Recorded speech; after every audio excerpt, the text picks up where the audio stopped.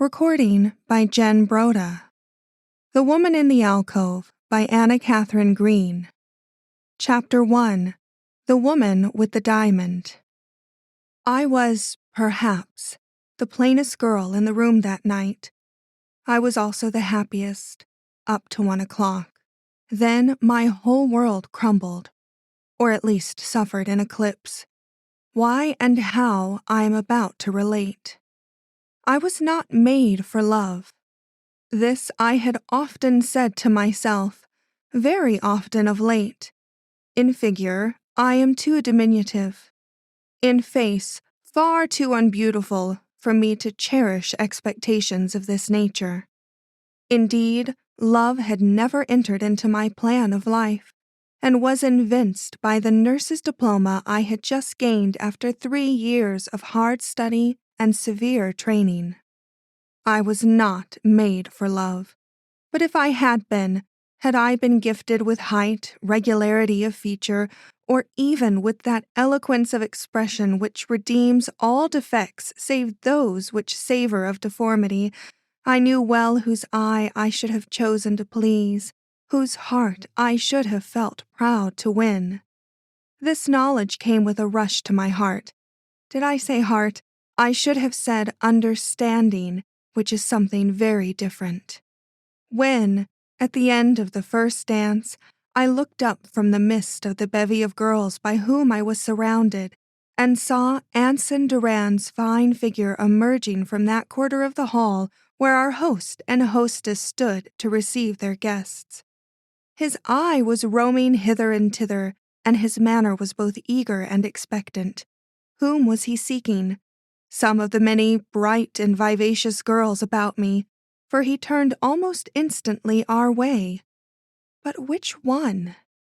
I thought I knew.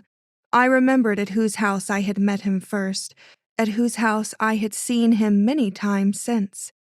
She was a lovely girl, witty and vivacious, and she stood at this very moment at my elbow. In her beauty lay the lure, the natural lure for a man of his gifts and striking personality. If I continued to watch, I should soon see his countenance light up under the recognition she could not fail to give him. And I was right. In another instant it did, and with a brightness there was no mistaking. But one feeling common to the human heart lends such warmth, such expressiveness to the features. How handsome it made him look, how distinguished, how everything I was not except. But what does this mean? He has passed Miss Sperry, passed her with a smile and a friendly word, and is speaking to me, singling me out, offering me his arm. He is smiling, too, not as he smiled on Miss Sperry, but more warmly, with more that is personal in it. I took his arm in a daze. The lights were dimmer than I thought. Nothing was really bright except his smile. It seemed to change the world for me. I forgot that I was plain, forgot that I was small, with nothing to recommend me to the eye or heart, and let myself be drawn away, asking nothing, anticipating nothing, till I found myself alone with him in the fragrant recesses of the conservatory, with only the throb of music in our ears to link us to the scene we had left.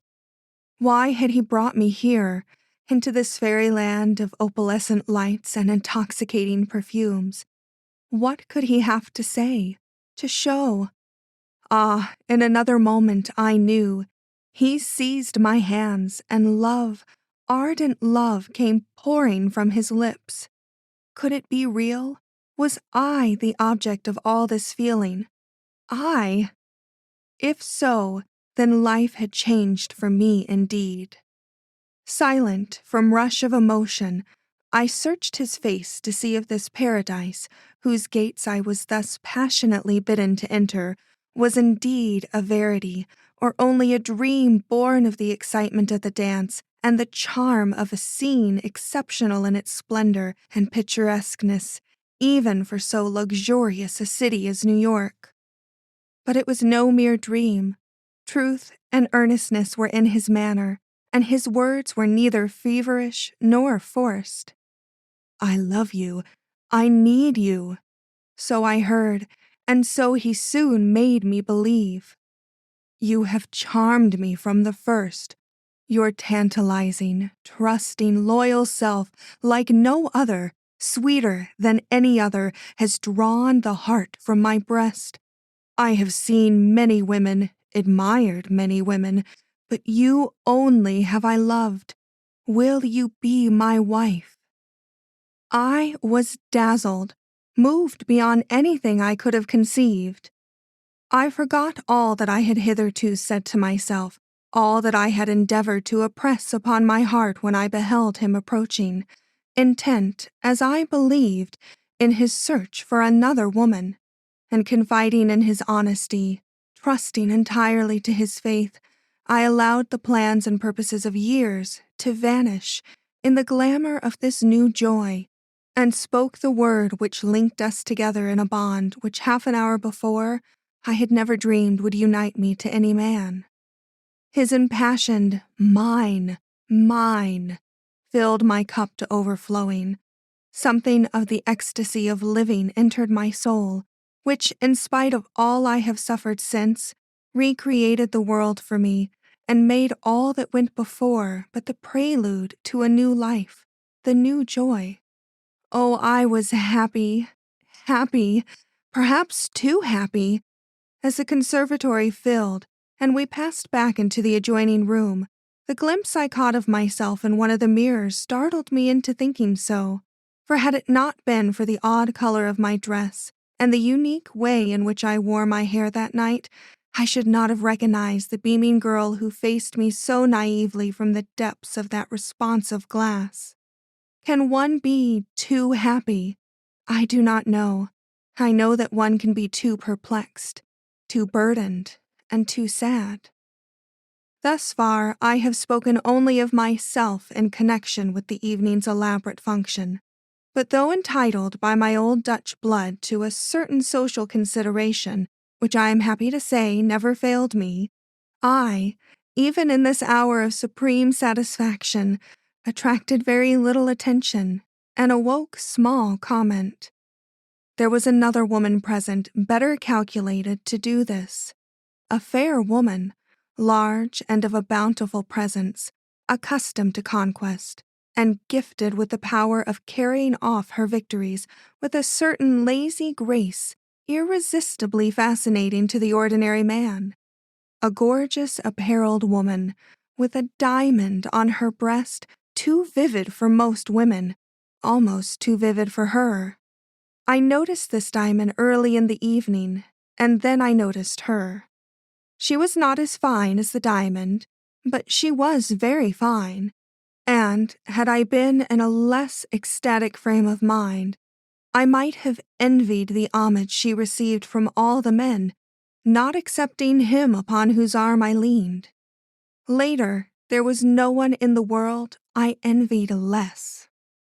The ball was a private and very elegant one. There were some notable guests. One gentleman in particular was pointed out to me as an English man of great distinction and political importance. I thought him a very interesting man for his years, but odd and a trifle self-centered. Though greatly courted, he seemed strangely restless under the fire of eyes to which he was constantly subjected, and only happy when free to use his own in contemplation of the scene about him. Had I been less absorbed in my own happiness, I might have noted sooner than I did that this contemplation was confined to such groups as gathered about the lady with the diamond. But this I failed to observe at the time, and consequently was much surprised to come upon him at the end of one of the dances, talking with this lady in an animated and courtly manner totally opposed to the apathy, amounting to boredom, with which he had hitherto met all advances. Yet it was not admiration for her person which he openly displayed. During the whole time he stood there, his eyes seldom rose to her face.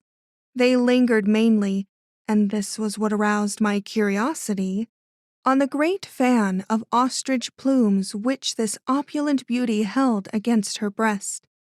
He was desirous of seeing the great diamond she thus unconsciously, or was it consciously, shielded from his gaze.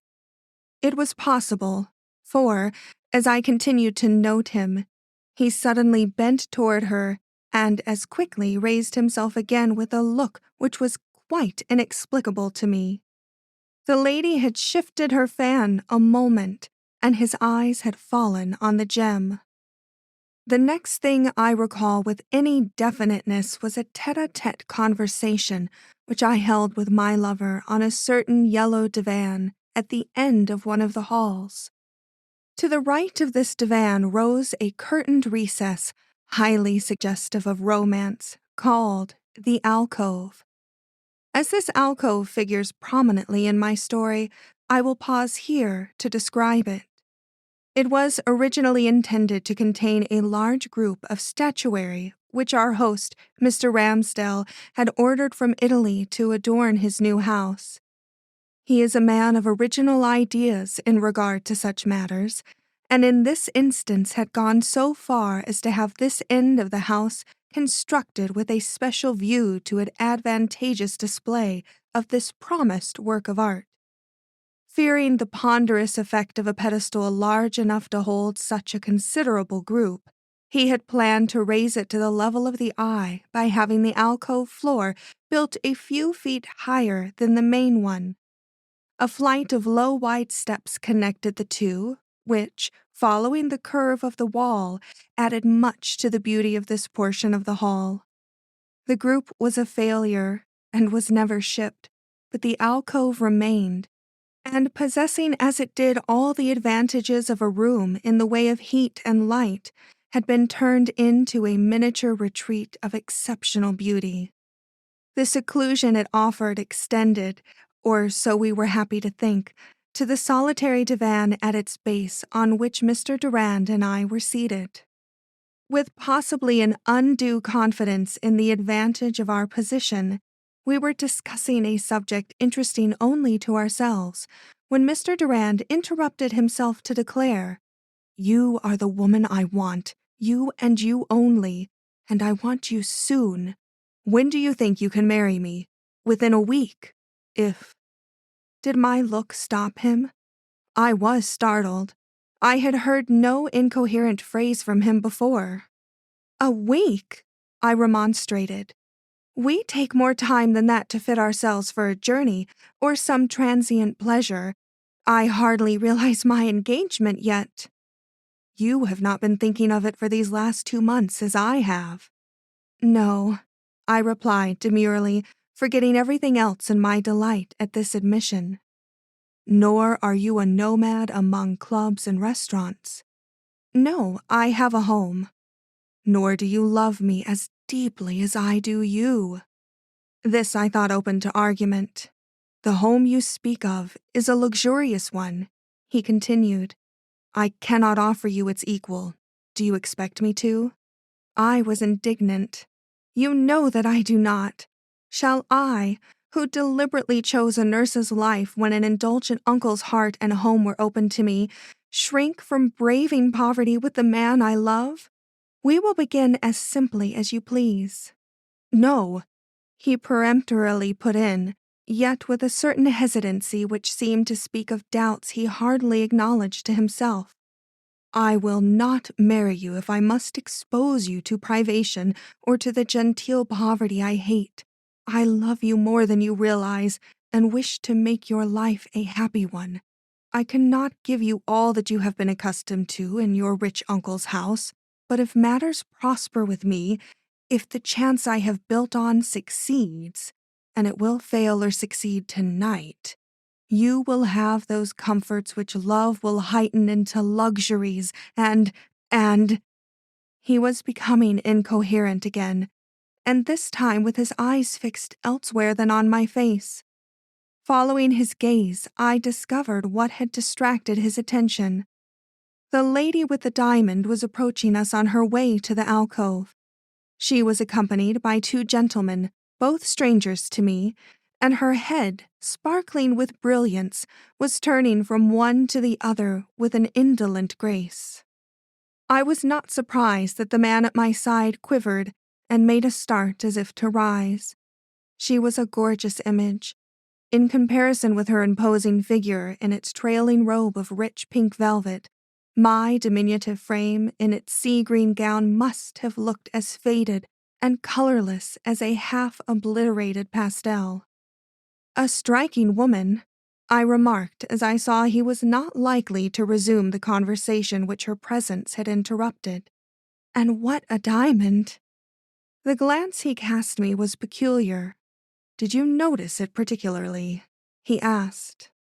Astonished, for there was something very uneasy in his manner, so that I half expected to see him rise and join the group he was so eagerly watching, without waiting for my lips to frame a response, I quickly replied, "It would be difficult not to notice what one would naturally expect to see on the breast of a queen. But perhaps she is a queen. I should judge so from the homage which follows her." His eyes sought mine. There was inquiry in them, but it was an inquiry I did not understand. "What can you know about diamonds?" he presently demanded. "Nothing but their glitter, and glitter is not all. The gem she wears may be a very tawdry one." I flushed with humiliation. He was a dealer in gems. That was his business, and the check which he had put upon my enthusiasm certainly made me conscious of my own presumption. Yet I was not disposed to take back my words. I had had a better opportunity than himself for seeing this remarkable jewel, and, with the perversity of a somewhat ruffled mood, I burst forth as soon as the color had subsided from my cheeks. "No, no! It is glorious, magnificent. I never saw its like. I doubt if you ever have, for all your daily acquaintance with jewels. Its value must be enormous. Who is she? You seem to know her." It was a direct question, but I received no reply. Mr. Durand's eyes had followed the lady, who had lingered somewhat ostentatiously on the top step, and they did not return to me till she had vanished with her companions behind the long plush curtain which partially veiled the entrance. By this time he had forgotten my words, if he had ever heard them, and it was with the forced animation of one whose thoughts are elsewhere that he finally returned to the old plea. When would I marry him? If he could offer me a home in a month, and he would know by tomorrow if he could do so, would I come to him then? He would not say in a week, that was perhaps too soon, but in a month? Would I not promise to be his in a month? What I answered I scarcely recall. His eyes had stolen back to the alcove, and mine had followed them. The gentlemen who had accompanied the lady inside were coming out again, but others were advancing to take their places, and soon she was engaged in holding a regular court in this favored retreat. Why should this interest me? Why should I notice her or look that way at all? Because Mr. Durand did? Possibly. I remember that for all his ardent love-making, I felt a little piqued that he should divide his attentions in this way. Perhaps I thought for this evening, at least, he might have been blind to a mere coquette's fascinations. I was thus doubly engaged in listening to my lover's words and in watching the various gentlemen who went up and down the steps, when a former partner advanced and reminded me that I had promised him a waltz. Loath to leave Mr. Durand, yet seeing no way of excusing myself to Mr. Fox, I cast an appealing glance at the former and was greatly chagrined to find him already on his feet. "Enjoy your dance," he cried. "I have a word to say to Mrs. Fairbrother," and was gone before my new partner had taken me on his arm. Was Mrs. Fairbrother the lady with the diamond? Yes. As I turned to enter the parlor with my partner, I caught a glimpse of Mr. Durand's tall figure just disappearing from the step behind the sage-green curtains. "Who is Mrs. Fairbrother?" I inquired of Mr. Fox at the end of the dance. Mr. Fox, who is one of society's perennial beaux, knows everyone. She is Abner Fairbrother's wife. You know Fairbrother, the millionaire who built that curious structure on 86th Street. At present they are living apart, in amicable understanding, I believe. Her diamond makes her conspicuous. It is one of the most remarkable stones in New York, perhaps in the United States. Have you observed it? Yes, that is at a distance. Do you think her very handsome? Mrs. Fairbrother? She's called so, but she's not my style. Here he gave me a killing glance. I admire women of mind and heart. They do not need to wear jewels worth an ordinary man's fortune. I looked about for an excuse to leave this none too desirable partner. Let us go back into the long hall, I urged. The ceaseless whirl of these dancers is making me dizzy. With the ease of a gallant man, he took me on his arm, and soon we were promenading again in the direction of the alcove. A passing glimpse of its interior was afforded to me as we turned to retrace our steps in front of the yellow divan.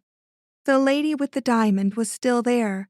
A fold of the superb pink velvet she wore protruded across the gap made by the half-drawn curtains, just as it had done a half-hour before. But it was impossible to see her face or who was with her. What I could see, however, and did, was the figure of a man leaning against the wall at the foot of the steps. At first, I thought this person unknown to me. Then I perceived that he was no other than the chief guest of the evening, the Englishman of whom I have previously spoken. His expression had altered. He looked now both anxious and absorbed, particularly anxious and particularly absorbed. So much so that I was not surprised that no one ventured to approach him. Again I wondered, and again I asked myself for whom or for what he was waiting. For Mr. Durand to leave this lady's presence? No, I would not believe that. Mr. Durand could not be there still. Yet some women make it difficult for a man to leave them, and, realizing this, I could not forbear casting a parting glance behind me as, yielding to Mr. Fox's importunities, I turned toward the supper room. It showed me the Englishman in the act of lifting 2 cups of coffee from a small table standing near the reception-room door. As his manner plainly betokened whither he was bound with this refreshment, I felt all my uneasiness vanish, and was able to take my seat at one of the small tables with which the supper-room was filled, and for a few minutes, at least, lend an ear to Mr. Fox's vapid compliments and trite opinions. Then my attention wandered. I had not moved, nor had I shifted my gaze from the scene before me, the ordinary scene of a gay and well-filled supper-room, yet I found myself looking, as if through a mist I had not even seen develop, at something as strange, unusual, and remote as any phantasm, yet distinct enough to know in its outlines for me to get a decided impression of a square of light surrounding the figure of a man in a peculiar pose not easily imagined and not easily described. It all passed in an instant, and I sat staring at the window opposite me with the feeling of one who has just seen a vision. Yet almost immediately, I forgot the whole occurrence in my anxiety as to Mr. Durand's whereabouts. Certainly he was amusing himself very much elsewhere, or he would have found an opportunity of joining me long before this.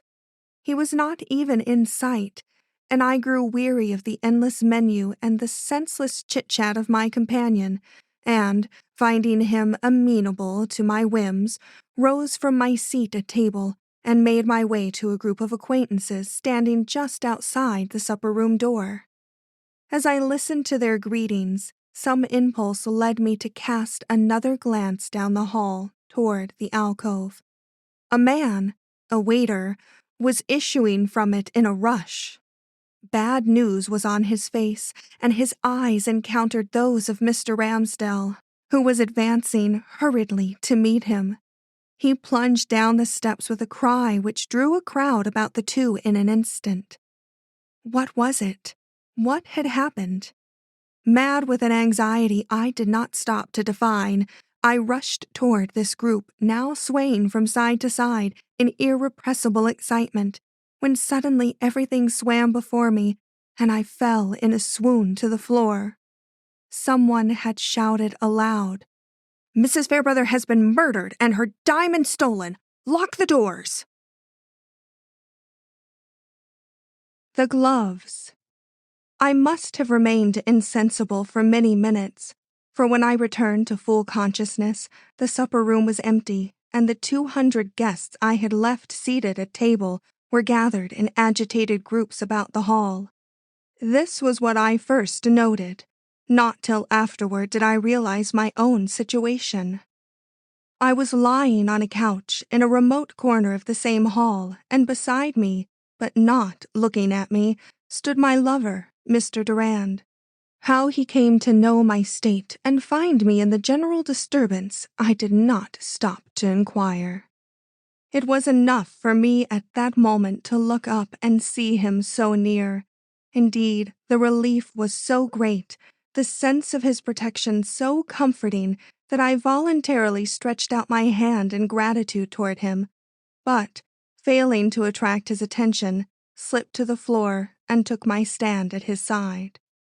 This roused him, and he gave me a look which steadied me, in spite of the thrill of surprise with which I recognized his extreme pallor and a certain peculiar hesitation in his manner, not at all natural to it. Meanwhile, some words uttered near us were slowly making their way into my benumbed brain. The waiter, who had raised the first alarm, was endeavoring to describe to some importunate group in advance of us what he had come upon in that murderous alcove. "I was carrying a tray of ices," he was saying, "and seeing the lady sitting there, went up. I had expected to find the place full of gentlemen, but she was all alone and did not move as I picked my way over her long train. The next moment I had dropped ices, tray and all. I came face to face with her, and seeing that she was dead. She had been stabbed and robbed. There was no diamond on her breast, but there was blood." A hubbub of disordered sentences seasoned with horrified cries followed this simple description. Then a general movement took place in the direction of the alcove, during which Mr. Durand stooped to my ear and whispered, "We must get out of this. You are not strong enough to stand such excitement. Don't you think we can escape by the window over there?" "What, without wraps and in such a snowstorm?" I protested. "Besides, Uncle will be looking for me. He came with me, you know." An expression of annoyance, or was it perplexity, crossed Mr. Durand's face, and he made a movement as if to leave me. "I must go," he began, but stopped at my glance of surprise and assumed a different air, one which became him very much better. "Pardon me, dear. I will take you to your uncle. This dreadful tragedy, interrupting so gay a scene, has quite upset me. I was always sensitive to the sight of smell, even to the very mention of the word blood." So was I, but not to the point of cowardice. But then I had not just come from an interview with the murdered woman. Her glances, her smiles, the lift of her eyebrows were not fresh memories to me. Some consideration was certainly due him for the shock he must be laboring under, yet I did not know how to keep back the vital question. "Who did it? You must have heard someone say." "I have heard nothing," was his somewhat fierce rejoinder. Then, as I made a move, "What, you do not wish to follow the crowd there?" "I wish to find my uncle, and he is in that crowd." Mr. Durand said nothing further, and together we passed down the hall. A strange mood pervaded my mind. Instead of wishing to fly a scene which under ordinary conditions would have filled me with utter repugnance, I felt a desire to see and hear everything. Not from curiosity, such as moved most of the people about me, but because of some strong instinctive feeling I could not understand, as if it were my heart which had been struck and my fate which was trembling in the balance. We were consequently among the first to hear such further details as were allowed to circulate among the now well-nigh frenzied guest. No one knew the perpetrator of the deed, nor did there appear to be any direct evidence calculated to fix his identity. Indeed, the sudden death of this beautiful woman in the midst of festivity might have been looked upon as suicide if the jewel had not been missing from her breast and the instrument of death removed from the wound. So far, the casual search which had been instituted had failed to produce this weapon, but the police would be here soon, and then something would be done. As to the means of entrance employed by the assassin, there seemed to be but one opinion. The alcove contained a window opening upon a small balcony. By this he had doubtless entered and escaped. The long plush curtains which, during the early part of the evening, had remained looped back on either side of the casement, were found at the moment of the crime's discovery closely drawn together. Certainly a suspicious circumstance. However, the question was one easily settled. If anyone had approached by the balcony, there would be marks in the snow to show it. Mr. Ramsdale had gone out to sea. He would be coming back soon. "Do you think this a probable explanation of the crime?" I demanded of Mr. Durand at this juncture. "If I remember rightly, this window overlooks the carriage drive. It must, therefore, be within plain sight of the door through which some 300 guests have passed tonight. How could anyone climb to such a height, lift the window, and step in without being seen?" "You forget the awning." He spoke quickly and with unexpected vivacity. "The awning runs up very near this window and quite shuts it off from the sight of arriving guests. The drivers of departing carriages could see it if they chanced to glance back, but their eyes are usually on their horses in such a crowd. The probabilities are against any of them having looked up." His brow had cleared. A weight seemed removed from his mind. "When I went into the alcove to see Mrs. Fairbrother, she was sitting in a chair near this window looking out. I remember the effect of her splendor against the snow sifting down in a steady stream behind her. The pink velvet, the soft green of the curtains on either side, her brilliance, and the snow for a background. Yes, the murderer came in that way. Her figure would be plain to anyone outside, and if she moved and the diamond shone, don't you see what a probable theory it is? There must be ways by which a desperate man might reach that balcony, I believe." How eager he was, and with what a look he turned when the word came filtering through the crowd that, though footsteps had been found in the snow pointing directly toward the balcony, there was none on the balcony itself, proving, as anyone could see, that the attack had not come from without, since no one could enter the alcove by the window without stepping on the balcony. "Mr. Durand has suspicions of his own," I explained determinedly to myself. "He met someone going in as he stepped out. Shall I ask him to name this person?" No, I did not have the courage. Not while his face wore so stern a look and was so resolutely turned away. The next excitement was a request from Mr. Ramsdale for us all to go into the drawing-room.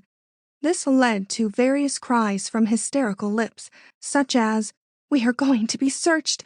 He believes the thief and murderer to still be in the house. Do you see the diamond on me?" Why don't they confine their suspicions to the favored few who were admitted to the alcove? "They will," remarked someone close to my ear, but quickly as I turned, I could not guess from whom the comment came. possibly from a much beflowered, bejeweled, elderly dame, whose eyes were fixed on Mr. Durand's averted face. If so, she received a defiant look from mine, which I do not believe she forgot in a hurry. Alas, it was not the only curious, I might say searching glance I surprised detected against him as we made our way to where I could see my uncle struggling to reach us from a short side hall. The whisper seemed to have gone about that Mr. Durand had been the last one to converse with Mrs. Fairbrother prior to the tragedy. In time, I had the satisfaction of joining my uncle. He betrayed great relief at the sight of me, and, encouraged by his kindly smile, I introduced Mr. Durand. My conscious air must have produced its impression, for he turned a startled and inquiring look upon my companion, then took me resolutely on his own arm, saying, "This is likely to be some unpleasantness ahead for all of us. I do not think the police will allow anyone to go till that diamond has been looked for. This is a very serious matter, dear. So many think the murderer was one of the guests." "I think so too," said I, but why I thought so, or why I should say so, with such vehemence, I do not know, even now. My uncle looked surprised. "You had better not advance any opinions," he advised. "A lady like yourself should have none on a subject so gruesome. I shall never cease regretting bringing you here tonight. I shall seize on the first opportunity to take you home. At present we are supposed to wait the action of our host." "He cannot keep all these people here long," I ventured. "No, most of us will be relieved soon. Had you not better get your wraps so as to be ready to go as soon as he gives the word?" "I should prefer to have a peep at the people in the drawing-room first," was my perverse reply. "I don't know why I want to see them, but I do, and, Uncle, I might as well tell you now that I engaged myself to Mr. Durand this evening, the gentleman with me when you first came up." "You have engaged yourself to this man? To marry him, do you mean?" I nodded, with a sly look behind to see if Mr. Durand were near enough to hear. He was not, and I allowed my enthusiasm to escape in a few quick words. "He has chosen me," I said, "the plainest, most uninteresting puss in the whole city." My uncle smiled. "And I believe he loves me. At all events, I know that I love him." My uncle sighed, while giving me the most affectionate of glances. "It's a pity you should have come to this understanding tonight," said he.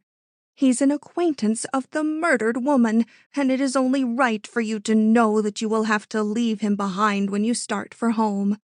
All who have been seen entering that alcove this evening will necessarily be detained here till the coroner arrives." My uncle and I strolled toward the drawing-room, and as we did so we passed the library.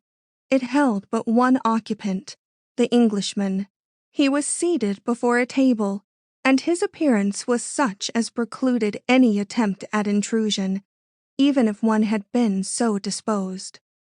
There was a fixity in his gaze and a frown on his powerful forehead which bespoke a mind greatly agitated. It was not for me to read that mind, much as it interested me, and I passed on, chatting, as if I had not the least desire to stop. I cannot say how much time elapsed before my uncle touched me on the arm with the remark, "The police are here in full force. I saw a detective in plain clothes look in here a minute ago. He seemed to have his eye on you. There he is again. What can he want? No, don't turn. He's gone away now." Frightened as I had never been in all my life, I managed to keep my head up and maintain an indifferent aspect. What, as my uncle said, could a detective want of me? I had nothing to do with the crime. Not in the remotest way could I be said to be connected with it. Why then had I caught the attention of the police? Looking about, I sought Mr. Durand. He had left me on my uncle's coming up, but had remained, as I supposed, within sight. But at this moment, he was nowhere to be seen. Was I afraid on his account? Impossible. Yet, happily, just then the word was passed that the police had given orders that, with the exception of such as had been requested to remain to answer questions, the guests generally should feel themselves at liberty to depart. The time had now come to take a stand, and I informed my uncle, to his evident chagrin, that I should not leave as long as any excuse could be found for staying.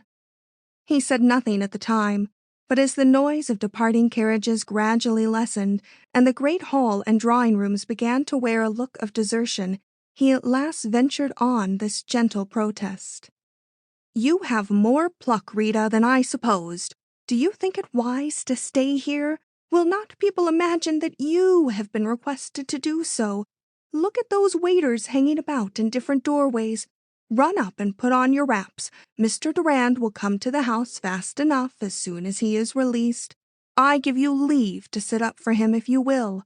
Only let us leave this place before that impertinent little man dares to come around again," he artfully added. But I stood firm, though somewhat moved by his final suggestion, and being a small tyrant in my way, at least with him, I carried my point. Suddenly, my anxiety became poignant. A party of men, among whom I saw Mr. Durand, appeared at the end of the hall, led by a very small but self-important personage, whom my uncle immediately pointed out as the detective who had twice come to the door near which I stood. As this man looked up and saw me still there, a look of relief crossed his face, and after a word or two with another stranger of seeming authority, he detached himself from the group he had ushered upon the scene, and, approaching me respectfully enough, said with a deprecatory glance at my uncle, whose frown he doubtless understood, "Miss Van Arsdale, I believe?"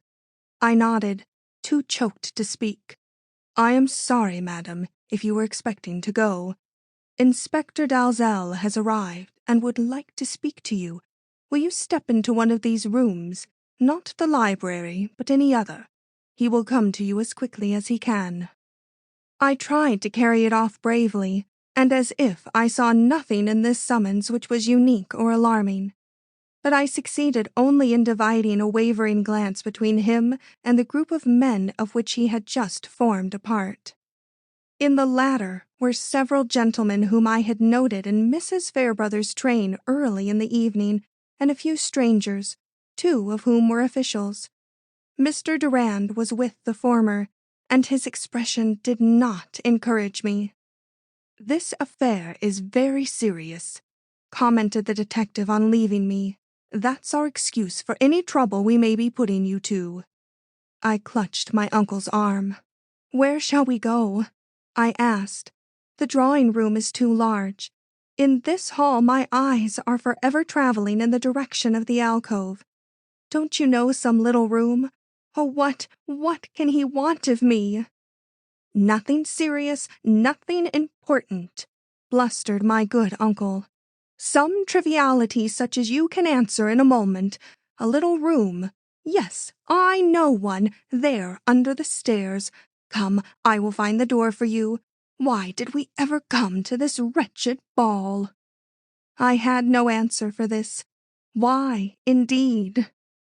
My uncle, who is a very patient man, guided me to the place he had picked out, without adding a word to the ejaculation in which he had just allowed his impatience to expend itself. But once seated within, and out of the range of peering eyes and listening ears, he allowed a sigh to escape him, which expressed the fullness of his agitation. "My dear," he began and stopped. "I feel," here he again came to a pause, "that you should know—" "What?" I managed to ask. "That I do not like Mr. Durand, and that others do not like him." "Is it because of something you knew about him before tonight?" He made no answer. "Or because he was seen, like many other gentlemen, talking with that woman some time before, a long time before, she was attacked for her diamond and murdered? Pardon me, my dear, he was the last one seen talking to her. Someone may yet be found who went in after he came out, but as yet he is considered the last. Mr. Ramsdell himself told me so. It makes no difference, I exclaimed in all the heat of my long-suppressed agitation. I am willing to stake my life on his integrity and honor. No man could talk to me as he did earlier this evening with any vile intentions at heart. He was interested, no doubt, like many others, in one who had the name of being a captivating woman, but— I paused in sudden alarm. A look had crossed my uncle's face which assured me that we were no longer alone. Who could have entered so silently? In some trepidation I turned to see. A gentleman was standing in the doorway, who smiled as I met his eye. "Is this Miss Van Arsdale?" he asked. Instantly my courage, which had threatened to leave me, returned, and I smiled. "I am," said I. "Are you the inspector?" "Inspector Dalzell," he explained with a bow, which included my uncle. Then he closed the door. "I hope I have not frightened you," he went on, approaching me with a gentlemanly air. "A little matter has come up concerning which I mean to be perfectly frank with you. It may prove to be of trivial importance. If so, you will pardon my disturbing you. Mr. Durand, you know him?" "I am engaged to him," I declared before poor uncle could raise his hand. "You are engaged to him. Well, that makes it difficult, and yet in some respects easier for me to ask a certain question." It must have made it more difficult than easy, for he did not proceed to put this question immediately, but went on. "You know that Mr. Durand visited Mrs. Fairbrother in the alcove a little while before her death?" "I have been told so." "He was seen to go in, but I have yet found anyone who saw him come out. Consequently, we have been unable to fix the exact minute when he did so. What is the matter, Miss Van Arsdale? You want to say something?" "No, no," I protested, reconsidering my first impulse. Then, as I met his look, "He can probably tell you that himself. I am sure he would not hesitate." "We shall ask him later," was the inspector's response. "Meanwhile, are you ready to assure me that since that time he has not entrusted you with a little article to keep? No, no, I do not mean the diamond," he broke in very evident dismay, as I fell back from him in irrepressible indignation and alarm. "The diamond? Well, we shall look for that later. It is another article we are in search of now, one which Mr. Durand might very well have taken in his hand without realizing just what he was doing. As it is important for us to find this article, and as it is one he might very naturally have passed over to you when he found himself in the hall with it in his hand, I have ventured to ask you if this surmise is correct." "It is not," I retorted fiercely, glad that I could speak from my very heart. "He has given me nothing to keep for him. He would not." Why that peculiar look in the inspector's eye? Why did he reach out for a chair and seat me in it before he took up my interrupted sentence and finished it? "Would not give you anything to hold which had belonged to another woman. Miss Van Arsdale, you do not know men. They do many things which a young, trusting girl like yourself would hardly expect from them." "Not Mr. Durand," I maintained stoutly. "Perhaps not. Let us hope not." Then, with a quick change of manner, he bent toward me with a sidelong look at Uncle, and, pointing to my gloves, remarked, "You wear gloves. Do you feel the need of 2 pairs, that you carry another in that pretty bag hanging from your arm?" I started, looked down, and then slowly drew up into my hand the bag he had mentioned. The white finger of a glove was protruding from the top. Anyone could see it. Many probably had. What did it mean? I had brought no extra pair with me. "This is not mine," I began, faltering into silence as I perceived my uncle turn and walk a step or 2 away. "The article we are looking for," pursued the inspector, "is a pair of long white gloves supposed to have been worn by Mrs. Fairbrother when she entered the alcove. Do you mind showing me those, a finger of which I can see?" I dropped the bag into his hand. The room and everything in it was whirling around me. But when I noted what trouble it was to his clumsy fingers to open it, my senses returned, and reaching for the bag, I pulled it open and snatched out the gloves.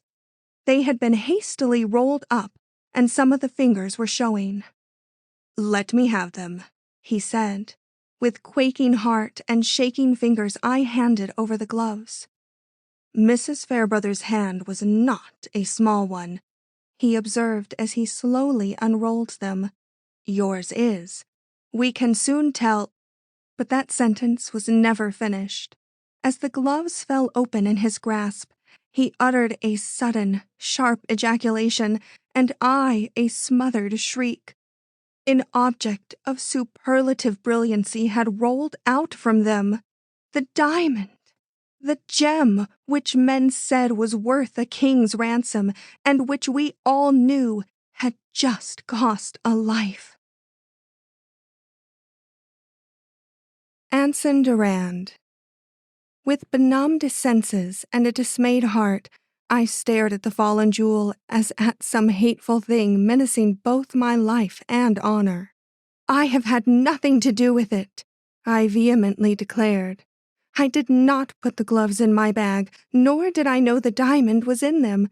I fainted at the first alarm, and—" There, I know," interposed the inspector kindly.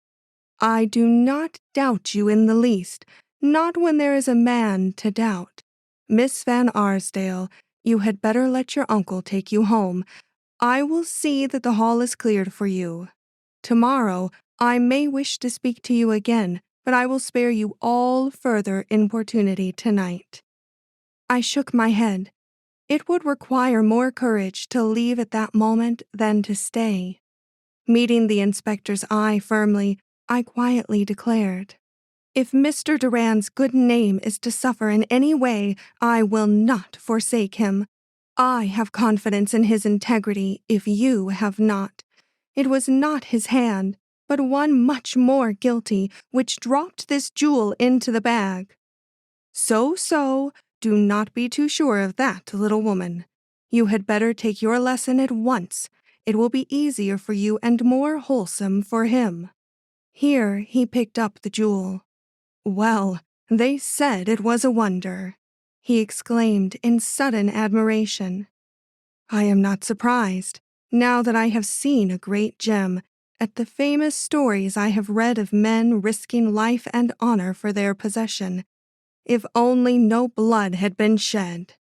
"Uncle! Uncle!" I wailed aloud in my agony. It was all my lips could utter, but to Uncle it was enough.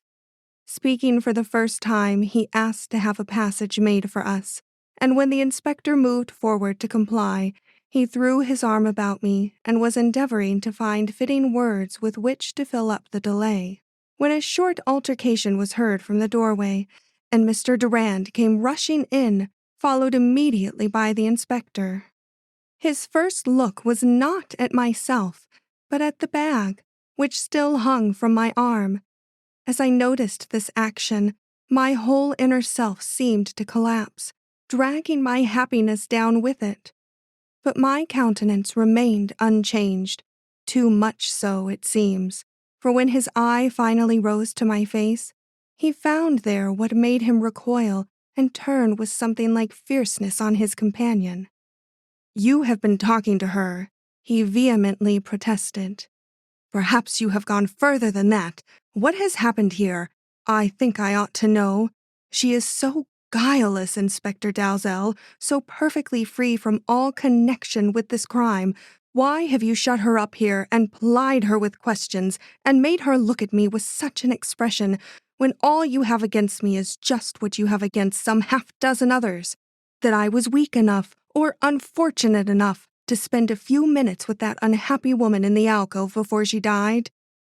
It might be well if Miss Van Arsdale herself would answer you," was the inspector's quiet retort. "What you have said may constitute all that we have against you, but it is not all we have against her." I gasped, not so much at this seeming accusation, the motive of which I believed myself to understand, but at the burning blush with which it was received by Mr. Durand. "What do you mean?" he demanded, with certain odd breaks in his voice. "What can you have against her?" "A triviality," returned the inspector, with a look in my direction that was, I felt, not to be mistaken. "I do not call it a triviality," I burst out.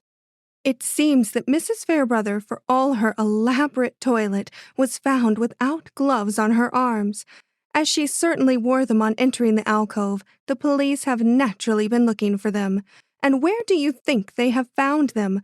Not in the alcove with her, not in the possession of the man who undoubtedly carried them away with him, but—" I know, Mr. Durand hoarsely put in. "You need not say any more. Oh, my poor Rita, what have I brought upon you by my weakness?" "Weakness?" He started. I started. My voice was totally unrecognizable. "I should give it another name," I added coldly. For a moment he seemed to lose heart. Then he lifted his head again and looked as handsome as when he pleaded for my hand in the little conservatory. "You have that right," said he. "Besides, weakness at such a time, and under such an excellency, is little short of wrong.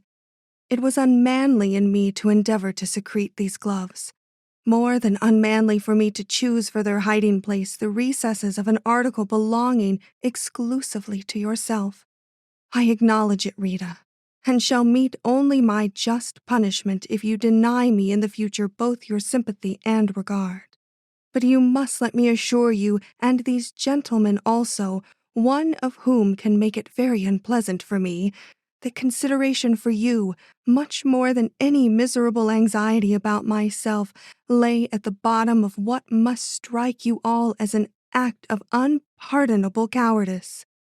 From the moment I learned of this woman's murder in the alcove, where I had visited her, I realized that every one who had been seen to approach her within a half-hour of her death would be subjected to a more or less rigid investigation, and I feared, if her gloves were found in my possession, some special attention might be directed my way, which would cause you unmerited distress. So yielding to an impulse which I now recognize as a most unwise, as well as unworthy one, I took advantage of the bustle about us, and of the insensibility into which you had fallen, to tuck these miserable gloves into the bag I saw lying on the floor at your side. I do not ask your pardon. My whole future life shall be devoted to winning that. I simply wish to state a fact." "Very good." It was the inspector who spoke. I could not have uttered a word to save my life. "Perhaps you will now feel that you owe it to this young lady to add how you came to have these gloves in your possession." "Mrs. Fairbrother handed them to me." "Handed them to you?" "Yes, I hardly know why myself. She asked me to take care of them for her. I know that this must strike you as a very peculiar statement. It was my realization of the unfavorable effect it could not fail to produce upon those who beard it, which made me dread any interrogation on the subject. But I assure you it was as I say. She put the gloves into my hand while I was talking to her, saying they incommoded her. And you... Well, I held them for a few minutes, then I put them in my pocket, but quite automatically, and without thinking very much about it. She was a woman accustomed to have her own way. People seldom questioned it, I judge. Here the tension about my throat relaxed, and I opened my lips to speak, but the inspector, with a glance of some authority, forestalled me. Were the gloves open or rolled up when she offered them to you? They were rolled up. Did you see her take them off? Assuredly. And roll them up? Certainly. After which she passed them over to you? Not immediately. She let them lie in her lap for a while. While you talked? Mr. Durand bowed. And looked at the diamond? Mr. Durand bowed for the second time. Have you ever seen so fine a diamond before? No. Yet you deal in precious stones? That is my business. And are regarded as a judge of them. I have that reputation. Mr. Durand, would you know this diamond if you saw it? I certainly should.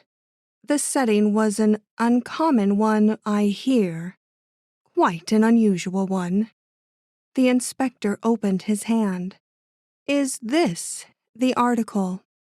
Good God! Where? Don't you know? I do not. The inspector eyed him gravely. Then I have a bit of news for you. It was hidden in the gloves you took from Mrs. Fairbrother. Miss Van Arsdale was present at their unrolling. Do we live, move, breathe at certain moments? It hardly seems so. I know that I was conscious of but one sense, that of seeing, and of but one faculty, that of judgment. Would he flinch, break down, betray guilt, or simply show astonishment? I chose to believe it was the latter, feeling only which informed his slowly whitening and disturbed features. Certainly, it was all his words expressed, as his glances flew from the stone to the gloves and back again to the inspector's face. I cannot believe it. I cannot believe it. And his hand flew wildly to his forehead. Yet it is the truth, Mr. Durand, and one you have now to face. How will you do this? By any further explanations, or by what you may consider a discreet silence? I have nothing to explain. The facts are as I have stated. The inspector regarded him with an earnestness which made my heart sink. You can fix the time of this visit, I hope. Tell us, I mean, just when you left the alcove. You must have seen someone who can speak for you? I fear not. Why did he look so disturbed and uncertain? There were but few persons in the hall just then. He went on to explain. No one was sitting on the yellow divan. You know where they went, though? Whom you saw and what you did before the alarm spread? Inspector, I am quite confused. I did go somewhere.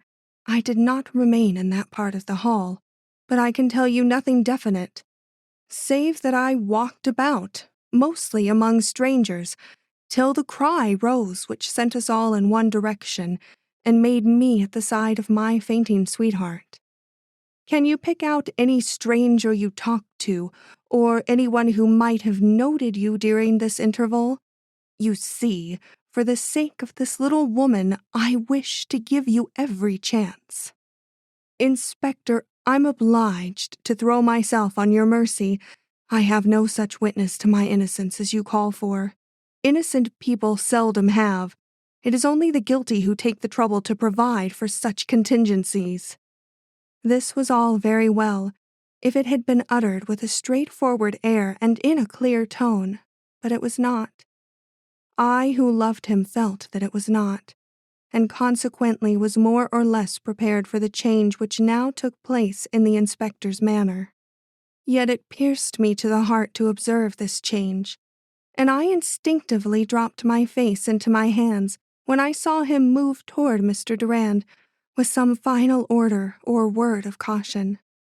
Instantly, and who can account for such phenomena, there floated into my view before my retina a reproduction of the picture I had seen, or imagined myself to have seen, in the supper room, and, as at that time, it opened before me an unknown vista quite removed from the surrounding scene, so it did now, and I beheld again in faint outlines, and yet with the effect of complete distinctness, a square of light through which appeared an open passage, partly shut off from view by a half-lifted curtain, and the tall figure of a man holding back this curtain and gazing, or seeming to gaze, at his own breast, on which he had already laid one quivering finger.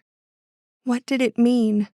In the excitement of the horrible occurrence which had engrossed us all, I had forgotten this curious experience.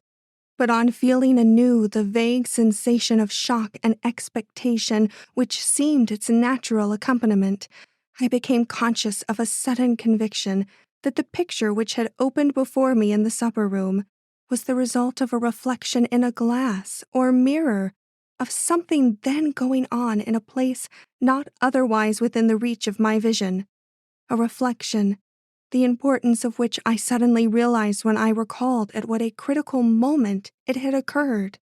A man in a state of dread looking at his breast, within 5 minutes of the stir and rush of the dreadful event which had marked this evening.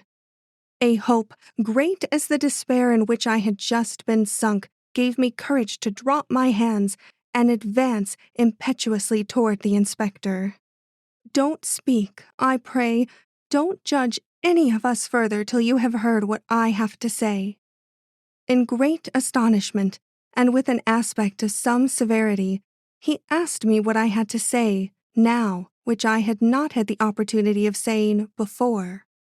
I replied with all the passion of a forlorn hope that it was only at this present moment I remembered a fact which might have a very decided bearing on this case, and, detecting evidences, as I thought, of relenting on his part, I backed up this statement by an entreaty for a few words with him apart, as the matter I had to tell him was private and possibly too fanciful for any ear but his own. He looked as if he apprehended some loss of valuable time, but, touched by the involuntary gesture of appeal with which I supplemented my request, he led me into a corner, where, with just an encouraging glance toward Mr. Durand, who seemed struck dumb by my action, I told the inspector of that momentary picture which I had seen reflected in what I was now sure was some window pane or mirror. It was at a time coincident, or very near coincident, with the perpetration of the crime you are now investigating, I concluded. Within 5 minutes afterward came the shout which roused us all to what had happened in the alcove.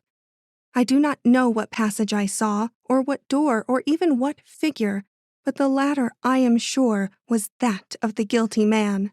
Something in the outline, and it was only the outline I could catch, expressed an emotion incomprehensible to me at the moment, but which, in my remembrance, impresses me as that of fear and dread.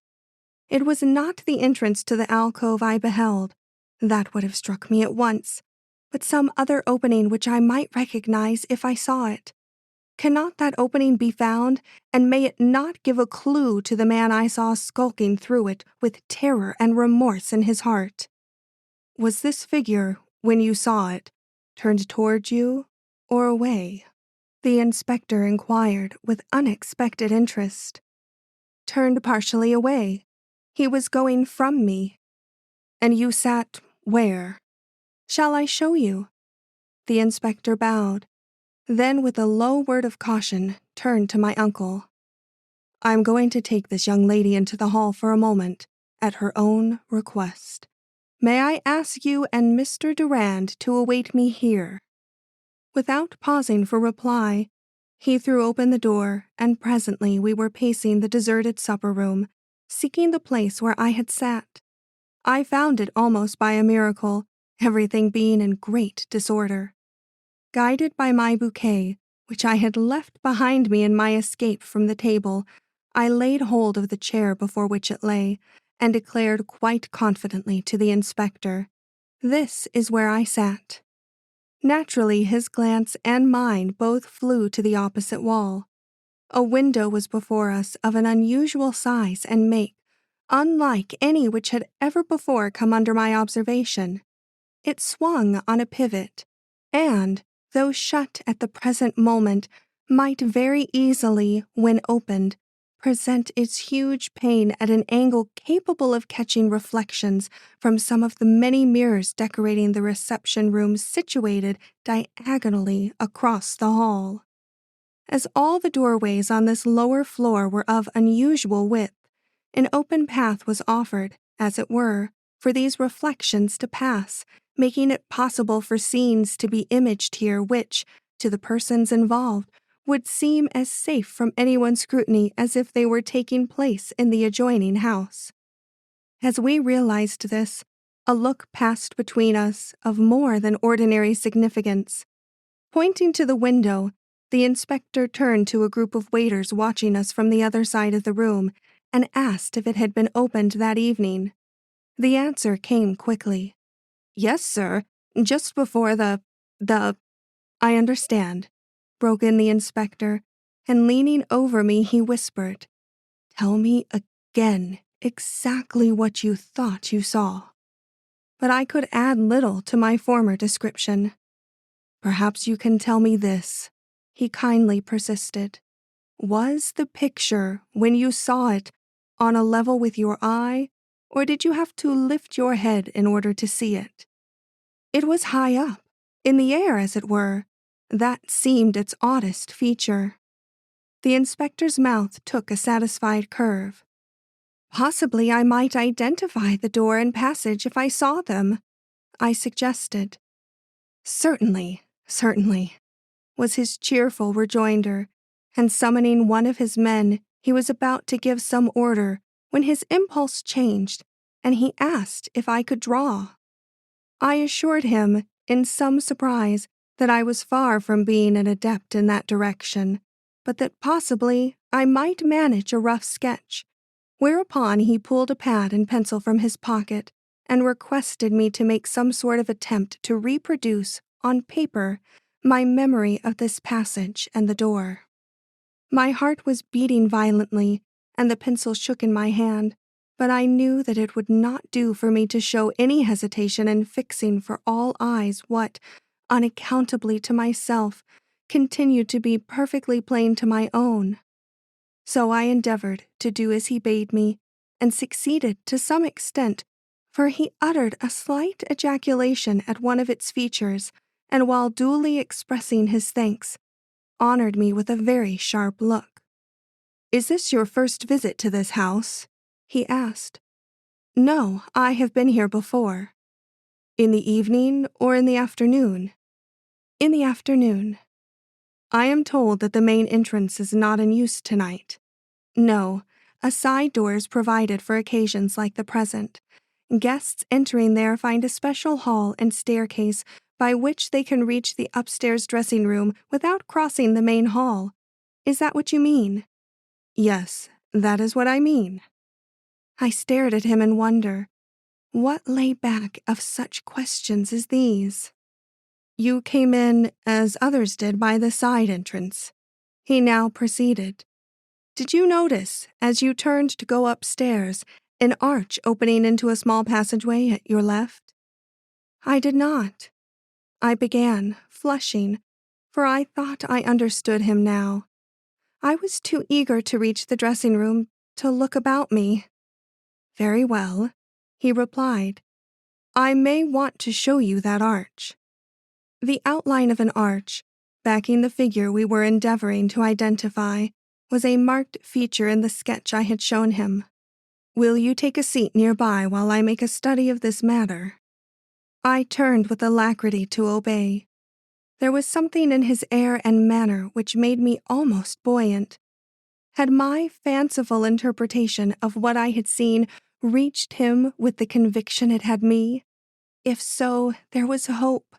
Hope for the man I loved, who had gone in and out between curtains, and not through any arch which, as he had mentioned, or I had described. Providence was working for me. I saw it in the way the men now moved about, swinging the window to and fro, under the instruction of the inspector, manipulating the lights, opening doors, and drawing back curtains. Providence was working for me, and when, a few minutes later, I was asked to reseat myself in my old place at the supper table and take another look in that slightly deflected glass, I knew that my effort had met with its reward, and that for the second time I was to receive the impression of a place now indelibly imprinted on my consciousness. "Is not this it?" asked the inspector, pointing to the glass with a last look at the imperfect sketch I had made him, and which he still held in his hand. "Yes," I eagerly responded, "all but the man. He whose figure I see there is another person entirely. I see no remorse or even fear in his looks." "Of course not. You are looking at the reflection of one of my men. Miss Van Arsdale, do you recognize the place now under your eye?" "I do not. You spoke of an arch in the hall, at the left of the carriage entrance, and I see an arch in the window pane before me, but—" "You are looking straight through the alcove. Perhaps you did not know that another door opened at its back into the passage which runs behind it. Farther on is the arch, and beyond that arch the side hall and staircase leading to the dressing rooms. This door, the one in the rear of the alcove, I mean, is hidden from those entering from the main hall by draperies which have been hung over it for this occasion. But it is quite visible from the back passageway, and there can be no doubt that it was by its means the man whose reflected image you saw both entered and left the alcove. It is an important fact to establish, and we feel very much obliged to you for the aid you have given us in this manner." Then, as I continued to stare at him in my elation and surprise, he added in quick explanation, "The lights in the alcove and in the several parlors are all hung with shades, as you must perceive, but the one in the hall behind the arch is very bright, which accounts for the distinctness of this double reflection. Another thing, and it is a very interesting point, it would have been impossible for this reflection to be noticeable from where you sit if the level of the alcove flooring had not been considerably higher than that of the main floor. But for this freak of the architect, the continual passing to and fro of people would have prevented the reflection in its passage from surface to surface. Miss Van Arsdale, it would seem that by one of those chances which happen but once or twice in a lifetime, every condition was propitious at the moment to make this reflection a possible occurrence. Even the location and width of several doorways and the exact point at which the portiere was drawn aside from the entrance to the alcove. "It is wonderful!" I cried. "Wonderful!" Then, to his astonishment, perhaps, I asked if there was not a small door of communication between the passageway back of the alcove and the large central hall. "Yes," he replied. "It opens just beyond the fireplace. 3 small steps lead to it." "I thought so," I murmured, but more to myself than to him. In my mind I was thinking how a man, if he so wished, could pass from the very heart of this assemblage into the quiet passageway, and so on into the alcove, without distracting very much attention from his fellow guests. I forgot that there was another way of approach even less noticeable, that by the small staircase running up behind the arch directly to the dressing rooms. That no confusion may arise in anyone's mind in regard to these curious approaches, I subjoin a plan of this portion of the lower floor as it afterward appeared in the leading dailies. "And Mr. Durand," I stammered, as I followed the inspector back to the room where we had left the gentleman. "You will believe his statement now, and look for the second intruder with the guiltily hanging head and frightened mien?" "Yes," he replied, stopping me on the threshold of the door and taking my hand kindly in his. "Don't start, my dear. Life is full of trouble for young and old, and youth is the best time to face a sad experience. If he is not himself, the man you saw staring in frightened horror at his breast.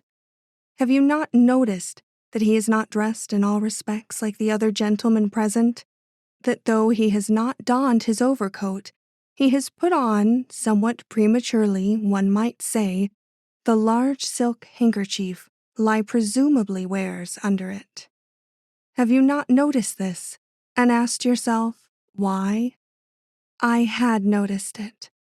I had noticed it from the moment I recovered from my fainting fit, but I had not thought it a matter of sufficient interest to ask, even of myself, his reason for thus hiding his shirt front. Now I could not. My faculties were too confused, my heart too deeply shaken by the suggestion which the inspector's words conveyed, for me to be conscious of anything but the devouring question as to what I should do if, by my own mistaken zeal, I had succeeded in plunging the man I loved yet deeper into the toils in which he had become enmeshed. The inspector left me no time for the settlement of this question. Ushering me back into the room where Mr. Durand and my uncle awaited our return in apparently unrelieved silence, he closed the door upon the curious eyes of the various persons still lingering in the hall, and abruptly said to Mr. Durand, "The explanations you have been pleased to give of the manner in which this diamond came into your possession are not too fanciful for credence. If you can satisfy us on another point which has awakened some doubt in the mind of one of my men, Mr. Durand, you appear to have prepared yourself for departure somewhat prematurely. Do you mind removing that handkerchief for a moment? My reason for so peculiar a request will presently appear." Alas for my last fond hope! Mr. Durand, with a face as white as the background of snow framed by the uncurtained window against which he leaned, lifted his hand as if to comply with the inspector's request, then let it fall again with a grating laugh. "I see that I am not likely to escape any of the results of my imprudence," he cried, and with a quick jerk bared his shirt front. A splash of red defiled its otherwise uniform whiteness. That it was the red of heart's blood was proved by the shrinking look he unconsciously cast at it. Explanations. My love for Anson Durand died at the sight of that crimson splash, or I thought it did. In this spot of blood on the breast of him to whom I had given my heart, I could read but one word: guilt. Heinous guilt. Guilt denied and now brought to light in language that could be seen and read by all men. Why should I stay in such a presence? Had not the inspector himself advised me to go? Yes, but another voice bade me remain.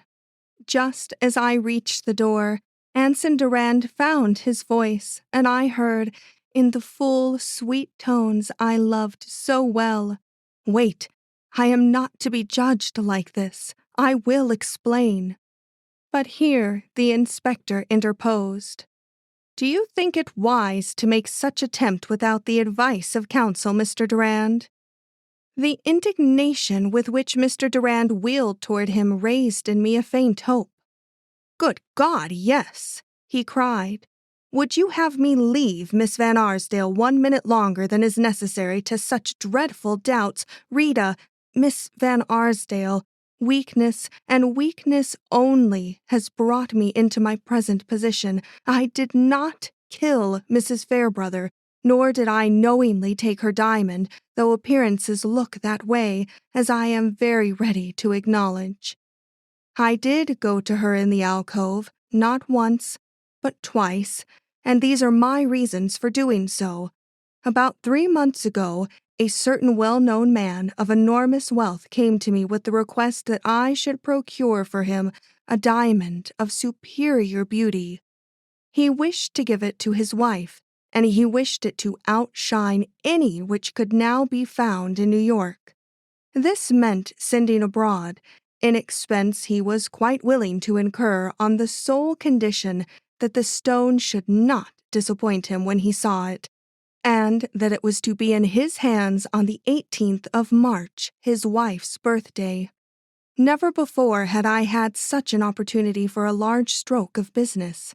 Naturally elated, I entered at once into correspondence with the best-known dealers on the other side, and last week a diamond was delivered to me which seemed to fill all the necessary requirements. I had never seen a finer stone, and was consequently rejoicing in my success when someone, I do not remember who now, chanced to speak in my hearing of the wonderful stone possessed by a certain Mrs. Fairbrother, a stone so large, so brilliant, and so precious altogether that she seldom wore it, though it was known to connoisseurs and had a great reputation at Tiffany's, where it had once been sent for some alteration in the setting. Was this stone larger and finer than the one I had procured with so much trouble? If so, my labor had been in vain, for my patron must have known of this diamond and would expect to see it surpassed. I was so upset by this possibility that I resolved to see the jewel and make comparisons for myself. I found a friend who agreed to introduce me to the lady. She received me very graciously and was amiable enough until the subject of diamonds was broached, when she immediately stiffened and left me without an opportunity of proffering my request. However, on every other subject she was affable, and I found it easy enough to pursue the acquaintance till we were almost on friendly terms. But I never saw the diamond, nor would she talk about it, though I caused her some surprise when one day I drew out before her eyes the one I had procured for my patron and made her look at it. "Fine," she cried, "fine!" But I failed to detect any envy in her manner, and so knew that I had not achieved the object set me by my wealthy customer. This was a woeful disappointment. Yet, as Mrs. Fairbrother never wore her diamond, it was among the possibilities that he might be satisfied with the very fine gem I had obtained for him, and, influenced by this hope, I sent him this morning a request to come and see it tomorrow. Tonight I attended this ball, and almost as soon as I entered the drawing-room, I hear that Mrs. Fairbrother is present and wearing her famous jewel. What could you expect of me? Why, that I would make an effort to see it and so be ready with a reply to my exacting customer when he should ask me tomorrow if the stone I showed him had its peer in the city. But was not in the drawing-room then, and later I became interested elsewhere. Here he cast a look at me, so that half the evening passed before I had an opportunity to join her in the so-called alcove, where I had seen her set up her miniature court. What passed between us in the short interview we held together you will find me prepared to state, if necessary. It was chiefly marked by the one short view I succeeded in obtaining of her marvelous diamond, in spite of the pains she took to hide it from me by some natural movement whenever she caught my eyes leaving her face. But in that one short look I had seen enough. This was a gem for a collector, not to be worn save in a royal presence. How did she come by it? And could Mr. Smythe expect me to procure him a stone like that? In my confusion, I rose to depart, but the lady showed a disposition to keep me and began chatting so vivaciously that I scarcely noticed that she had all the time engaged in drawing off her gloves. Indeed, I almost forgot the jewel, possibly because her movements hid it so completely, and only remembered it when, with a sudden turn from the window where she had drawn me to watch the falling flakes, she pressed the gloves into my hand with the coquettish request that I should take care of them for her. I remember, as I took them, of striving to catch another glimpse of the stone, whose brilliancy had dazzled me, but she had opened her fan between us. A moment after, thinking I heard approaching steps, I quitted the room. This was my first visit. As he stopped, possibly for breath, possibly to judge to what extent I was impressed by his account, the inspector seized the opportunity to ask if Mrs. Fairbrother had been standing any of this time with her back to him, to which he answered, yes, while they were in the window. Long enough for her to pluck off the jewel and thrust it into the gloves if she had so wished? Quite long enough. But you did not see her do this. I did not. And so took the gloves without suspicion? Entirely so. And carried them away? Unfortunately, yes. Without thinking that she might want them the next minute? I doubt if I was thinking seriously of her at all. My thoughts were on my own disappointment. Did you carry these gloves out in your hand? No, in my pocket. I see. And you met no one. The sound I heard must have come from the rear hall. And there was nobody on the steps. No. A gentleman was standing at their foot, Mr. Gray, the Englishman, but his face was turned another way, and he looked as if he had been in the same position for several minutes. Did this gentleman, Mr. Gray, see you? I cannot say, but I doubt it. He appeared to be in a sort of dream. There were other people about, but nobody with whom I was acquainted. Very good. Now, for the second visit you acknowledge having paid this unfortunate lady. The inspector's voice was hard. I clung a little more tightly to my uncle, and Mr. Durand, after one agonizing glance my way, drew himself up as if quite conscious that he had entered upon the most serious part of the struggle. I had forgotten the gloves in my hurried departure, but presently I remembered them and grew very uneasy. I did not like carrying this woman's property about with me. I had engaged myself an hour before to Miss Van Arsdale, and was very anxious to rejoin her. The gloves worried me, and finally, after a little aimless wandering through the various rooms, I determined to go back and restore them to their owner. The doors of the supper room had just been flung open, and the end of the hall near the alcove was comparatively empty, save for a certain quizzical friend of mine, whom I saw sitting with his partner on the yellow divan. I did not want to encounter him just then, for he had already joked me about my admiration for the lady with the diamond, and so I conceived the idea of approaching her by means of a second entrance to the alcove, unsuspected by most of those present, but perfectly well known to me, who have been a frequent guest in this house. A door covered by temporary draperies connects, as you may know, this alcove with a passageway communicating directly with the hall of entrance and the upstairs dressing rooms. To go up the main stairs and come down by the side one, and so on, through a small archway, was a very simple matter for me.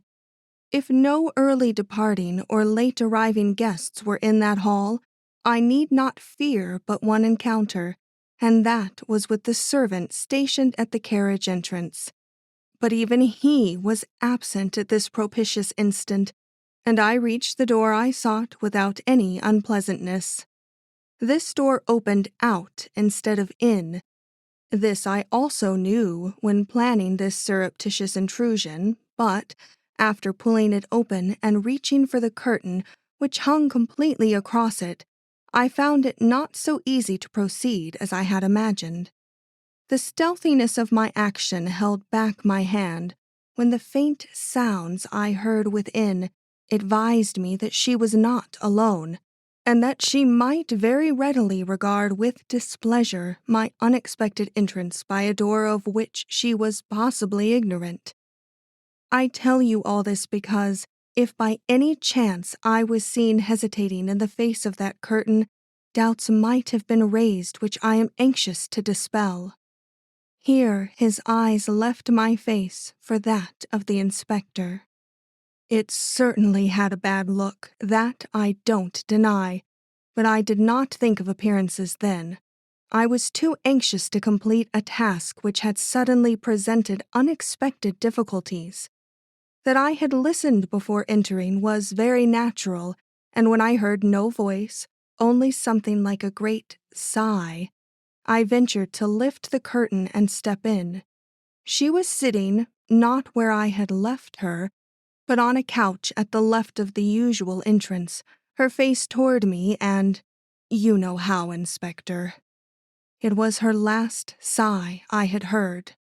Horrified, for I had never looked on death before, much less crime, I reeled forward, meaning, I presume, to rush down the steps, shouting for help, when suddenly something fell, splashing on my shirt front, and I saw myself marked with a stain of blood. This both frightened and bewildered me, and it was a minute or two before I had the courage to look up. When I did so, I saw whence this drop had come. Not from her, though the red stream was pouring down the rich folds of her dress, but from a sharp, needle-like instrument which had been thrust, point downward, in the open work of an antique lantern hanging near the doorway. What had happened to me might have happened to anyone who chanced to be in that spot at that special moment, but I did not realize this then. Covering the splash with my hands, I edged myself back to the door by which I had entered, watching those dreadful eyes and crushing under my feet the remains of some broken china with which the carpet was bestrewn. I had no thought of her, hardly any of myself.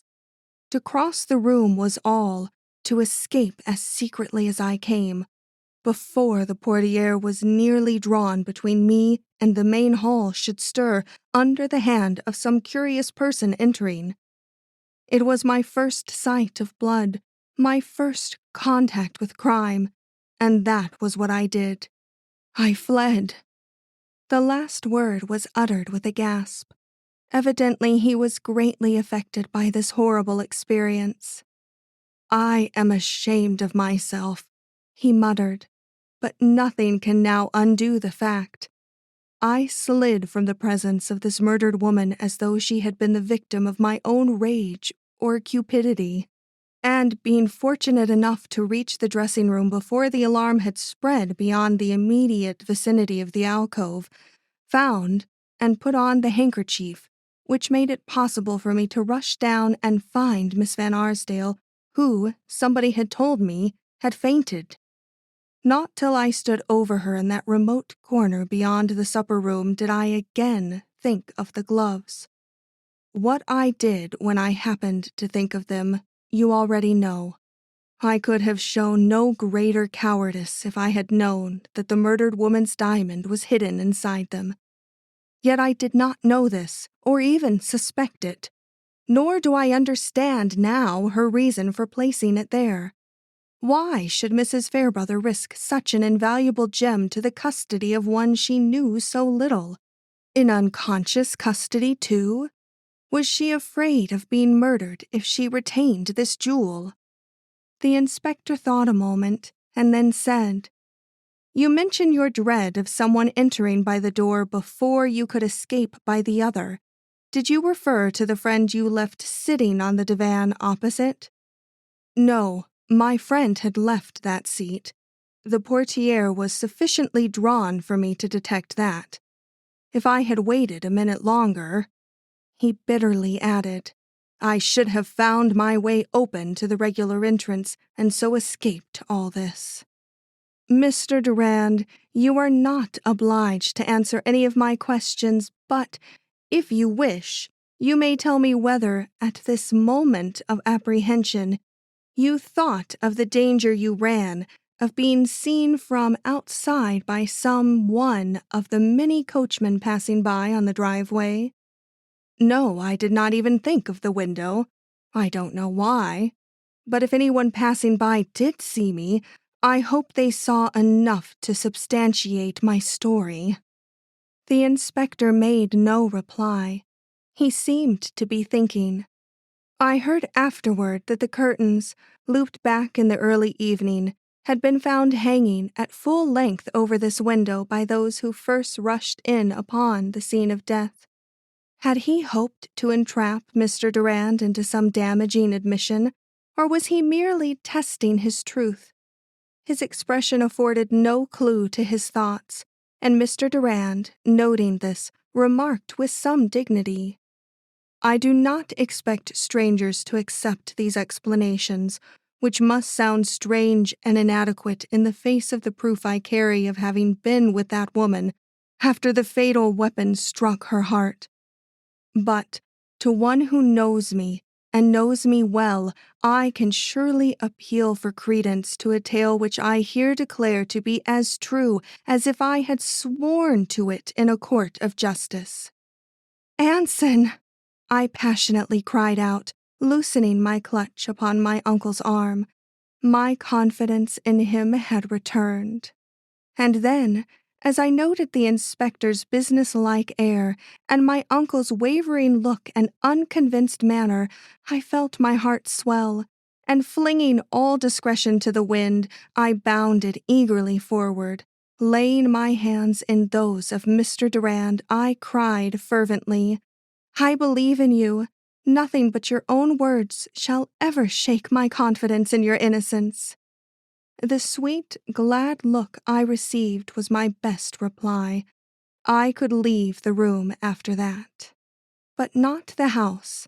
Another experience awaited me, awaited us all, before this full, eventful evening came to a close.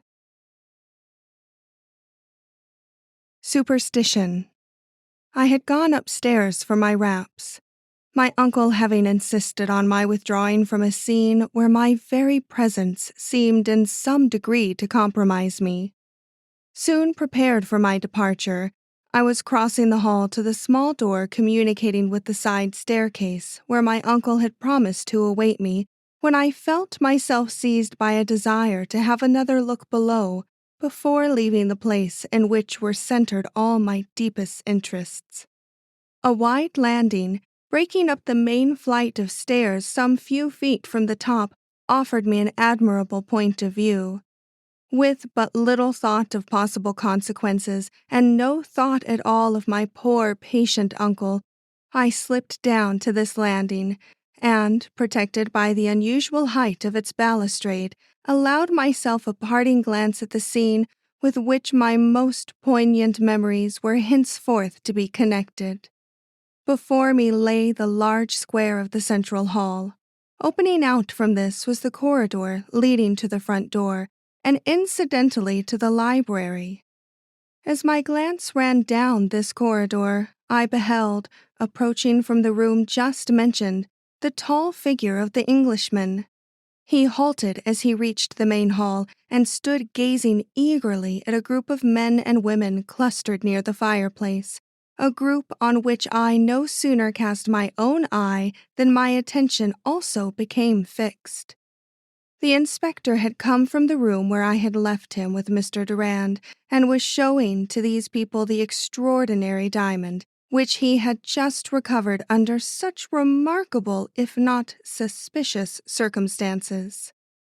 Young heads and old were meeting over it, and I was straining my ears to hear such comments as were audible above the general hubbub, when Mr. Gray made a quick move, and I looked his way again in time to mark his air of concern and the uncertainty he showed whether to advance or to retreat. Unconscious of my watchful eye, and noting, no doubt, that most of the persons in the group on which his own eye was leveled stood with their backs toward him, He made no effort to disguise his profound interest in the stone. His eye followed its passage from hand to hand with a covetous eagerness of which he may not have been aware, and I was not at all surprised when, after a short interval of troubled indecision, he impulsively stepped forward and begged the privilege of handling the gem himself. Our host, who stood not far from the inspector, said something to that gentleman which led to this request being complied with. The stone was passed over to Mr. Gray, and I saw, possibly because my heart was in my eyes, that the great man's hand trembled as it touched his palm. Indeed, his whole frame trembled, and I was looking eagerly for the result of his inspection when, on his turning to hold the jewel up to the light, something happened so abnormal and so strange that no one who was fortunate, or unfortunate, enough to be present in the house at that instant will ever forget it.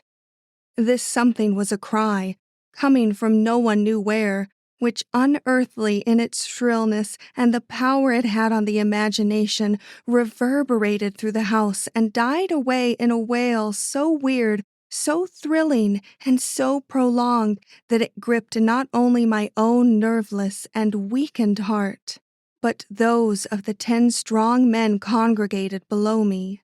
The diamond dropped from Mr. Gray's hand, and neither he nor anyone else moved to pick it up. Not till silence had come again, a silence almost as unendurable to the sensitive ear as the cry which had preceded it, did anyone stir or think of the gem.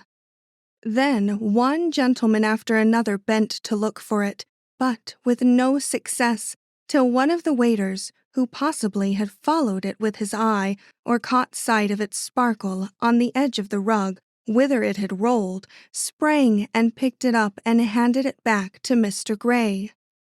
Instinctively, the Englishman's hand closed on it, but it was very evident to me, and I think to all, that his interest in it was gone. If he looked at it, he did not see it, for he stood like one stunned all the time that agitated men and women were running hither and thither in unavailing efforts to locate the sound yet ringing in their ears. Not till these various searchers had come together again in terror of a mystery they could not solve did he let his hand fall and himself awake to the scene about him. The words he at once gave utterance to were as remarkable as all the rest. "Gentlemen," said he, "you must pardon my agitation. This cry, you need not seek its source, is one to which I am only too well accustomed. I have been the happy father of 6 children, 5 I have buried, and before the death of each, this same cry has echoed in my ears. I have but one child left, a daughter. She is ill at the hotel. Do you wonder that I shrink from this note of warning and show myself something less a man under its influence? I'm going home, but first, one word about this stone." Here he lifted it and bestowed, or appeared to bestow on it, an anxious scrutiny, putting on his glasses and examining it carefully before passing it back to the inspector. "I have heard," said he, with a change of tone which must have been noticeable to everyone, "that this stone was a very superior one, and quite worthy of the fame it bore here in America. But, gentlemen, you have all been greatly deceived in it. No one more than he who was willing to commit murder for its possession. The stone, which you have just been good enough to allow me to inspect, is no diamond, but a carefully manufactured bit of paste not worth the rich and elaborate setting which has been given to it. I am sorry to be the one to say this, but I have made a study of precious stones, and I cannot let this bare-faced imitation pass through my hands without a protest. Mr. Ramsdell," this to our host, "I beg you will allow me to utter my excuses and depart at once. My daughter is worse. This I know as certainly as that I am standing here. The cry you have heard is the one superstition of our family. Pray God that I find her alive." After this, what could be said? Though no one who had heard him, not even my own romantic self, showed any belief in this interpretation of the remarkable sound that had just gone thrilling through the house. Yet, in face of his declared acceptance of it as a warning, and the fact that all efforts had failed to locate the sound or even to determine its source, no other course seemed open but to let this distinguished man depart with the suddenness his superstitious fears demanded. That this was in opposition to the inspector's wishes was evident enough. Naturally, he would have preferred Mr. Gray to remain, if only to make clear his surprising conclusions in regard to a diamond which had passed through the hands of some of the best judges in the country, without a doubt having been raised as to its genuineness. With his departure, the inspector's manner changed. He glanced at the stone in his hand and slowly shook his head. "I doubt if Mr. Gray's judgment can be depended on tonight," said he, and pocketed the gem as carefully as if his belief in its real value had been but little disturbed by the assertions of this renowned foreigner. I have no distinct remembrance of how I finally left the house, or of what passed between my uncle and myself on our way home. I was numb with the shock, and neither my intelligence nor my feelings were any longer active.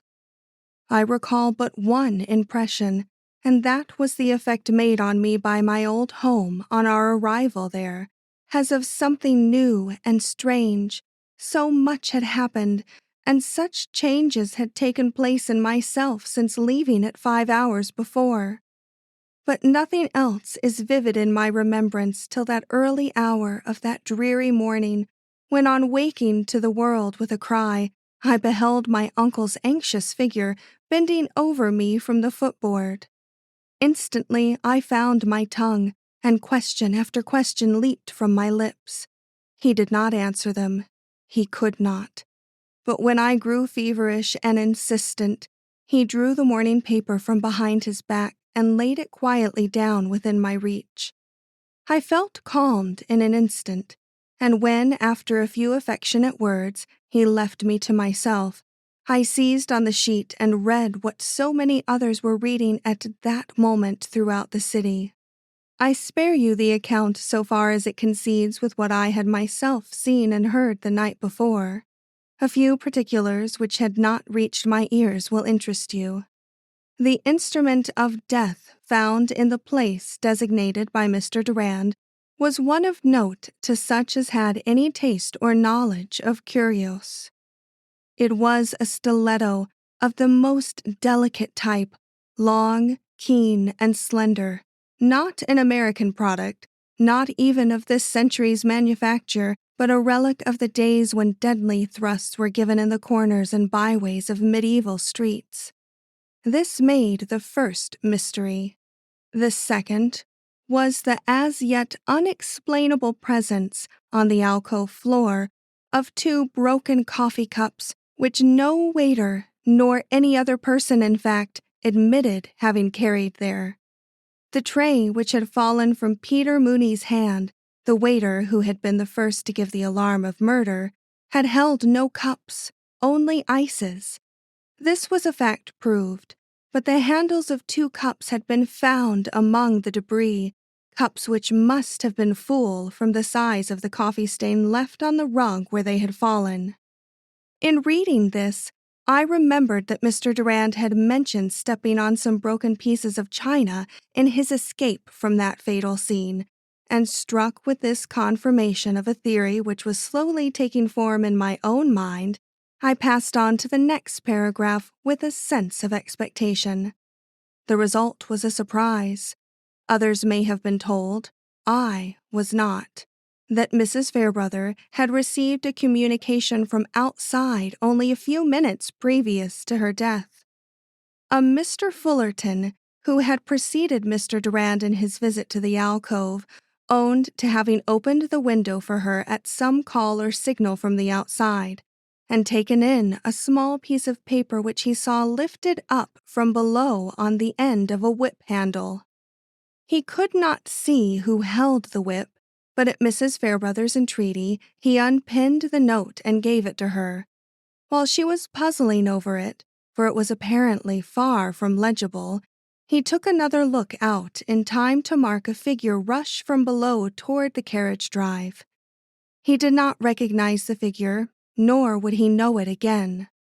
As to the nature of the communication itself, he could say nothing, save that Mrs. Fairbrother did not seem to be affected favorably by it. She frowned and was looking very gloomy when he left the alcove. Asked if he had pulled the curtains together after closing the window, he said that he had not, that she had not requested him to do so.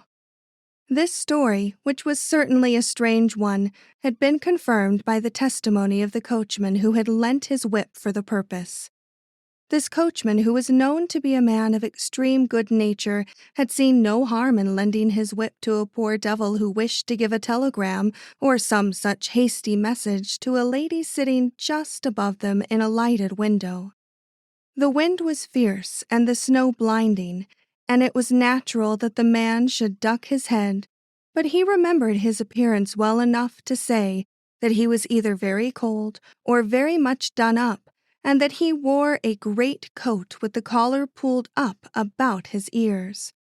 When he came back with the whip, he seemed more cheerful than when he had asked for it, but had no thank you for the favor done him, or if he had, it was lost in his throat and the piercing gale. The communication, which was regarded by the police as a matter of the highest importance, had been found in her hand by the coroner. It was a mere scrawl, written in pencil on a small scrap of paper. The following facsimile of the scrawl was given to the public in the hope that someone would recognize the handwriting. The first two lines overlapped and were confused, but the last one was clear enough. Expect trouble if.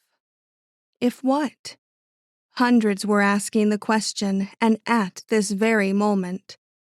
I should soon be asking it too, but first I must make an effort to understand the situation, a situation which up to now appeared to involve Mr. Durand, and Mr. Durand only, as the suspected party. This was no more than I expected, yet it came with a shock under the broad glare of this wintry morning. So impossible did it seem in the light of everyday life that guilt could be associated to anyone's mind in a man of such unblemished record and excellent standing.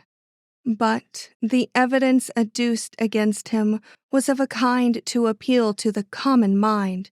We all know that evidence, nor could I say, after reading the full account, that I was myself unaffected by its seeming weight. Not that my faith in his innocence was shaken. I had met his look of love and tender gratitude, and my confidence in him had been restored. But I saw, with all the clearness of a mind trained by continuous study, how difficult it was going to be to counteract the prejudice induced. First, by his own inconsiderate acts, especially by that unfortunate attempt of his to secrete Mrs. Fairbrother's gloves in another woman's bag. And secondly, by his peculiar explanations which to many must seem forced and unnatural. I saw and felt nerved to a superhuman task. I believed him innocent, and if others failed to prove him so, I would undertake to clear him myself. I, the little Rita, with no experience of law or courts or crime, but with simply an unbounded faith in the man suspected and in the keenness of my own insight, an insight which had already served me so well and would serve me yet better once I had mastered the details which must be the prelude to all intelligent action. The morning's report stopped with the explanations given by Mr. Durand of the appearances against him. Consequently, no word appeared of the after events which had made such an impression at the time on all the persons present. Mr. Gray was mentioned, but simply as one of the guests, and to no one reading this early morning issue would any doubt come as to the genuineness of the diamond which, to all appearance, had been the leading motive in the commission of this great crime. The effect on my own mind of this suppression was a curious one. I began to wonder if the whole event had not been a chimera of my disturbed brain, a nightmare which had visited me and me alone, and not a fact to be reckoned with. But a moment's further thought served to clear my mind of all such doubts, and I perceived that the police had only exercised common prudence in withholding Mr. Gray's sensational opinion of the stone till it could be verified by experts. The 2 columns of gossip devoted to the family differences which had led to the separation of Mr. and Mrs. Fairbrother I shall compress into a few lines. They had been married 3 years before in the city of Baltimore. He was a rich man then, but not the multimillionaire he is today. Plain-featured and without manner, Lai was no mate for this sparkling coquette, whose charm was of the kind which grows with exercise. Though no actual scandal was ever associated with her name, he grew tired of her caprices and the conquests which she made no endeavor to hide either from him or from the world at large. And at some time during the previous year, they had come to a friendly understanding which led to their living apart, each in a grand style, and with a certain deference to the properties which retained them their friends and an inevitable place in society. He was not often invited where she was, and she never appeared in any assemblage where he was expected. But with this exception, little feeling was shown. Matters progressed smoothly, and to their credit, let it be said, no one ever heard either of them speak otherwise than considerably of the other. He was at present out of town, having started some 3 weeks before for the Southwest, but would probably return on receipt of the telegram which had been sent him. The comments made on the murder were necessarily hurried. It was called a mystery, but it was evident enough that Mr. Durand's detention was looked on as the almost certain prelude to his arrest on the charge of murder. I had had some discipline in life. Although a favorite of my wealthy uncle, I had given up very early the prospects he held out to me of a continued enjoyment of his bounty, and entered on duties which required self-denial and hard work. I did this because I enjoy having both my mind and heart occupied.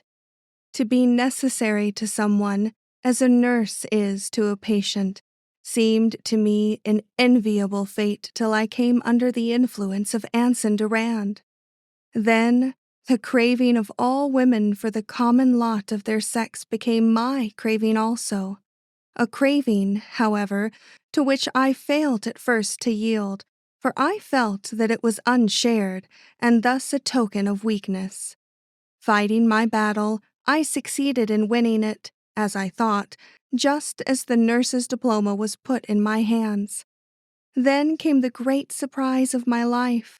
Anson Durand expressed his love for me, and I awoke to the fact that all my preparation had been for home joys and a woman's true existence. 1 hour of ecstasy in the light of this new hope, then tragedy and something approaching chaos. Truly, I had been through a schooling, but was it one to make me useful in the way I could be useful now? I did not know. I did not care. I was determined on my course, fit or unfit, and in the relief brought by this appeal to my energy, I rose and dressed and went about the duties of the day. One of these was to determine whether Mr. Gray, on his return to his hotel, had found his daughter as ill as his fears had foreboded. A telephone message or 2 satisfied me on this point. Miss Gray was very ill, but not considered dangerously so. Indeed, if anything, her condition was improved, and if nothing happened in the way of fresh complications, the prospects were that she would be out in a fortnight. I was not surprised. It was more than I had expected. The cry of the banshee in an American house was past belief, even in an atmosphere surcharged with fear and all the horror surrounding a great crime. And in the secret reckoning I was making against a person I will not even name at this juncture, I added it as another suspicious circumstance. Suspense. To relate the full experiences of the next few days would be to encumber my narrative with unnecessary detail. I did not see Mr. Durand again. My uncle, so amenable in most matters, proved inexorable on this point. Till Mr. Durand's good name should be restored by the coroner's verdict or such evidence brought to light as should effectively place him beyond all suspicion, I was to hold no communication with him of any sort whatever. I remember the very words with which my uncle ended the one exhaustive conversation we had on the subject. They were these: "You have fully expressed to Mr. Durand your entire confidence in his innocence. That must suffice him for the present. If he is the honest gentleman you think him, it will." As Uncle seldom asserted himself, and as he is very much in earnest when he does, I made no attempt to combat this resolution, especially as it met the approval of my better judgment. But though my power to convey sympathy fell thus under a yoke, my thoughts and feelings remained free, and these were all consecrated to the man struggling under imputation, the disgrace and humiliation of which he was but poorly prepared by his former easy life of social and business prosperity to meet. For Mr. Durand, in spite of the few facts which came up from time to time in confirmation of his story, continued to be almost universally regarded as a suspect. This seemed to me very unjust. What if no other clue offered, no other clue, recognized as such by police or public? Was he not to have the benefit of whatever threw a doubt on his own culpability? For instance, that splash of blood on his shirt front, which I had seen, and the shape of which I knew. Why did not the fact that it was a splash and not a spatter, and spatter it would have been had it spurted there, instead of falling from above as he stated, count for more in the minds of those whose business it was to probe into the very heart of this crime? To me, it told such a tale of innocence that I wondered how a man like the inspector could pass over it. But later, I understood. A single word enlightened me. The stain, it was true, was in the form of a splash and not a spurt, but a splash would have been the result of a drop falling from the reeking end of a stiletto, whether it dislodged itself early or late. And what was there to prove that this drop had not fallen at the instant the stiletto was being thrust into the lantern, instead of after the escape of the criminal and the entrance of another man? But the mystery of the broken coffee cups, for that no explanation seemed to be forthcoming. And the still unsolved one of the written warning found in the murdered woman's hand, a warning which had been deciphered to read, "Be warned, he means to be at the ball, expect trouble if." Was that to be looked upon as directed against a man who, from the nature of his projected attempt, would take no one into his confidence? Then the stiletto, a photographic reproduction of which was in all the papers, was that the kind of instrument that a plain New York gentleman would be likely to use in a crime of this nature? It was a marked and unique article, capable, as one would think, of being easily traced to its owner. Had it been claimed by Mr. Ramsdale, had it been recognized as one of the many works of art scattered about the highly decorated alcove, its employment as a means of death would have gone only to prove the possibility unpremeditated nature of the crime, and so been valueless as the basis of an argument in favor of Mr. Durand's innocence. But Mr. Ramsdale had disclaimed from the first all knowledge of it. Consequently, one could but feel justified in asking whether a man of Mr. Durand's judgment would choose such an extraordinary weapon in meditating so startling a crime which from its nature and circumstance could not fail to attract the attention of the whole civilized world. Another argument, advanced by himself and subscribed to by all his friends, was this: that a dealer in precious stones would be the last man to seek by any unlawful means to possess so conspicuous a jewel, for he, better than anyone else, would know the impossibility of disposing of a gem of this distinction in any market short of the Orient. To which the unanswerable reply was made that no one attributed to him any such folly, that if he had planned to possess himself of this great diamond, it was for the purpose of eliminating it from competition with the one he had procured for Mr. Smythe. An argument, certainly, which drove us back on the only plea we had at our command: his hitherto unblemished reputation and the confidence which was felt in him by those who knew him. But the one circumstance which affected me most at the time, and which undoubtedly was the source of great confusion to all minds, whether official or otherwise, was the unexpected confirmation by experts of Mr. Gray's opinion in regard to the diamond. His name was not used. Indeed, it had been kept out of the papers with the greatest unanimity, but the hint he had given the inspector at Mr. Ramsdale's ball had been acted upon, and the proper tests having been made, the stone, for which so many believed a life to have been risked and another taken, was declared to be an imitation, fine and successful beyond all parallel, but still an imitation of the great and renowned gem which had passed through Tiffany's hands 12 months before. A decision which fell like a thunderbolt on all such as had seen the diamond blazing in unapproachable brilliancy on the breast of the unhappy Mrs. Fairbrother only an hour or two before her death. On me, the effect was such that for days I lived in a dream, a condition that, nevertheless, did not prevent me from starting a certain little inquiry of my own, of which more hereafter. Here, let me say that I did not share the general confusion on this topic. I had my own theory, both as to the case of this substitution and the moment when it was made.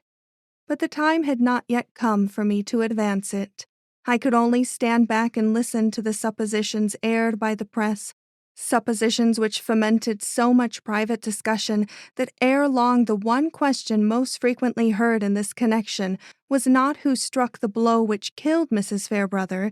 This was a question which some seemed to think settled, but whose juggling hand had palmed off the paste for the diamond, and how, and when, and where had the jugglery taken place. Opinions on this point were, as I have said, many and various.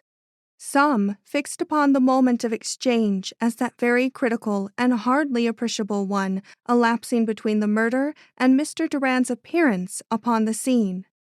This theory, I need not say, was advanced by such as believed that while he was not guilty of Mrs. Fairbrother's murder, Lie had been guilty of taking advantage of the same to rob the body of what, in the terror and excitement of the moment, he evidently took to be her great gem.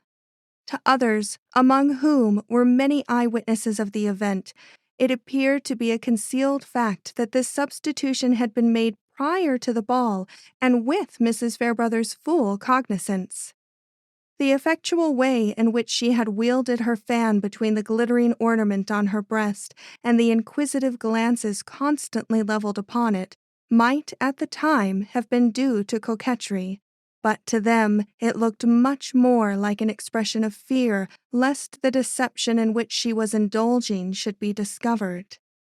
No one fixed the time where I did, but then no one but myself had watched the scene with the eyes of love.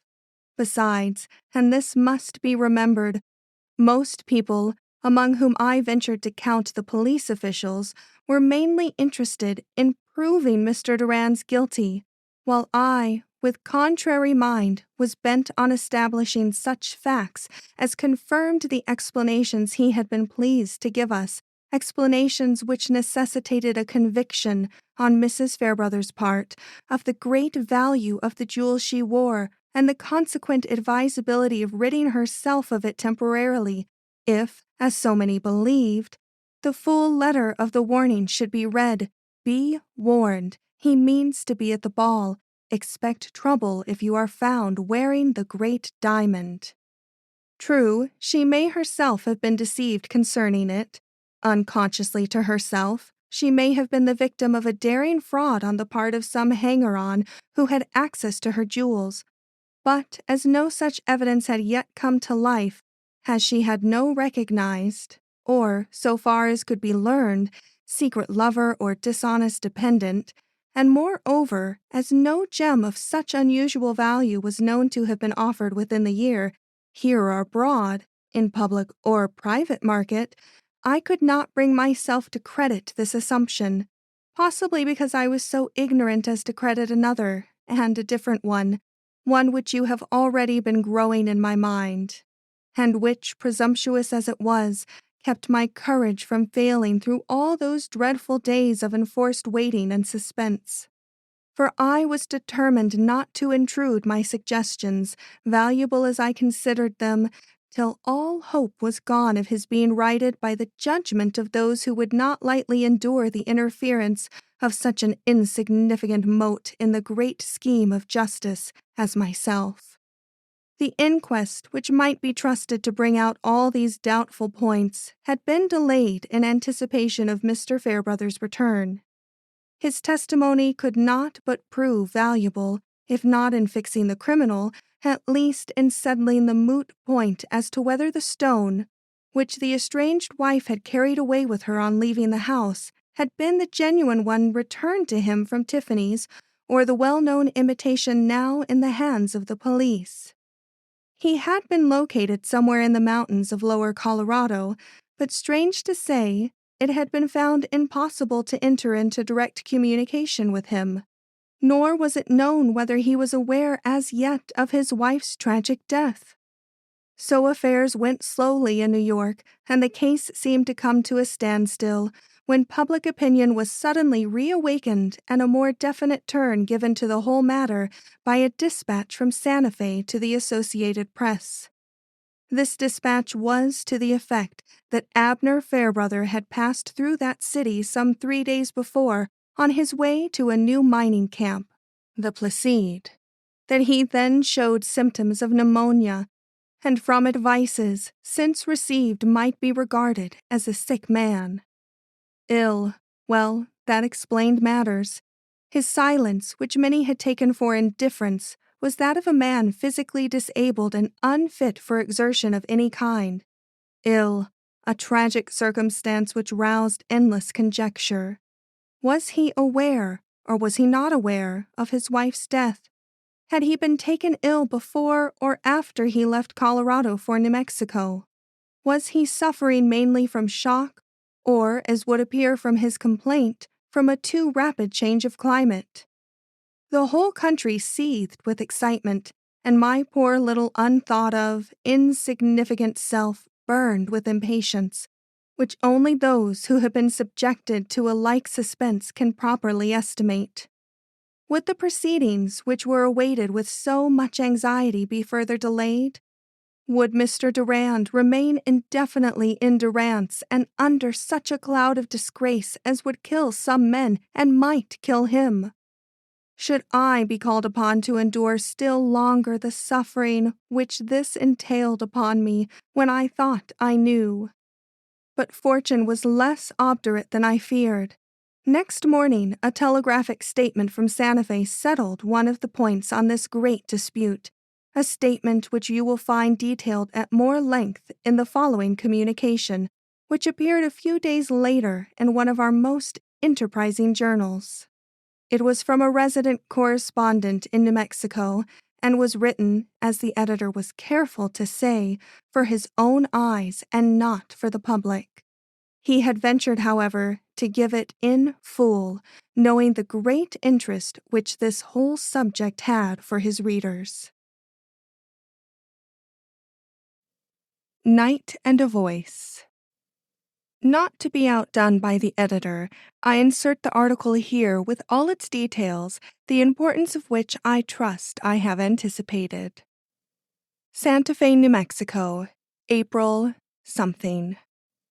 Arrived in Santa Fe, I inquired where Abner Fairchild could be found. I was told that he was at his mine, sick. Upon inquiring as to the location of the Placide, I was informed that it was 15 miles or so distant in the mountains, and upon my expressing an intention of going there immediately, I was given what I thought very unnecessary advice and then directed to a certain livery stable, where I was told I could get the right kind of a horse and such equipment as I stood in need of. I thought I was equipped all right as it was, but I said nothing and went on to the livery stable.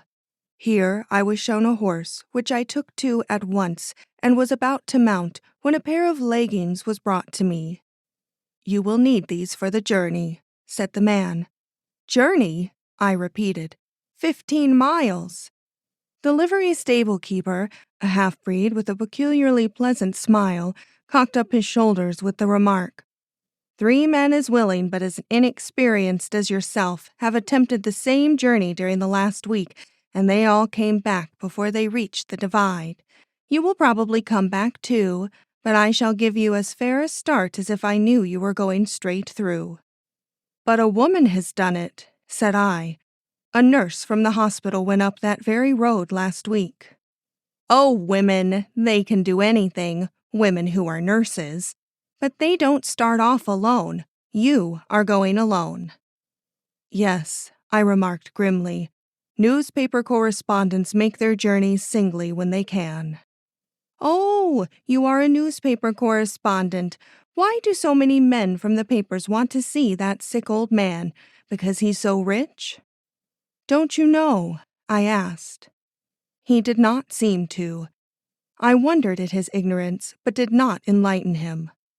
"Follow the trail and ask your way from time to time. All the goat herds know where the Placide mine is."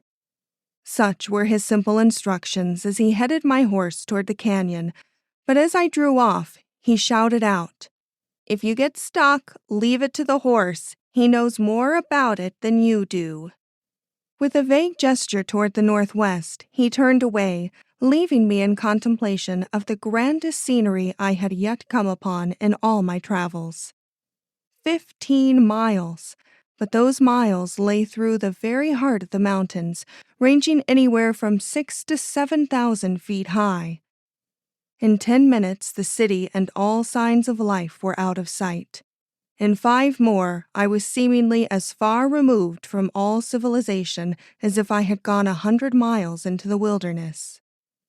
As my horse settled down to work, picking his way, now here and now there, sometimes over the brown earth, hard and baked as in 1,000 furnaces, and sometimes over the stunted grass whose needle-like stalks seemed never to have known moisture, I let my eyes roam to such peaks as were not cut off from view by the nearer footsides, and wondered whether the snow which capped them was whiter than any other or the blue of the sky bluer, but the two together had the effect upon me of cameo work on a huge and unapproachable scale.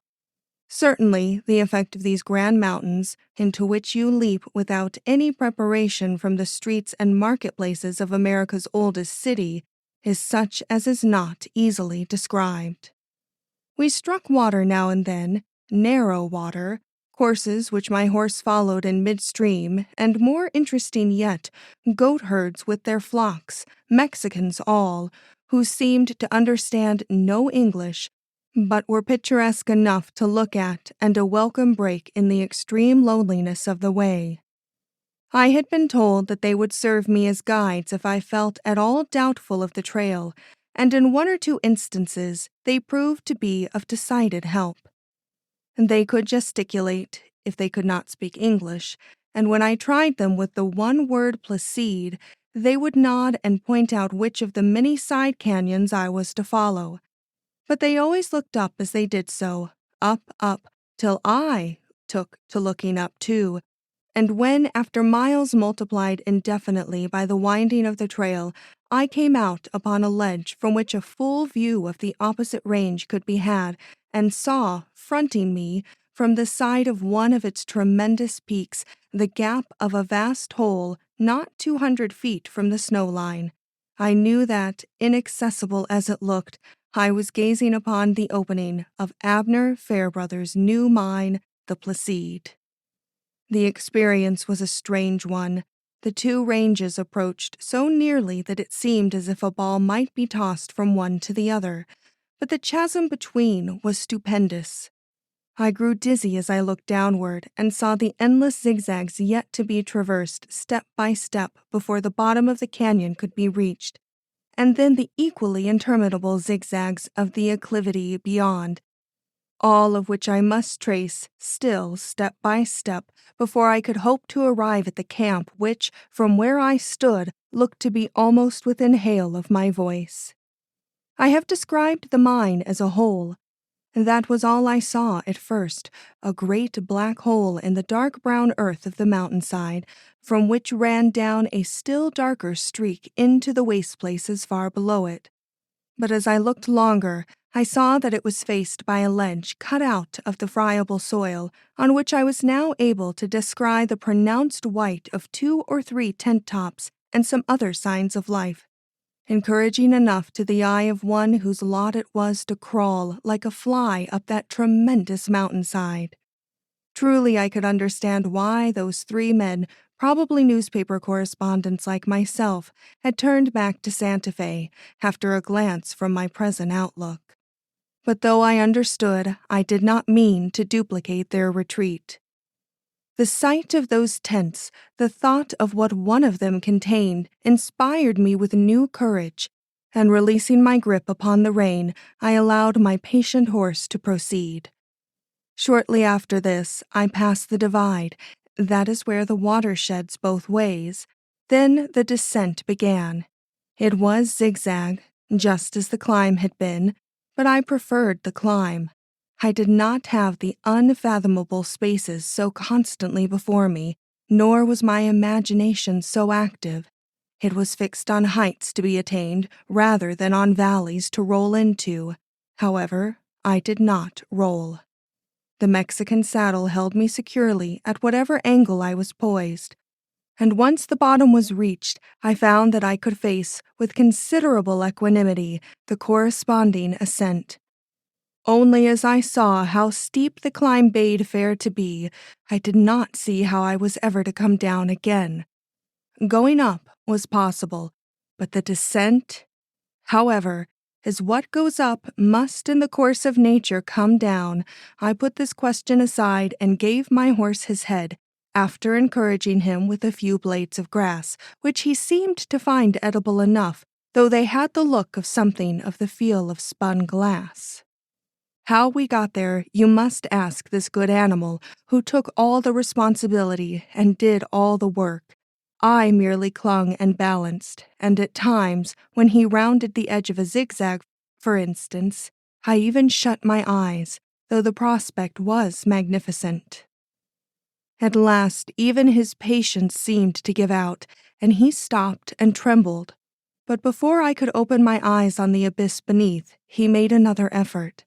I felt the brush of tree branches across my face, and looking up, saw before me the ledge or platform dotted with tents at which I had looked with such longing from the opposite hillsides. Simultaneously, I heard voices, and saw approaching a bronzed and bearded man with strongly marked Scotch features and a determined air. "The doctor!" I involuntarily exclaimed, with a glance at the small and curious tent before which he stood guard. "Yes, the doctor," he answered in unexpectedly good English. "And who are you? Have you brought the mail and those medicines I sent for?" "No," I replied with as propitiatory a smile as I could muster up in face of his brusque, forbidding expression. I came on my own errand. I am a representative of the New York, and I hope you will not deny me a word with Mr. Fairbrother." With a gesture I hardly knew how to interpret, he took my horse by the rein and led us on a few steps toward another large tent, where he motioned me to descend. Then he laid his hand on my shoulder and, forcing me to meet his eye, said, "You have made this journey, I believe you said from New York, to see Mr. Fairbrother. Why?" "Because Mr. Fairbrother is at present the most sought-for man in America," I returned boldly. "His wife, you know about his wife?" "No, how should I know about his wife? I know what his temperature is and what his respiration is, but his wife? What about his wife? He doesn't know anything about her now himself. He is not allowed to read letters." "But you read the papers. You must have known before you left Santa Fe of Mrs. Fairbrother's foul and most mysterious murder in New York. It has been the theme of 2 continents for the last 10 days. He shrugged his shoulders, which might mean anything, and confined his reply to a repetition of my own words. "Mrs. Fairbrother murdered," he exclaimed, but in a suppressed voice, to which point was given by the cautious look he cast behind him at the tent which had drawn my attention. "He must not know it, man. I could not answer for his life if he received the least shock in his present critical condition. Murdered? When?" 10 days ago, at a ball in New York. It was after Mr. Fairbrother left the city. He was expected to return after hearing the news, but he seems to have kept straight on to his destination. He was not very fond of his wife. That is, they have not been living together for the last year, but he could not help feeling the shock of her death, which he must have heard of somewhere along the route. He has said nothing in his delirium to show that he knew it. It is possible, just possible, that he didn't read the papers. He could not have been well for days before he reached Santa Fe. When were you called in to attend him? The very night after he reached this place. It was thought he wouldn't live to reach the camp, but he is a man of great pluck. He held up till his foot touched this platform, then he succumbed. If he was as sick as that, I muttered, why did he leave Santa Fe? He must have known what it would mean to be sick here. I don't think he did. This is his first visit to the mine. He evidently knew nothing of the difficulties of the road, but he would not stop. He was determined to reach the camp even after he had been given a sight of it from the opposite mountain. He told them that he had once crossed the Sierras in midwinter, but he wasn't a sick man then. Doctor, they don't know who killed his wife. He didn't. I know, but under such circumstances every fact bearing on the event is of immense importance. There is one which Mr. Fairbrother can only make clear. It can be said in a word. The grim doctor's eyes flashed angrily, and I stopped. Were you a detective from the district attorney's office in New York, sent on with special powers to examine him, I could still say what I am going to say now. While Mr. Fairbrother's temperature and pulse remain where they are now, no one shall see him and no one shall talk to him save myself and his nurse. I turned with a sick look of disappointment toward the road up which I had so lately come. Have I panted, sweltered, trembled for 3 mortal hours on the worst trail a man ever traversed to go back with nothing for my journey? That seems to me hard lines. Where is the manager of this mine? The doctor pointed toward a man bending over the edge of the great hole from which, at that moment, a line of Mexicans was issuing, each with a sack on his back which he flung down before what looked like a furnace built of clay. That's he, Mr. Haynes of Philadelphia. What do you want of him? Permission to stay the night. Mr. Fairbrother may be better tomorrow. I won't allow it, and I am master here, so far as my patient is concerned. You couldn't stay here without talking, and talking makes excitement, and excitement is just what he cannot stand. A week from now, I will see about it. That is, if my patient continues to improve. I am not sure that he will. Let me spend that week here. I'll not talk any more than the dead. Maybe the manager will let me carry sacks." "Look here," said the doctor, edging me farther and farther away from the tent he hardly let out of his sight for a moment. "You're a canny lad, and shall have your bite and something to drink before you take your way back. But back you go before sunset, and with this message: no man from any paper north or south will be received here till I hang out a blue flag. I say blue, for that is the color of my bandana. When my patient is in a condition to discuss murder, I'll hoist it up from his tent top. It can be seen from the divide, and if you want to camp there on the lookout, well and good. As for the police, that's another matter. I will see them if they come, but they need not expect to talk to my patient. You may say so down there. It will save scrambling up this trail to no purpose." "You may count on me," said I. "Trust a New York correspondent to do the right thing at the right time to head off the boys, but I doubt if they will believe me. In that case, I shall have a barricade thrown up 50 feet down the mountainside," said he. "But the mail and your supplies?" "Oh, the burros can make their way up. We shan't suffer." "You are certainly master," I remarked. All this time I had been using my eyes. There was not much to see, but what there was romantically interesting. Aside from the furnace and what was going on there was little else but a sleeping tent, a cooking tent, and the small one I had come on first, which, without the least doubt, contained the sick man. This last tent was of a peculiar construction and showed the primitive nature of everything at this height. It consisted simply of a cloth thrown over a thing like a trapeze. This cloth did not even come to the ground on either side, but stopped short a foot or so from the flat mound of adobe which serves as a base or floor for hut or tent in New Mexico. The rear of the simple tent abutted on the mountainside. The opening was toward the valley. I felt an intense desire to look into this opening, so intense that I thought I would venture on an attempt to gratify it.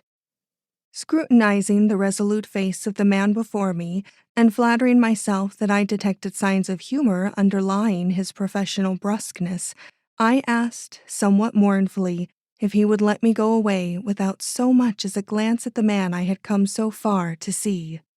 A glimpse would satisfy me, I assured him, as the hint of a twinkle flashed in his eye. "Surely there will be no harm in that. I'll take it instead of supper."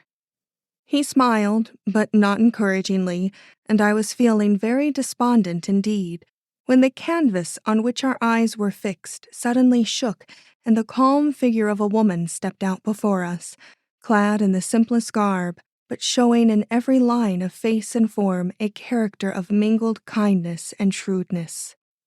She was evidently on the lookout for the doctor, for she made a sign as she saw him and returned instantly into the tent. "Mr. Fairbrother has just fallen asleep," he explained.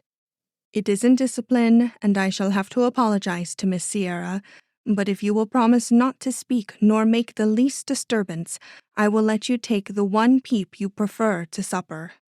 "I promise," said I. Leading the way to the opening, he whispered a word to the nurse, then motioned me to look in. The sight was a simple one, but to me very impressive. The owner of palaces, a man to whom millions were as thousands to such poor devils as myself, lay on an improvised bed of evergreens, wrapped in a horse blanket, and with nothing better than another of these rolled up under his head. At his side sat his nurse on what looked like the uneven stump of a tree. Close to her hand was a tolerably flat stone, on which I saw arranged a number of bottles and such other comforts as were absolutely necessary to proper care of the sufferer. That was all.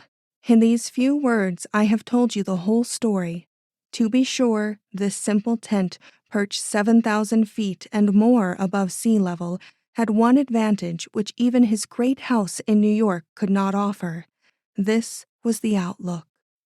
Lying as he did, facing the valley, he had only to open his eyes to catch a full view of the panorama of sky and mountain stretched out before him. It was glorious. Whether seen at morning, noon, or night, glorious. But I doubt if he would not gladly have exchanged it for a sight of his home walls. As I started to go, a stir took place in the blanket wrapped about his chin, and I caught a glimpse of the iron-gray head and hollow cheeks of the great financier. He was a very sick man, even I could see that. Had I obtained the permission I sought and been allowed to ask him one of the many questions burning on my tongue, I should have received only delirium for reply. There was no reaching that clouded intelligence now, and I felt grateful to the doctor for convincing me of it. I told him so, and thanked him quite warmly when we were well away from the tent, and his answer was almost kindly, though he made no effort to hide his impatience and anxiety to see me go. The looks he cast at the sun were significant, and having no wish to antagonize him and every wish to visit the spot again, I moved toward my horse with the intention of untying him. To my surprise, the doctor held me back. "You can't go tonight," said he. "Your horse has hurt himself." It was true. There was something the matter with the animal's left forefoot. As the doctor lifted it, the manager came up. He agreed with the doctor. I could not make the descent to Santa Fe on that horse and that night. Did I feel elated? Rather. I had no wish to descend, yet I was far from foreseeing what the night was to bring me. I was turned over to the manager, but not without a final injunction from the doctor. Not a word to anyone about your errand, not a word about the New York tragedy, as you value Mr. Fairbrother's life. Not a word, said I. Then he left me. To see the sun go down and the moon come up from a ledge hung, as it were, in mid-air, the experience was novel, but I refrain. I have more important matters to relate. I was given a bunk at the extreme end of the long sleeping tent and turned in with the rest. I expected to sleep, but on finding that I could catch a sight of the sick tent from under the canvas, I experienced such fascination in watching this forbidden spot that midnight came before I had closed my eyes. Then all desire to sleep left me, for the patient began to moan and presently to talk, and the stillness of the solitary height being somewhat abnormal, I could sometimes catch the very words. Devoid as they were of all rational meaning, they excited my curiosity to the burning point, for who could tell if he might not say something bearing on the mystery? But that fevered mind had recurred to early scenes, and the babble which came to my ear was all of mining camps in the Rockies and the dicker of horses. Perhaps the uneasy movement of my horse pulling at the end of his tether had disturbed him. Perhaps. But at the inner utterance of the second perhaps, I found myself up on my elbow listening with all my ears and staring with wide-stretched eyes at the thickest of stunted trees where the road debouched on the platform. Something was astir there besides my horse. I could catch sounds of an unmistakable nature. A rider was coming up the trail. Slipping back into my place, I turned toward the doctor, who lay some 2 or 3 bunks nearer the opening. He had started up too, and in a moment was out at the tent. I do not think he had observed my action, for it was very dark where I lay, and his back had been turned toward me.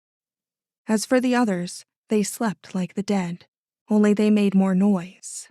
Interested, everything is interesting at such a height, I brought my eye to bear on the ledge, and soon saw by the limpid light of a full moon the stiff, short branches of the trees, on which my gaze was fixed, gave way to the advancing horse and rider.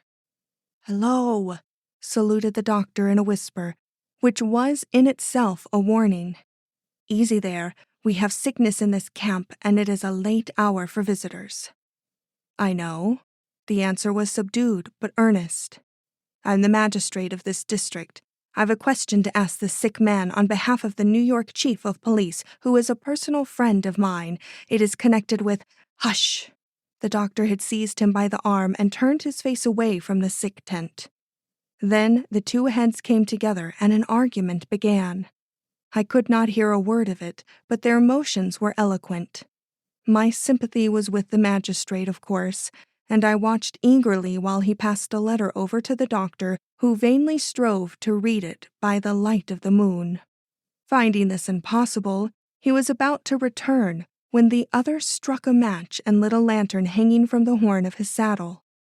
The two heads came together again, but as quickly separated with every appearance of irreconcilment, and I was settling back with sensations of great disappointment when a sound fell on the night so unexpected to all concerned that with a common impulse each eye sought the sick tent.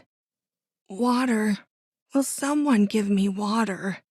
a voice had cried, quietly and with none of the delirium which had hitherto rendered it unnatural. The doctor started for the tent. There was the quickness of surprise in his movement, and the gesture he made to the magistrate as he passed in reawakened an expectation in my breast which made me doubly watchful. Providence was intervening in our favor, and I was not surprised to see him presently reissue with the nurse, whom he drew into the shadow of the trees, where they had a short conference.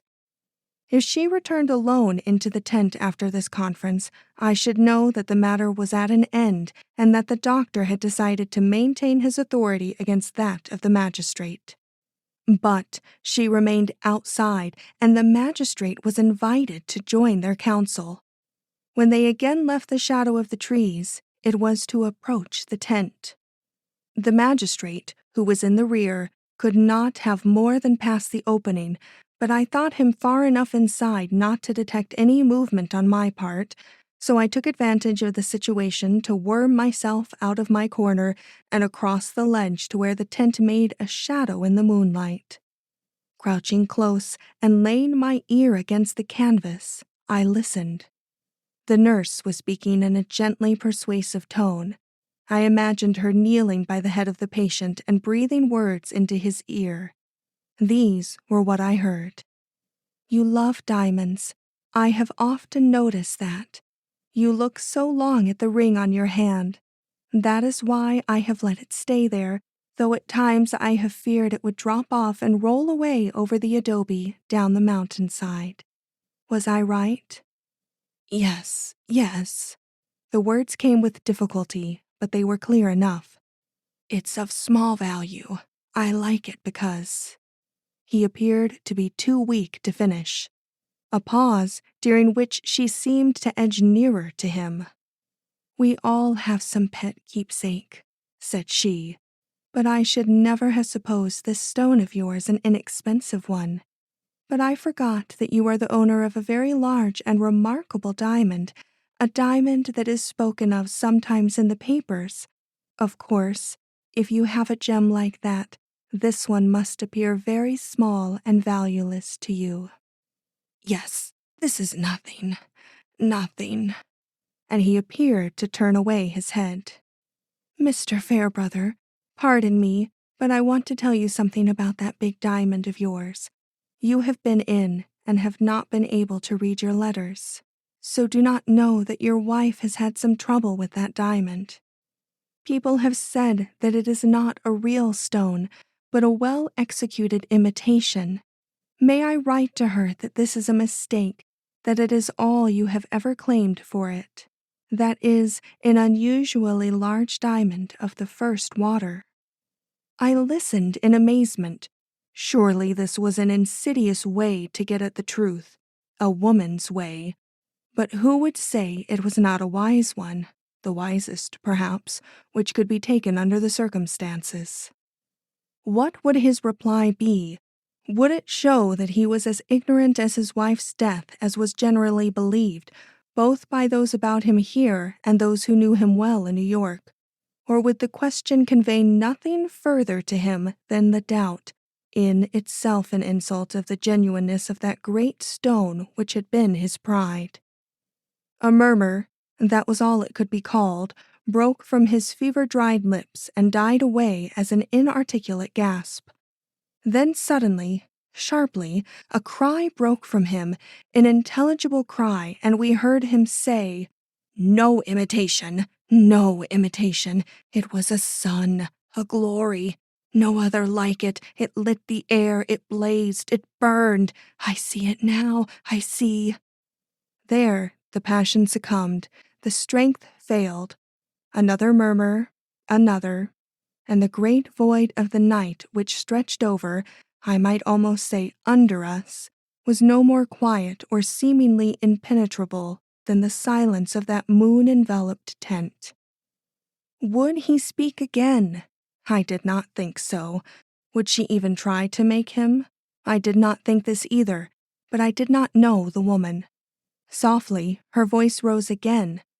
There was a dominating insistence in her tones, gentle as they were, the insistence of a healthy mind which seeks to control a weakened one. You do not know of any imitation, then? It was the real stone you gave her. You are sure of it. You would be ready to swear to it if— Say just yes or no, she finished in gentle urgency. Evidently he was sinking again into unconsciousness, and she was just holding him back long enough for the necessary word. It came slowly and with a dragging intonation, but there was no mistaking the ring of truth with which he spoke. "Yes," said he. When I heard the doctor's voice and felt a movement in the canvas against which I leaned, I took the warning and stole back hurriedly to my quarters. I was scarcely settled when the same group of three I had before watched silhouetted itself again against the moonlight. There was some talk, a mingling and separating of shadows, then the nurse glided back to her duties, and the two men went toward the clump of trees where the horse had been tethered. 10 minutes, and the doctor was back in his bunk. Was it imagination, or did I feel his hand on my shoulder before he finally lay down and composed himself to sleep? I cannot say.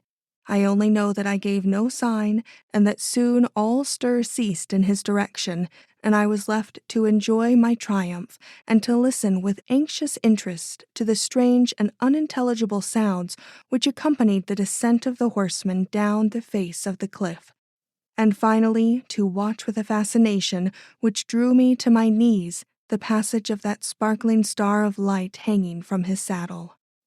It crept to and fro across the side of the opposite mountain as he threaded its endless zigzags, and finally disappeared over the brow into the invisible canyons beyond.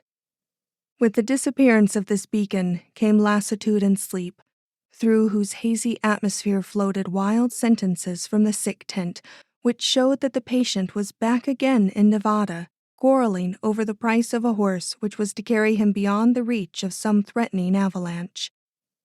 When next morning I came to depart, the doctor took me by both hands and looked me straight in the eyes. "You heard," he said. "How do you know?" I asked. "I can tell a satisfied man when I see him," he growled, throwing down my hands with that same humorous twinkle in his eyes which had encouraged me from the first. I made no answer, but I shall remember the lesson.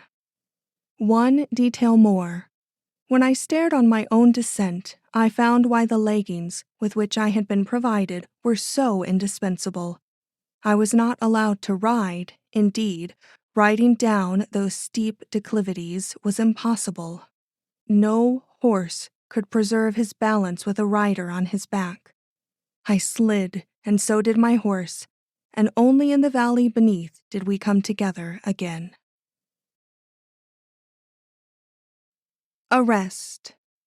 The success of this interview provoked other attempts on the part of the reporters who now flocked into the Southwest. Ere long particulars began to pour in of Mr. Fairbrother's painful journey south after his illness set in. The clerk of the hotel in El Morro, where the great mine owner's name was found registered at the time of the murder, told a story which made very good reading for those who were more interested in the sufferings and experiences of the millionaire husband of the murdered lady than in those of the unhappy but comparatively insignificant man upon whom public opinion had cast the odium of her death. It seems that when the first news came of the great crime which had taken place in New York, Mr. Fairbrother was absent from the hotel on a prospecting tour through the adjacent mountains. Couriers had been sent after him, and it was one of these who finally brought him into town. He had been found wandering alone on horseback among the defiles of an untraveled region, sick and almost incoherent from fever. Indeed, his condition was such that neither the courier nor such others as saw him had the heart to tell him the dreadful news from New York, or even to show him the papers. To their great relief, he betrayed no curiosity in them. All he wanted was a berth in the first train going south, and this was an easy way for them out of a great responsibility. They listened to his wishes and saw him safely aboard, with such alacrity and with so many precautions against his being disturbed that they have never doubted that he left Il Moro in total ignorance, not only of the circumstances of his great bereavement, but of the bereavement itself. This ignorance, which he appeared to have carried with him to the Placide, was regarded by those who knew him best as proving the truth of the affirmation elicited from him in the pauses of his delirium of the genuineness of the stone, which had passed from his hands to those of his wife at the time of their separation, and further dispatches coming in, some private and some official, but all insisting upon the fact that it would be weeks before he would be in a condition to submit to any sort of examination on a subject so painful. The authorities in New York decided to wait no longer for his testimony, but to proceed at once with the inquest. Great as is the temptation to give a detailed account of proceedings which were of such moment to myself, and to every word of which I listened with the eagerness of a novice, and the anguish of a woman who sees her lover's reputation at the mercy of a verdict which may stigmatize him as a possible criminal, I see no reason for encumbering my narrative with that, for the most part, would be a mere repetition of facts already known to you. Mr. Durand's intimate and suggestive connection with this crime, the explanations he had to give of this connection, frequently bizarre, and, I must acknowledge, not always convincing, nothing could alter these nor change the fact of the undoubted cowardice he displayed in hiding Mrs. Fairbrother's gloves in my unfortunate little bag. As for the mystery of the warning, it remained as much of a mystery as ever, nor did any better success follow an attempt to fix the ownership of the stiletto. Though a half-day was exhausted in an endeavor to show that the latter must have come into Mr. Durand's possession in some of the many visits he had shown to have made of late to various curio shops in and out of New York City. Footnote: Mr. Durand's visits to the curio shops, as explained by him, were made with a view of finding a casket in which to place his diamond. This explanation was looked upon with as much doubt as the others he had offered, where the situation seemed to be of a compromising character. End of footnote. I had expected all this, just as I had expected Mr. Gray to be absent from the proceedings and his testimony ignored. But this expectation did not make the ordeal any easier, and when I noticed the effect of witness after witness leaving the stand without having improved Mr. Durand's position by a jot or offering any new clue capable of turning suspicion into other directions, I felt my spirit harden and my purpose strengthen till I hardly knew myself. I must have frightened my uncle, for his hand was always on my arm and his chiding voice in my ear, bidding me beware, not only for my own sake and his, but for that of Mr. Durand, whose eye was seldom away from my face. The verdict, however, was not the one I had so deeply dreaded.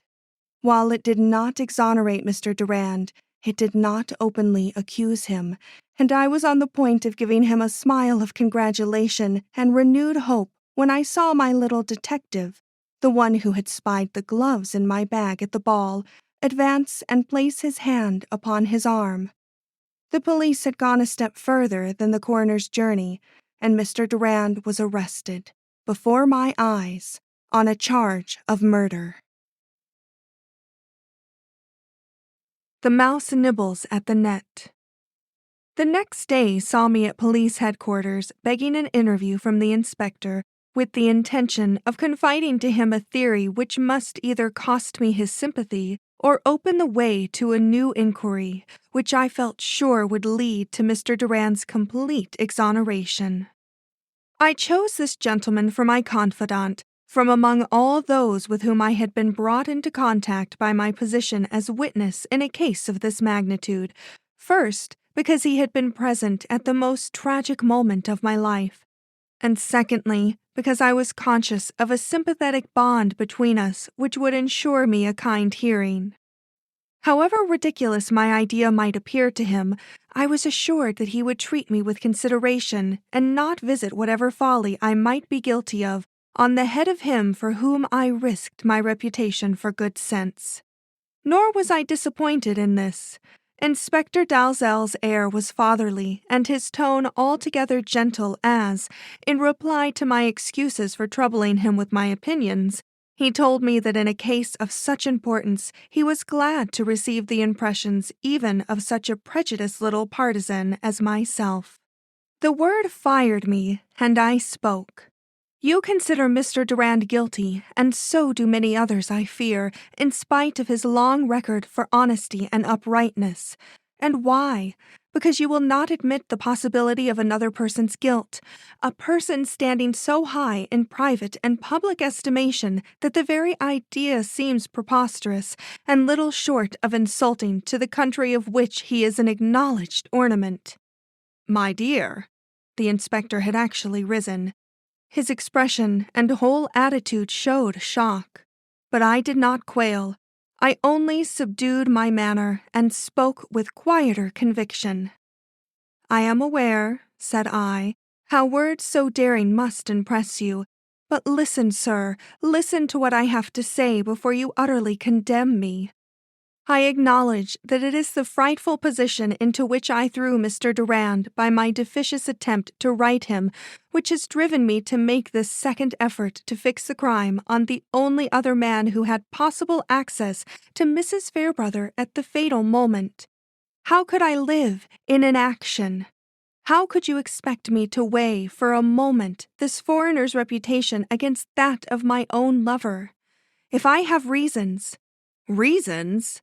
Reasons which would appeal to all.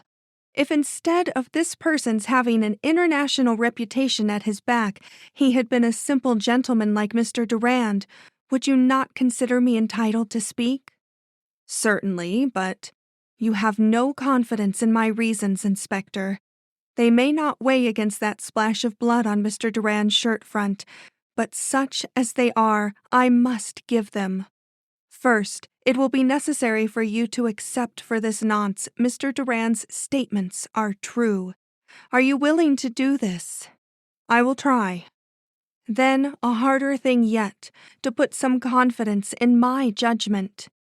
I saw the man, and did not like him long before any intimation of the evening's tragedy had turned suspicion on anyone. I watched him as I watched others. I saw that he had not come to the ball to please Mr. Ramsdell or for any pleasure he himself hoped to reap from social intercourse, but for some purpose much more important, and that this purpose was connected with Mrs. Fairbrother's diamond. Indifferent, almost morose before she came upon the scene, he brightened to a surprising extent the moment he found himself in her presence. Not because she was a beautiful woman, for he scarcely honored her face or even her superb figure with a look. All his glances were centered on her large fan which, in swaying to and fro, alternately hid and revealed the splendor on her breast, and when by chance it hung suspended for a moment in her forgetful hand, and he caught a full glimpse of the giant gem, I perceived such a change in his face that, if nothing more had occurred that night to give prominence to this woman and her diamond, I should have carried home the conviction that interests of no common import lay behind a feeling so extraordinarily displayed. Fanciful, my dear Miss Van Arsdale. Interesting, but fanciful. I know, I have not yet touched on fact, but facts are coming, Inspector. He stared. Evidently he was not accustomed to hear the law laid down in this fashion by a midget of my proportions. "Go on," said he. "Happily, I have no clerk here to listen." "I would not speak if you had. These are words but for one ear as yet. Not even my uncle suspects the direction of my thoughts." "Proceed," he again enjoined, upon which I plunged into my subject. Mrs. Fairbrother wore the real diamond and no imitation to the ball. Of this I feel sure. The bit of glass or paste displayed at the coroner's jury was bright enough, but it was not the star of light I saw burning on her breast as she passed me on her way to the alcove. Miss Van Arsdale! The interest which Mr. Durand displayed in it, the marked excitement into which he was thrown by his first view of its size and splendor, confirm in my mind the evidence which he gave on oath, and he is a well-known diamond expert, you know, and must have been very well aware that he would injure rather than help his case by this admission. That at that time he believed the stone to be real and of immense value. Wearing such a gem, then, she entered the fatal alcove, and with a smile on her face, prepared to employ her fascinations on whoever chanced to come within their reach. But now something happened. Please let me tell you it my own way. A shout from the driveway or a bit of snow thrown against the window drew her attention to a man standing below, holding up a note fastened to the end of a whip handle. I do not know whether or not you have found that man. If you have, the inspector made no sign. I judge that you have not, so I may go on with my suppositions. Mrs. Fairbrother took in this note.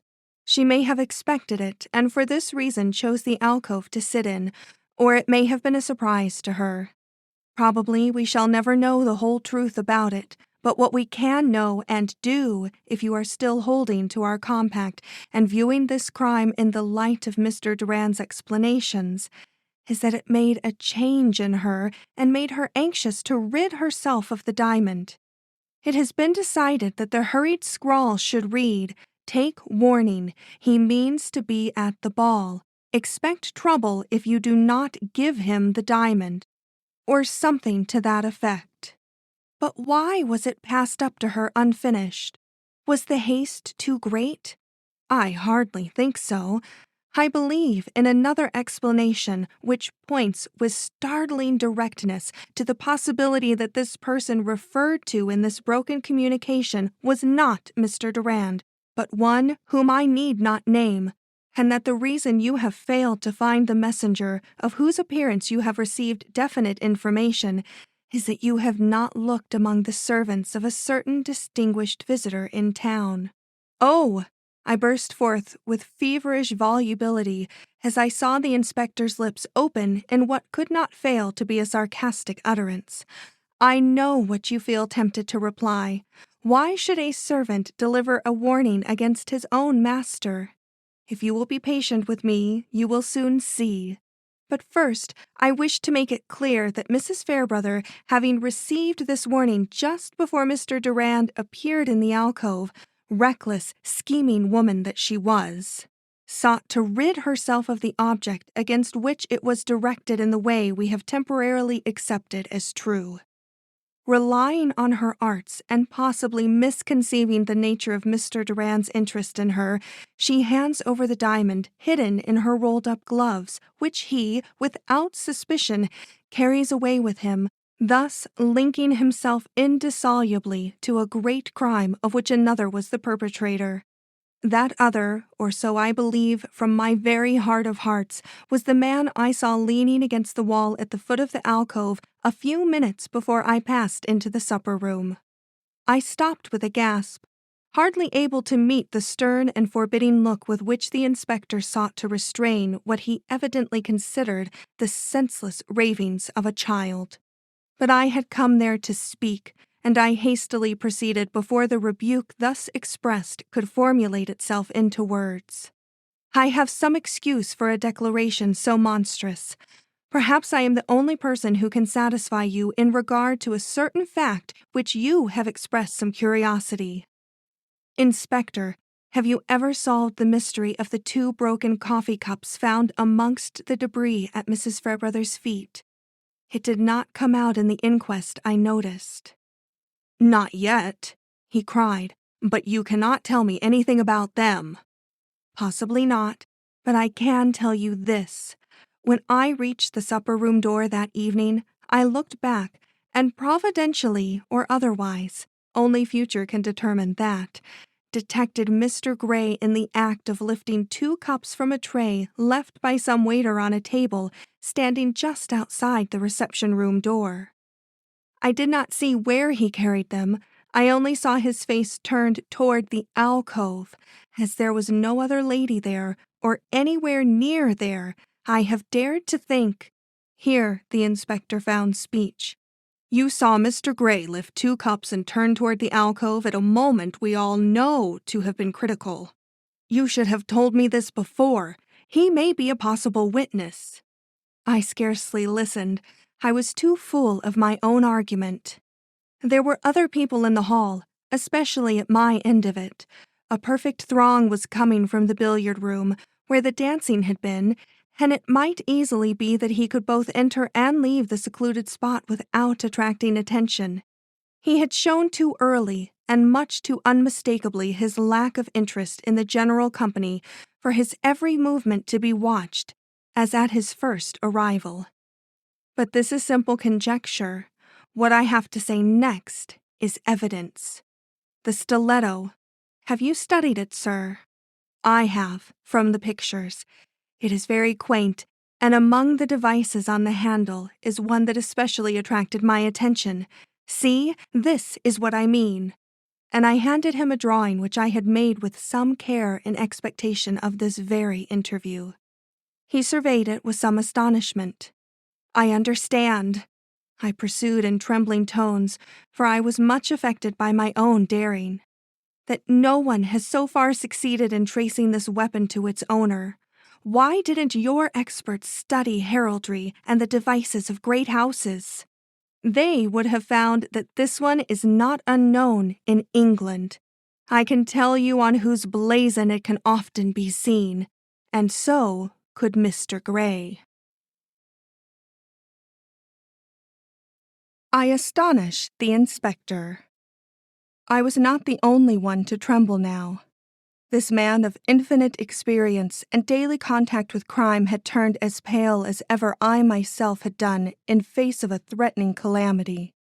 "I shall see about this," he muttered, crumpling the paper in his hand. "But this is a very terrible business you are plunging me into. I sincerely hope that you are not heedlessly misleading me." "I am correct in my facts, if that is what you mean," said I. "The stiletto is an English heirloom and bears on its blade, among other devices, that of Mr. Gray's family on the female side. But that is not all I want to say.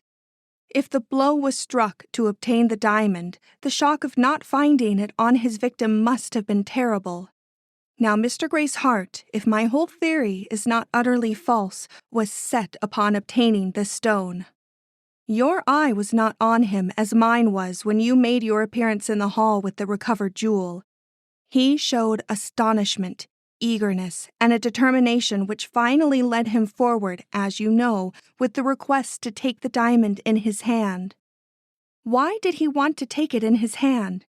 And why, having taken it, did he drop it, a diamond supposed to be worth an ordinary man's fortune? Because he was startled by a cry he chose to consider the traditional one of his family proclaiming death? Is it likely, sir? Is it conceivable even that any such cry as we heard could, in this day and generation, ring through such an assemblage, unless it came with ventriloquial power from his own lips? You observed that he turned his back, that his face was hidden from us. Discreet and reticent as we have all been, and careful in our criticisms of so bizarre an event, there still must be many to question the reality of such superstitious fears, and some to ask if such a sound could be without human agency. And a very guilty agency, too. Inspector, I am but a child in your estimation, and I feel my position in this matter much more keenly than you do, But I would not be true to the man whom I have unwittingly helped to place in his present unenviable position if I did not tell you that, in my judgment, this cry was a spurious one employed by the gentleman himself as an excuse for dropping the stone. And why should he wish to drop the stone? Because of the fraud he meditated, because it offered him an opportunity for substituting a false stone for the real. Did you not notice a change in the aspect of this jewel dating from this very moment? Did it shine with as much brilliancy in your hand when you received it back as when you passed it over? Nonsense! I do not know. It's all too absurd for argument. Yet he did stop to argue, saying in the next breath, "You forget that the stone has a setting. Would you claim that this gentleman of family, place, and political distinction had planned this hideous crime with sufficient premeditation to have provided himself with the exact counterpart of a brooch which it is highly improbable he ever saw? Would you make him out a Cagliostro or something worse? Miss Van Arsdale, I fear your theory will topple over of its own weight." He was very patient with me. He did not show me the door. Yet such a substitution took place, and took place that evening, I insisted. The bit of paste shown us at the inquest was never the gem Mrs. Fairbrother wore on entering the alcove. Besides, where is all the sensation? Why cavil at one more improbability? Mr. Gray may have come over to America for no other reason. He is known as a collector, and when a man has a passion for diamond-getting, he is a known collector in his own country. I was not told that. Nor I, but I found it out. How, my dear child, how? By a cablegram or so. You cabled his name to England. No, Inspector, Uncle has a code, and I made use of it to ask a friend in London for a list of the most noted diamond fanciers in the country. Mr. Gray's name was third on the list. He gave me a look in which admiration was strangely blended with doubt and appreciation. "You are making a brave struggle," said he, "but it is a hopeless one. I have one more confidence to repose in you. The nurse who was in charge of Miss Gray was in my class in the hospital. We love each other, and to her I dared appeal on one point. Inspector," here my voice unconsciously fell as he impetuously drew near. "A note was sent from that sick chamber on the night of the ball. A note surreptitiously written by Miss Gray while the nurse was in an adjoining room. The messenger was Mr. Gray's valet, and its destination the house in which her father was enjoying his position as chief guest. She says that it was meant for him, but I have dared to think that the valet would tell a different story. My friend did not see what her patient wrote, but she acknowledged that if her patient wrote more than 2 words, the result must have been an unintelligible scrawl, since she was too weak to hold a pencil firmly, and so nearly blind that she would have had to feel her way over the paper. The inspector started, and rising hastily went to his desk, from which he presently brought the scrap of paper which had already figured in the inquest as the mysterious communication taken from Mrs. Fairbrother's hand by the coroner. Pressing it out flat, he took another look at it, then glanced up in visible discomposure. "It has always looked to us as if written in the dark by an agitated hand, but—" I said nothing. The broken and unfinished scrawl was sufficiently eloquent. "Did your friend declare Miss Gray to have written with a pencil and on a small piece of unruled paper?" "Yes, the pencil was at her bedside. The paper was torn from a book which lay there. She did not put the note when written in an envelope, but gave it to the valet just as it was. He is an old man and had come to her room for some final orders." "The nurse saw all this. Has she that book?" "No, it went out the next morning with the scraps. It was some pamphlet, I believe." The inspector turned the morsel of paper over and over in his hand. "What is this nurse's name?" "Henrietta Pearson, Does she share your doubts? I cannot say. Have you seen her often? No, only the one time. Is she discreet? Very. On this subject she will be like the grave unless forced by you to speak. And Miss Grey? She is still ill, too ill to be disturbed by questions, especially on so delicate a topic, but she is getting well fast. Her father's fears, as we heard them expressed on one memorable occasion, were ill-founded, sir. Slowly, the inspector inserted the scrap of paper between the folds of his pocketbook. He did not give me another look, though I stood trembling before him. Was he in any way convinced, or was he simply seeking for the most considerate way in which to dismiss me and my abominable theory?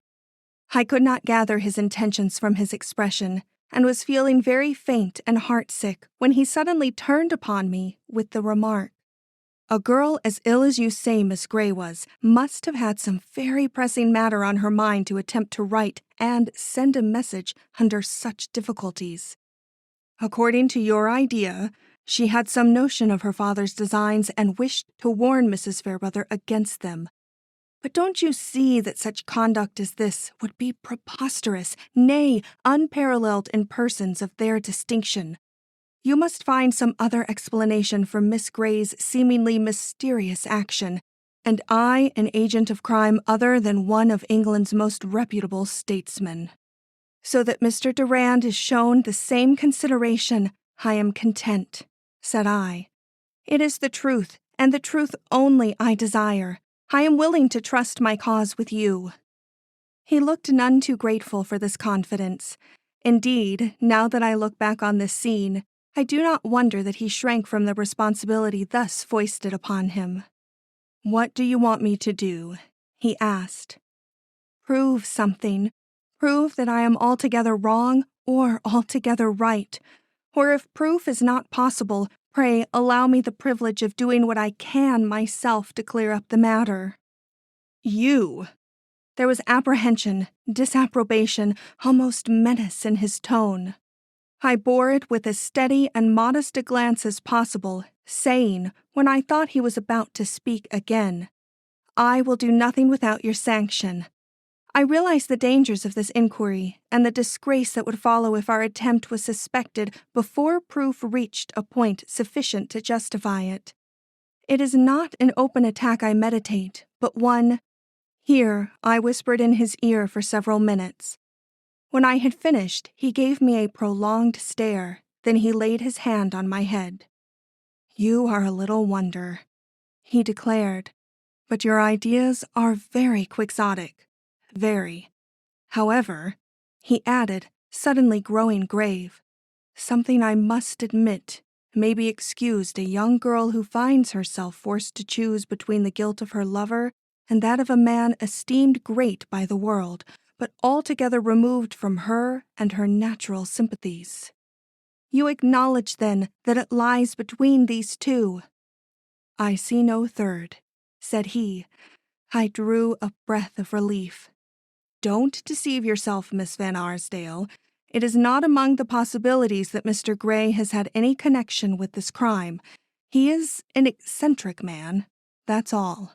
But, I shall do my duty, I shall satisfy you and myself on certain points, and if," I hardly breathed, "there is the least doubt, I will see you again, and—" The change he saw in me frightened away the end of his sentence. Turning upon me with some severity, he declared, "There are 999 chances in 1,000 that my next word to you will be to prepare yourself for Mr. Durand's arraignment and trial, but an infinitesimal chance remains to the contrary. If you choose to trust it, I can only admire your pluck and the great confidence you show in your unfortunate lover." And with this half-hearted encouragement, I was forced to be content, not only for that day, but for many more days when— The inspector astonishes me. But before I proceed to relate what happened at the end of those 2 weeks, I must say a word or two in regard to what happened during them. Nothing happened to improve Mr. Durand's position, and nothing openly to compromise Mr. Gray's. Mr. Fairbrother, from whose testimony many of us hoped something would yet be gleaned calculated to give a turn to the suspicion now centered on one man, continued ill in New Mexico, and all that could be learned from him of any importance was contained in a short letter dictated from his bed, in which he affirmed that the diamond, when it left him, was in a unique setting procured by himself in France, that he knew of no other jewel similarly mounted, and that if the false gem was set according to his own description, the probabilities were that the imitation stone had been put in place of the real one under his wife's direction and in some workshop in New York, as she was not the woman to take the trouble to send abroad for anything she could get done in this country. The description followed. It coincided with the one we all knew. This was something of a blow to me. Public opinion would naturally reflect that of the husband, and it would require very strong evidence indeed to combat a logical supposition of this kind with one so forced and seemingly extravagant as that upon which my own theory was based. Yet truth often transcends imagination, and having confidence in the inspector's integrity, I subdued my impatience for a week, almost for two, when my suspense and rapidly culminating dread of some action being taken against Mr. Durand were suddenly cut short by a message from the inspector, followed by his speedy presence in my uncle's house. We have a little room on our parlor floor, very snug and secluded, and in this room I received him. Seldom have I dreaded a meeting more, and seldom have I been met with greater kindness and consideration. He was so kind that I feared he had only disappointing news to communicate, but his first words reassured me. He said, "I have come to you on a matter of importance. We have found enough truth in the suppositions you advanced at our last interview to warrant us in the attempt you yourself proposed for the elucidation of this mystery. That this is the most risky and altogether the most unpleasant duty which I have encountered during my several years of service, I am willing to acknowledge to one so sensible, and at the same time of so much modesty as yourself. This English gentleman has a reputation which lifts him far above any unworthy suspicion, and were it not for the favorable impression made upon us by Mr. Durand in a long talk we had with him last night, I would sooner resign my place than pursue this matter against him. Success would create a horror on both sides of the water unprecedented during my career, while failure would bring down the ridicule on us which would destroy the prestige of the whole force. Do you see my difficulty, Miss Van Arsdale? We cannot even approach this haughty and highly reputable Englishman with questions without calling down on us the wrath of the whole English nation. We must be sure before we make a move, and for us to be sure where the evidence is all circumstantial. I know of no better plan than the one you were pleased to suggest, which at the time I was pleased to call quixotic." Drawing a long breath, I surveyed him timidly. Never had I so realized my presumption or experienced such a thrill of joy in my frightened yet elated heart. They believed in Anson's innocence, and they trusted me. Insignificant as I was, it was to my exertions this great result was due. As I realized this, I felt my heart swell and my throat close. In despair of speaking, I held out my hands. He took them kindly and seemed to be quite satisfied. "Such a little, trembling, tear-filled Amazon," he cried. "Shall you have courage to undertake the task before you? If not—" "Oh, but I have," said I. "It is your goodness and the surprise of it all which unnerves me. I can go through what we have planned if you think the secret of my personality and interest in Mr. Durand can be kept from the people I go among. It can, if you will follow our advice implicitly. You say you know the doctor, and that he stands ready to recommend you in case Miss Pearson withdraws her services. Yes, he is eager to give me a chance. He was a college mate of my father's. How will you explain to him your wish to enter upon your duties under another name? Very simply, I have already told him that the publicity given my name in the late proceedings has made me very uncomfortable, that my first case of nursing would require all of my self-possession, and that if he did not think it wrong, I should like to go to it under my mother's name. He made no dissent, and I think I can persuade him that I would do much better work as Miss Ayers than as the too well-known Miss Van Arsdale. You have great powers of persuasion, but may you not meet people at the hotel who know you? I shall try to avoid people, and if my identity is discovered, its effect or non-effect upon one we find it difficult to mention will give us our clue. If he has no guilty interest in the crime, my connection with it as a witness will not disturb him. Besides, 2 days of unsuspicious acceptance of me as Miss Gray's nurse are all I want. I shall take immediate opportunity, I assure you, to make the test I mentioned. But how much confidence you will have to repose in me! I comprehend all the importance of my undertaking and shall work as if my honor, as well as yours, were at stake. I am sure you will. Then, for the first time in my life, I was glad that I was small and plain rather than tall and fascinating like so many of my friends. For he said, "If you had been a triumphant beauty, depending on your charms as a woman to win people to your will, we should never have listened to your proposition or risked our reputation in your hands.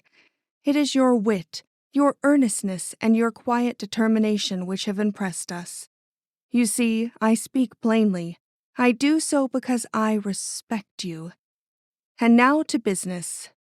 Details followed. After these were well understood between us, I ventured to say, "Do you object? Would it be asking too much if I requested some enlightenment as to what facts you have discovered about Mr. Gray, which go to substantiate my theory? I might work more intelligently." "No, Miss Van Arsdale, you would not work more intelligently, and you know it. But you have the natural curiosity of one whose very heart is bound up in this business. I could deny you what you ask, but I won't, for I want you to work with quiet confidence, which you would not do if your mind were taken up with doubts and questions. Miss Van Arsdale, one surmise of yours was correct. A man was sent that night to the Ramsdell house with a note from Miss Gray. We know this because he boasted of it to one of the bellboys before he went out, saying that he was going to have a glimpse of one of the swellest parties of the season. It is also true that this man was Mr. Gray's valet, an old servant who came over with him from England. But what adds weight to all this and makes us regard the whole affair with suspicion is the additional fact that this man received his dismissal the following morning and has not been seen since by anyone we could reach. This looks bad to begin with, like the suppression of evidence, you know. Then, Mr. Gray has not been the same man since that night. He is full of care, and this care is not entirely in connection with his daughter, who is doing very well and bids fair to be up in a few days. But all this would be nothing if we had not received advices from England which prove that Mr. Gray's visit here has an element of mystery in it. There was every reason for his remaining in his own country, where a political crisis is approaching, yet he crossed the water, bringing his sickly daughter with him. The explanation, as volunteered by one who knew him well, was this: that only his desire to see or acquire some precious object for his collection could have taken him across the ocean at this time, nothing else rivaling his interest in governmental affairs. Still, this would be nothing if a stiletto similar to the one employed in this crime had not once formed part of a collection of curios belonging to a cousin of his whom he often visited. This stiletto has been missing for some time, stolen, as the owner declared, by some unknown person. All this looks bad enough, but when I tell you that a week before the fatal ball at Mr. Ramsdell's, Mr. Gray made a tour of the jewelers on Broadway, and with the pretext of buying a diamond for his daughter, entered into a talk about famous stones, ending always with the same question about the Fairbrother gem. You will see that his interest in that stone is established, and that it only remains for us to discover if that interest is a guilty one. I cannot believe this possible, but you have made our leave to make your experiment and see. Only do not count too much on his superstition. If he is the deep-dyed criminal you imagine, the cry which startled us all at a certain critical instant was raised by himself, and for the purpose you suggested. None of the sensitiveness often shown by a man who has been surprised into crime will be his. Relying on his reputation and the prestige of his great name, he will, if he thinks himself under fire, face every shock unmoved. I see. I understand. He must believe himself all alone. Then the natural man may appear. I thank you, Inspector. That idea is of inestimable value to me, and I shall act on it. I do not say immediately, not on the first day, and possibly not on the second, but as soon as opportunity offers for my doing what I have planned with any chance of success.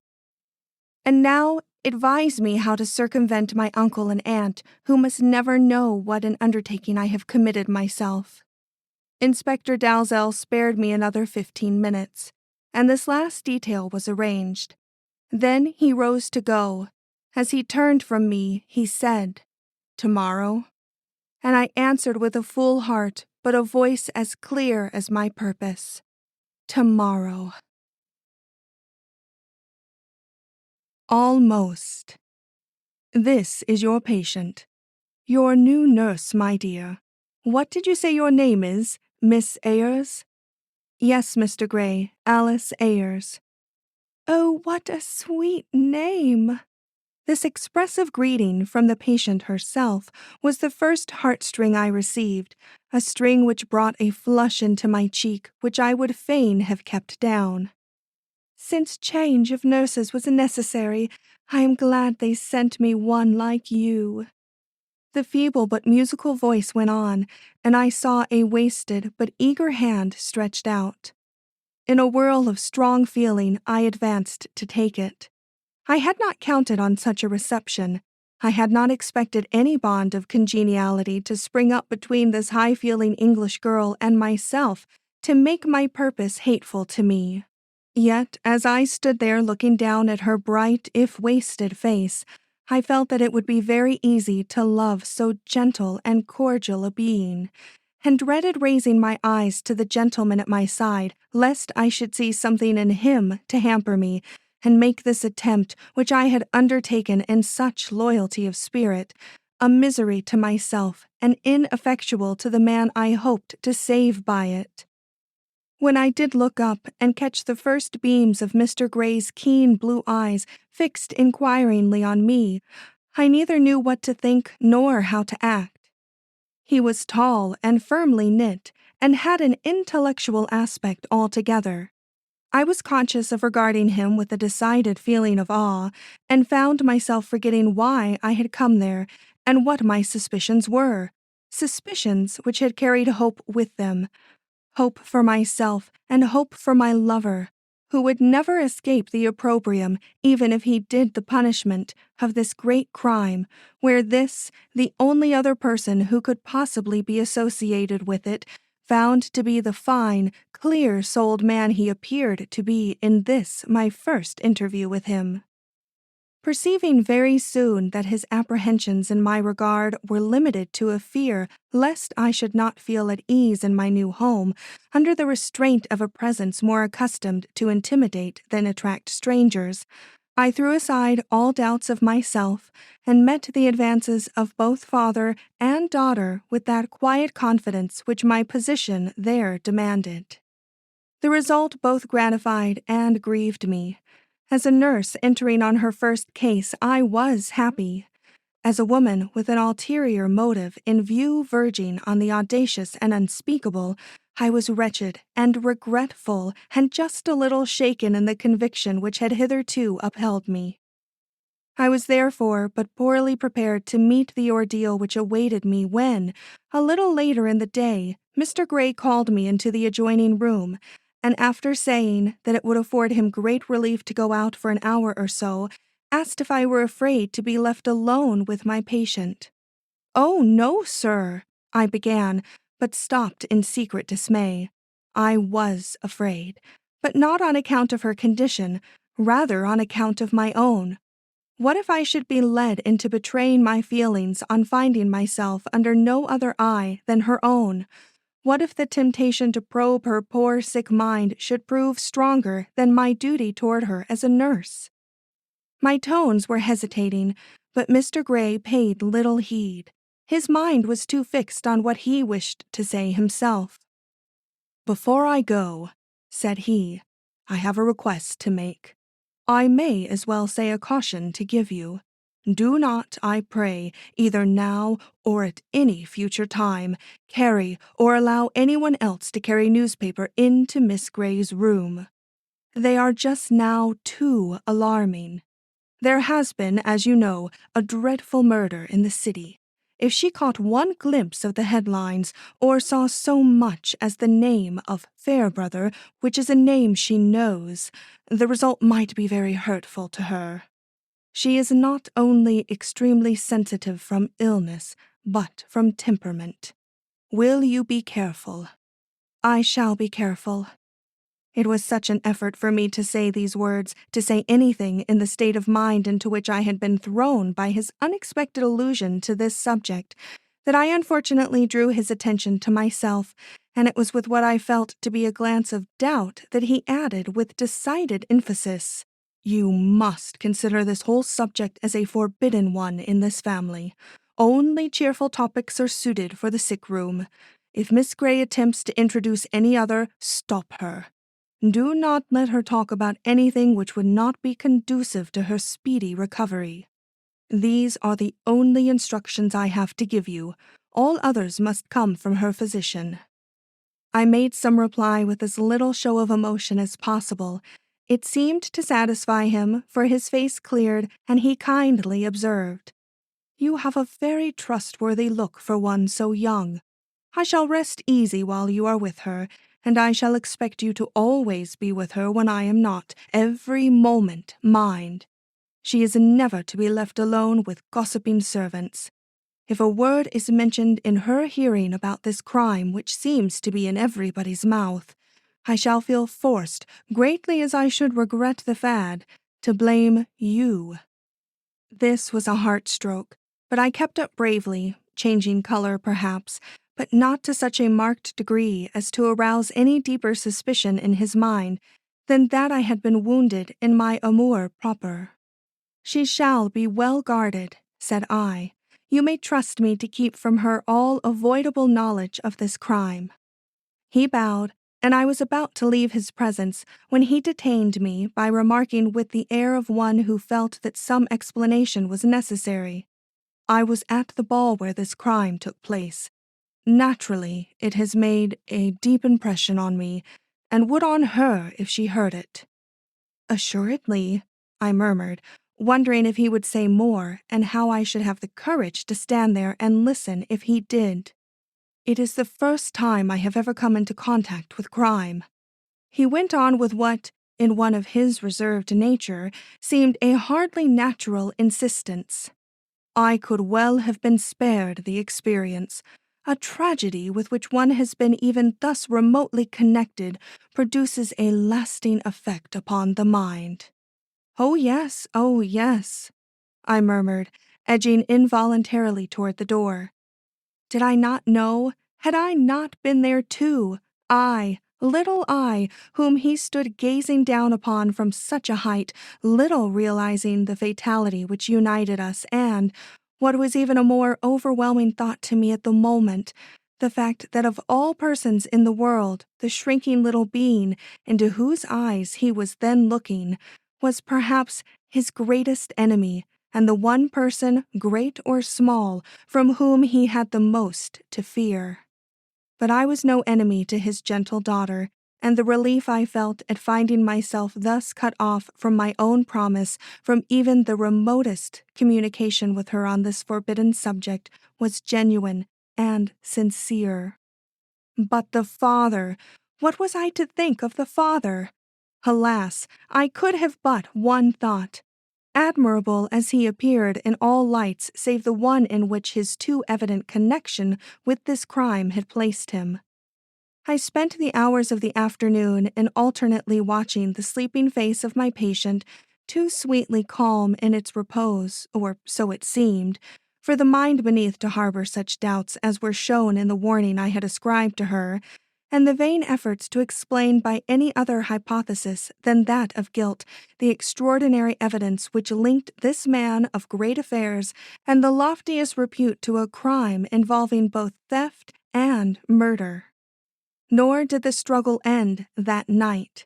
It was renewed with still greater positiveness the next day as I witnessed the glances which from time to time passed between this father and daughter, glances full of doubt and question on both sides, but not exactly such doubt or such questions as my suspicions called for, or so I thought, and spent another day or two hesitating very much over my duty, when, coming unexpectedly upon Mr. Gray one evening, I felt all my doubts revive in view of the extraordinary expression of dread, I might with still greater truth say fear, which informed his features and made them, to my unaccustomed eyes, almost unrecognizable. He was sitting at his desk in reverie over some papers which he seemed not to have touched for hours, and when, at some movement I made, he started up and met my eye, I could swear that his cheek was pale, the firm carriage of his body shaken, the whole man a victim to some strong and secret apprehension he vainly sought to hide. When I ventured to tell him what I wanted, he made an effort and pulled himself together, but I had seen him with his mask off, and his usually calmed visage and self-possessed mien could not again deceive me. My duties kept me mainly at Miss Gray's bedside, but I had been provided with a little room across the hall, and to this room I retired very soon after this, for rest and a necessary understanding with myself. For, in spite of this experience and my now settled convictions, my purpose required wedding. The indescribable charm, the extreme refinement and nobility of manner observable in both Mr. Gray and his daughter were producing their effect. I felt guilty, constrained. Whatever my convictions, the impetus to act was leaving me. How could I recover it? By thinking of Anson Durand and his present disgraceful position. Anson Durand! Oh, how the feeling surged up in my breast as that name slipped from my lips on crossing the threshold of my little room. Anson Durand, whom I believed innocent, whom I loved, but whom I was betraying with every moment of hesitation in which I allowed myself to indulge. What if the Honorable Mr. Gray was an eminent statesman, a dignified, scholarly, and to all appearance high-minded man? What if my patient is sweet, dove-eyed, and affectionate? Had not Anson qualities as excellent in their way, rights as certain, and a hold upon myself superior to any claims which another might advance? Drawing a much crumpled little note from my pocket, I eagerly read it. It was the only one I had of his writing, the only letter he had ever written me. I had already reread it 100 times, but as I once more repeated to myself its well-known lines, I felt my heart grow strong and fixed in the determination which had brought me into this family. Restoring the letter to its place, I opened my gripsack, and from its inmost recesses drew forth an object which I had no sooner in hand than a natural sense of disquietude led me to glance apprehensively, first at the door, then at the window, though I had locked the one and shaded the other. It seemed as if some other eye besides my own must be gazing at what I held so gingerly in hand, that the walls were watching me, if nothing else, and the sensation this produced was so exactly like that of guilt, or what I imagined to be guilt, that I was forced to repeat once more to myself that it was not a good man's overthrow I sought, or even a bad man's immunity from punishment, but the truth, the absolute truth. No shame could equal that which I should feel if, by any overdelicacy now, I failed to save the man who trusted me. The article which I held, have you guessed it, was the stiletto with which Mrs. Fairbrother had been killed. It had been entrusted to me by the police for a definite purpose. The time for testing that purpose had come, or so nearly come, that I felt I must be thinking about the necessary ways and means. Unwinding the folds of tissue paper in which the stiletto was wrapped, I scrutinized the weapon very carefully. Hitherto, I had only seen pictures of it. Now, I had the article itself in my hand. It was not a natural one for a young woman to hold, a woman whose taste ran more toward healing than inflicting wounds, but I forced myself to forget why the end of its blade was rusty and looked mainly at the devices which ornamented the handle. I had not been mistaken in them. They belonged to the House of Grey, and to none other. It was a legitimate inquiry I had undertaken. However the matter ended, I should always have these historic devices for my excuse. My plan was to lay this dagger on Mr. Grey's desk at a moment when he would be sure to see it, and I to see him. If he betrayed a guilty knowledge of this fatal steel, if unconscious of my presence, he showed surprise and apprehension, then we should know how to proceed. Justice would be loosed from constraint and the police feel at liberty to approach him. It was a delicate task, this. I realized how delicate when I had thrust the stiletto out of sight under my nurse's apron and started to cross the hall. Should I find the library clear? Would the opportunity be given to me to approach his desk, or should I have to carry this guilty witness of a world-famous crime on into Mrs. Grey's room, and with its unholy outline pressing a semblance of itself upon my breast, sit at that innocent pillow, meet those innocent eyes, and answer the gentle inquiries which now and then fell from the sweetest lips I have ever seen smile into the face of a lovely, preoccupied stranger? The arrangement of the rooms was such as made it necessary for me to pass through this sitting room in order to reach my patient's bedroom. With careful tread, so timed as not to appear stealthy, I accordingly advanced and pushed open the door. The room was empty. Mr. Grey was still with his daughter, and I could cross the floor without fear. But never had I entered upon a task requiring more courage or one more obnoxious to my natural instincts. I hated each step I took, but I loved the man for whom I took those steps, and moved resolutely on. Only, as I reached the chair in which Mr. Grey was accustomed to sit, I found that it was easier to plan an action than to carry it out. Home life and the domestic virtues had always appealed to me more than a man's greatness. The position which this man held in his own country, his usefulness there, even his prestige as statesman and scholar, were facts, but very dreamy facts to me, while his feelings as a father, the place he held in his daughter's heart, these were real to me, these I could understand, and it was of these, and not of his place as a man, that his favorite seat spoke to me. How often had I beheld him sit there by the hour with his eye on the door behind which his one darling lay ill. Even now it was easy for me to recall his face as I had sometimes caught a glimpse of it through the crack of the suddenly opened door, and I felt my breast heave and my hand falter as I drew forth the stiletto and moved to place it where his eye would fall upon it on his leaving his daughter's bedside. But my hand returned quickly to my breast and fell back again empty. A pile of letters lay before me on the open lid of the desk.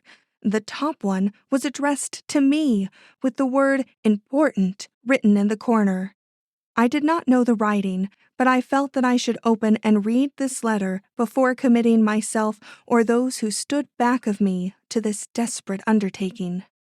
Glancing behind me and seeing that the door into Miss Gray's room was ajar, I caught up this letter and rushed with it back into my own room.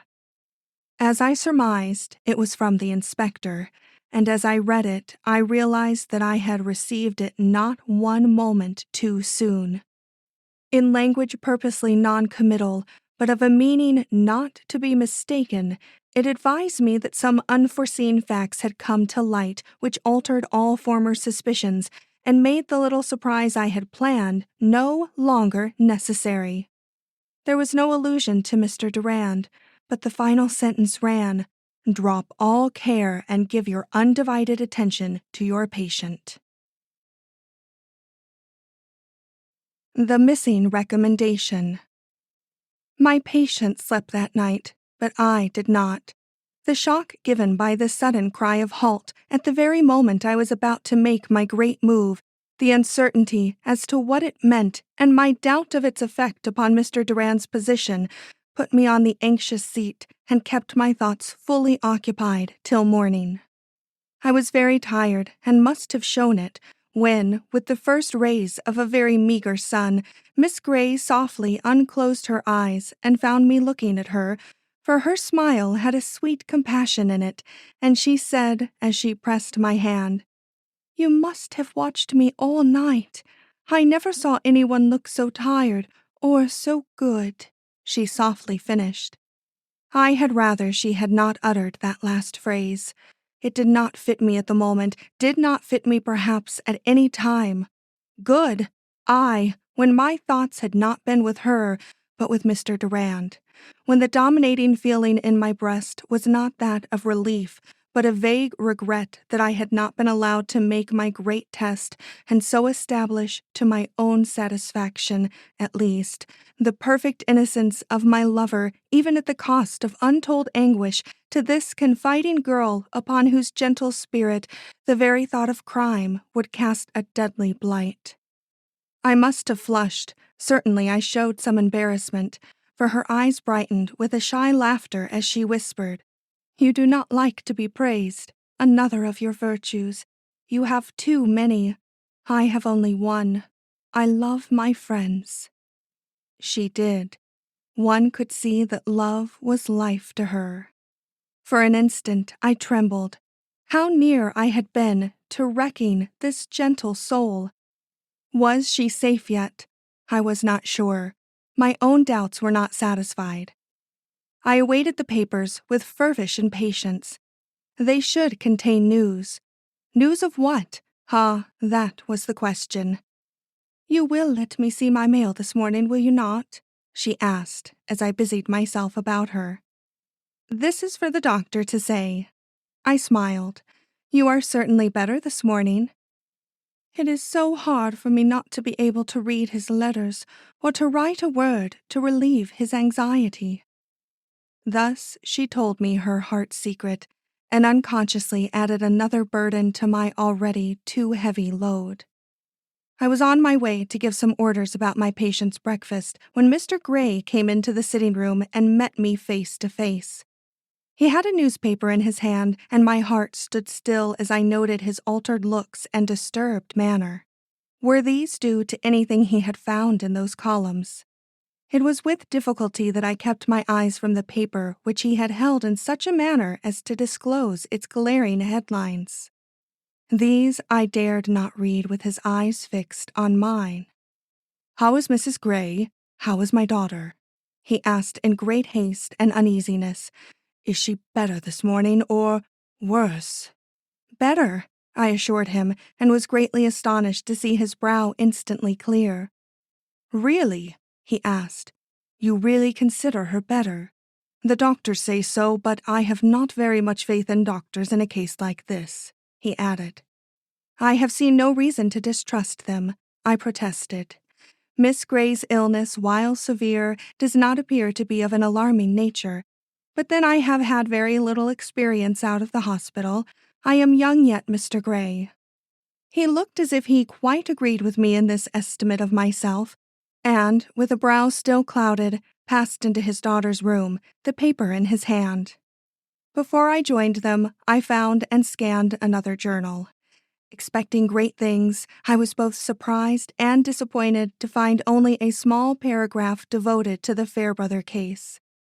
In this, it was stated that the authorities hoped for a new light on this mystery as soon as they had located a certain witness, whose connection with the crime they had just discovered. No more, no less than was contained in Inspector Dalzell's letter. How could I bear it, the suspense, the doubt, and do my duty to my patient? Happily, I had no choice. I had been adjudged equal to this business, and I must prove myself to be so. Perhaps my courage would revive after I had had my breakfast. Perhaps then I should be able to fix upon the identity of the new witness, something which I found myself incapable of at this moment.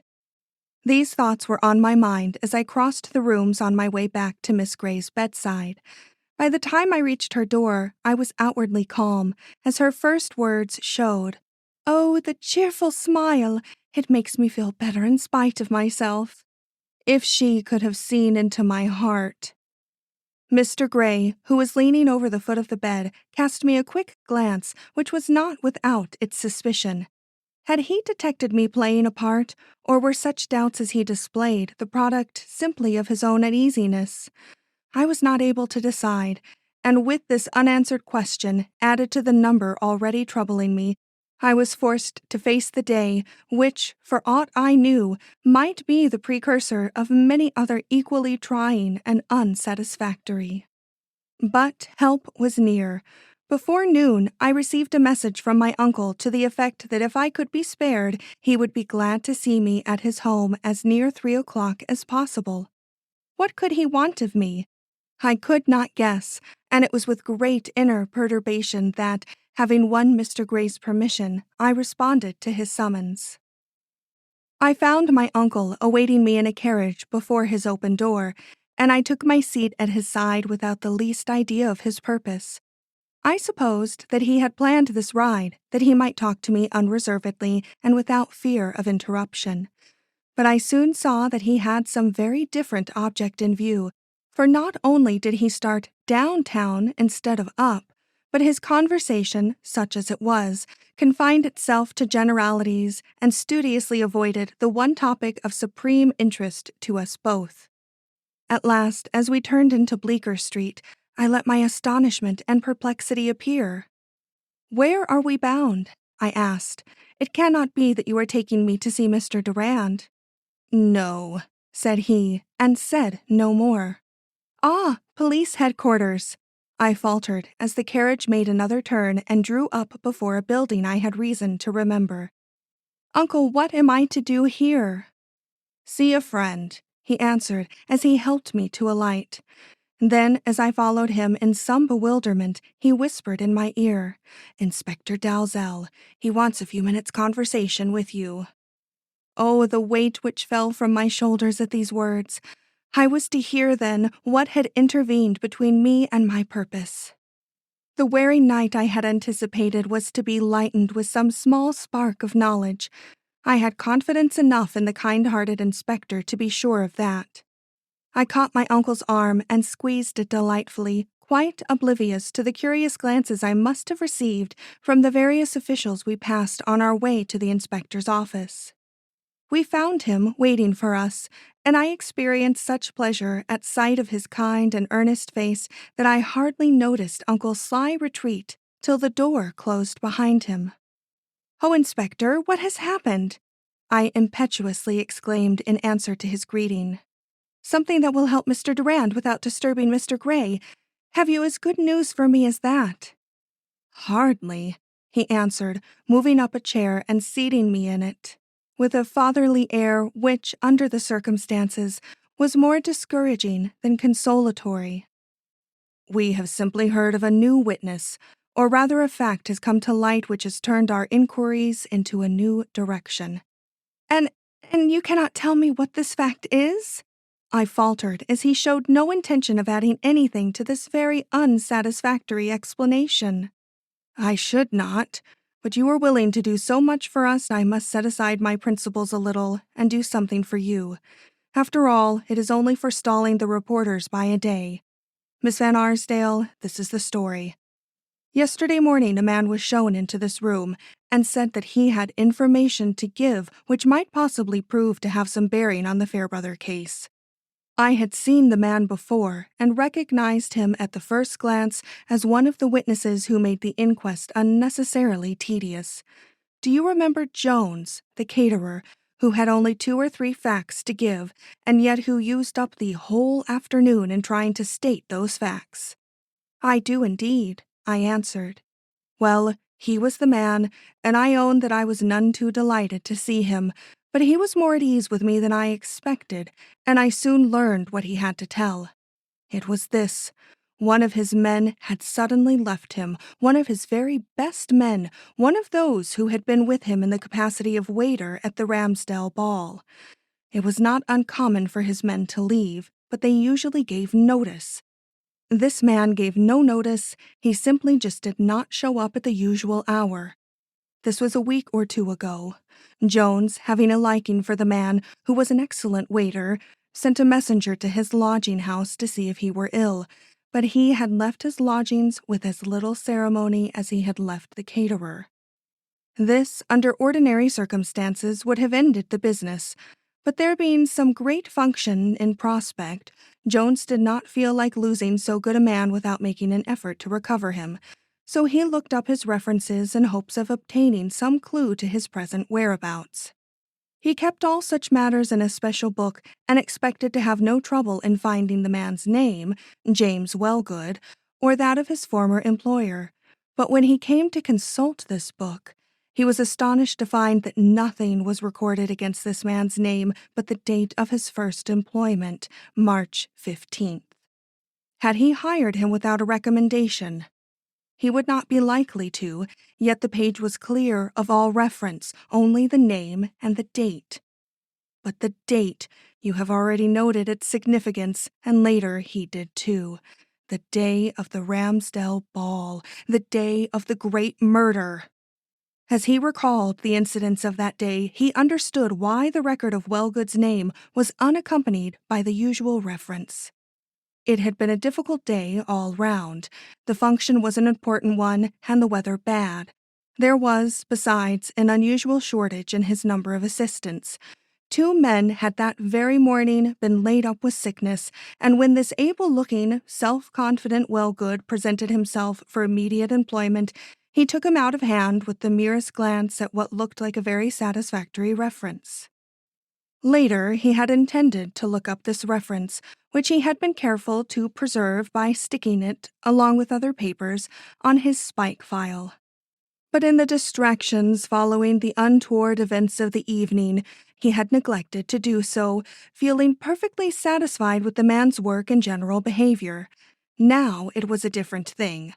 The man had left him summarily, and he felt impelled to hunt up the person who had recommended him and see whether this was the first time that Wellgood had repaid good treatment with bad. Running through the papers with which his file was now full, he found that the one he sought was not there. This roused in him good earnest, for he was certain that he had not removed it himself, and there was no one else who had the right to do so. He suspected the culprit, a young lad who occasionally had access to his desk. But this boy was no longer in the office. He had dismissed him for some petty fault the previous week, and it took him several days to find him again. Meantime, his anger grew, and when he finally came face to face with the lad, he accused him of the suspected trick with so much vehemence that the inevitable happened, and the boy confessed. This is what he acknowledged. He had taken the reference off the file, but only to give it to Wellgood himself, who had offered him money for it. When asked how much money, the boy admitted that the sum was $10, an extraordinary amount from a poor man for so simple a service if the man merely wished to secure his reference for future use, so extraordinary that Mr. Jones grew more and more pertinent in his inquiries, eliciting finally what he surely could not have hoped for in the beginning, the exact address of the party referred to in the paper he had stolen, and which, for some reason, the boy remembered. It was an uptown address, and as soon as the caterer could leave his business, he took the elevated and proceeded to the specified street and number. Miss Van Arsdale, a surprise awaited him and awaited us when he told the result of his search. The name attached to the recommendation had been Hiram Sears, steward. He did not know of any such man, perhaps you do, but when he reached the house from which the recommendation was dated, he saw that it was one of the great houses of New York, though he could not at the instant remember who lived there. But he soon found out. The first passer-by told him. Miss Van Arsdale, perhaps you can do the same. The number was 86th Street. 86th Street, I repeated, quite aghast. Why, Mr. Fairbrother himself, the husband of— Exactly so. And Hiram Sears, whose name you may have heard mentioned at the inquest, though for a very good reason, he was not there in person, is his steward and general factotum. Oh, and is it he who recommended Wellgood? Yes. And did Mr. Jones see him? No. The house, you remember, is closed. Mr. Fairbrother, on leaving town, gave his servants a vacation. His steward he took with him. That is, they started together, but we hear no mention made of him in our telegrams from Santa Fe. He does not seem to have followed Mr. Fairbrother into the mountains. You say that in a peculiar way, I remarked. Because it has struck us peculiarly. Where is Sears now, and why did he not go with Mr. Fairbrother when he left home with every apparent intention of accompanying him to the Placide mine? Miss Van Arsdale, we were impressed with this fact when we heard of Mr. Fairbrother's lonely trip from where he was taken ill to his mine outside of Santa Fe, but we have only given it its due importance since hearing what has come to us today.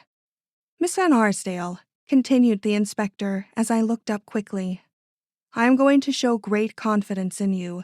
I'm going to tell you what our men have learned about this Sears. As I have said before, it is but forestalling the reporters by a day, and it may help you to understand why I sent you such peremptory orders to stop, when your whole heart was fixed on an attempt by which you hoped to right Mr. Durand. We cannot afford to disturb so distinguished a person as the one you have under your eye, while the least hope remains of fixing this crime elsewhere. And we have such hope. This man, this Sears, is by no means the simple character one would expect from his position. Considering the short time we have had, it was only yesterday that Jones found his way into this office. We have unearthed some very interesting facts in his regard. His devotion to Mr. Fairbrother was never any secret, and we know as much about that the day after the murder as we do now. But the feelings with which he regarded Mrs. Fairbrother, well, that is another thing, and it was not till last night we heard that the attachment which bound him to her was one of the sort which takes no account of youth or age, fitness or unfitness. He was no Adonis, and old enough, we are told, to be her father, but for all that, we have already found several persons who can tell strange stories of the persistence with which his eager old eyes would follow her whenever chance threw them together during the time she remained under her husband's roof, and others who relate with even more avidity how after her removal to apartments of her own, he used to spend hours in the adjoining park just to catch a glimpse of her figure as she crossed the sidewalk on her way to and from her carriage. Indeed, his senseless, almost senile passion for this magnificent beauty became a byword in some mouths, and it only escaped being mentioned at the inquest from respect to Mr. Fairbrother, who had never recognized this weakness in his steward, and from its lack of visible connection with her horrible death and the stealing of her great jewel. Nevertheless, we have a witness now. It is astonishing how many witnesses we can scare up by a little effort, who never thought of coming forward themselves, who can swear to having seen him one night shaking his fist at her retreating figure as she stepped haughtily by him into her apartment house. This witness is sure that the man he saw thus gesticulating was Sears, and he is sure the woman was Mrs. Fairbrother. The only thing he is not sure of is how his own wife will feel when she hears that he was in that particular neighborhood on that particular evening when he was evidently supposed to be somewhere else. And the inspector laughed. Is the steward's disposition a bad one? I asked, that this display of feeling should impress you so much. I don't know what to say about that yet. Opinions differ on this point. His friends speak of him as the mildest kind of man who, without native executive skill, could not manage the great household he was in charge of. His enemies, and we have unearthed a few, say on the contrary that they have never had any confidence in his quiet ways, that these were not in keeping with the fact or his having been a California miner in the early 50s. You can see I am putting you very nearly where we are ourselves. Nor do I see why I should not add that this passion of the seemingly subdued but really hot-headed steward for a woman who never showed him anything but what he might call an insulting indifference struck us as a clue to be worked up, especially after we received this answer to a telegram we sent late last night to the nurse who is caring for Mr. Fairbrother in New Mexico. He handed me a small yellow slip, and I read, "The steward left Mr. Fairbrother at El Morro. He has not heard from him since. Annetta La Serra, for Abner Fairbrother." At El Morro, I cried. Why, that was long enough ago. For him to have reached New York before the murder. Exactly so, if he took advantage of every close connection. Trapped. I caught my breath sharply. I did not say anything. I felt that I did not understand the inspector sufficiently yet to speak. He seemed to be pleased with my reticence. At all events, his manner grew even kinder as he said, "This Sears is a witness we must have. He is being looked for now, high and low, and we hope to get some clue to his whereabouts before night. That is, if he is in the city. Meanwhile, we are all glad, I am sure you are also, to spare so distinguished a gentleman as Mr. Gray the slightest annoyance. And Mr. Durand, what of him in this interim? We will have to await developments. I see no other way, my dear." It was kindly said, but my head dropped. This waiting was what was killing him and killing me. The inspector saw and gently patted my hand. "Come," said he, "you have had enough to see that it is never wise to force matters."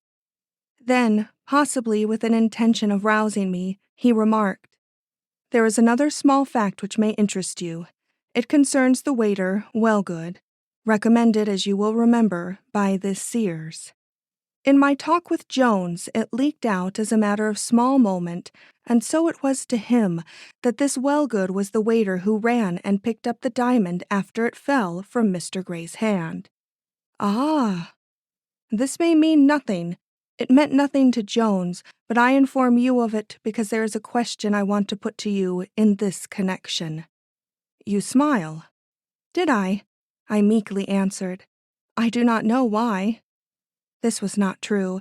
I had been waiting to see why the inspector had so honored me with all these disclosures, almost with his thoughts.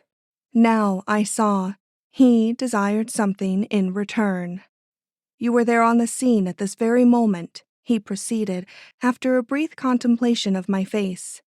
"And you must have seen this man when he lifted the jewel and handed it back to Mr. Gray. Did you remark his features?" "No, sir. I was too far off. Besides, my eyes were on Mr. Gray." "That is a pity. I was in hopes you could satisfy me on a very important point." "What point is that, Inspector Dalzell?" Whether he answered the following description. And taking up another paper, he was about to read it aloud to me when an interruption occurred.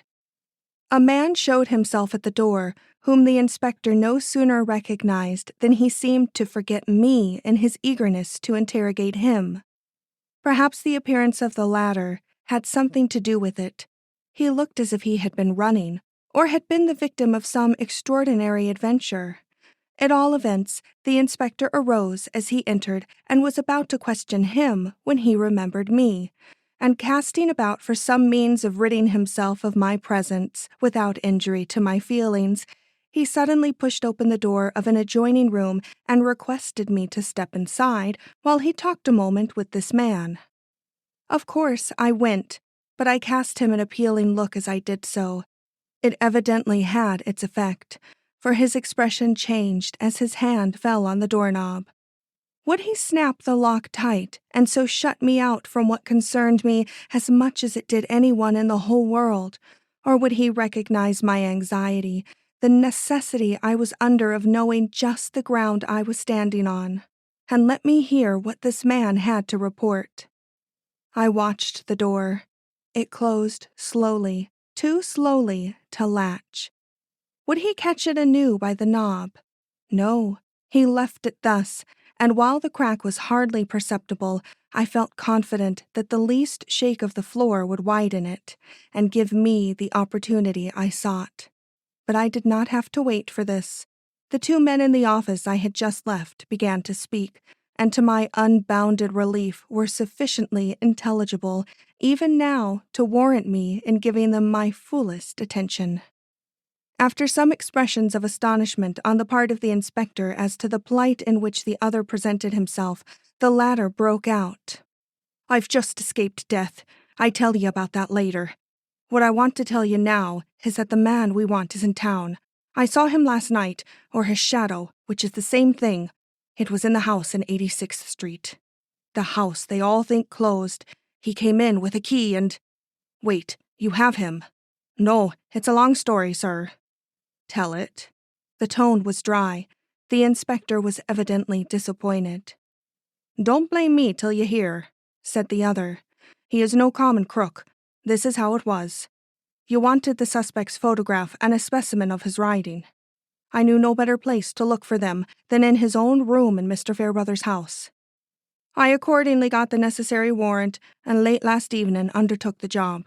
I went alone. I was always an egotistical chap, more's the pity, and with no further precaution than a passing explanation to the officer I met at the corner, I hastened up the block to the rear entrance on 87th Street. There are 3 doors to the Fairbrother house, as you probably know. 2 on 86th Street, the large front one, and a small one connecting directly with the turret stairs. And 1 on 87th Street. It was to the latter I had a key. I do not think anyone saw me go in. It was raining, and such people as went by were more concerned in keeping their umbrellas properly over their heads than in watching men skulking about in doorways. I got right in then, all right, and being careful to close the door behind me, went up the first short flight of steps to what I knew must be the main hall. I had been given a plan of the interior, and I had studied it more or less before starting out, but I knew that I should get lost if I did not keep to the rear staircase, at the top of which I expected to find the steward's room.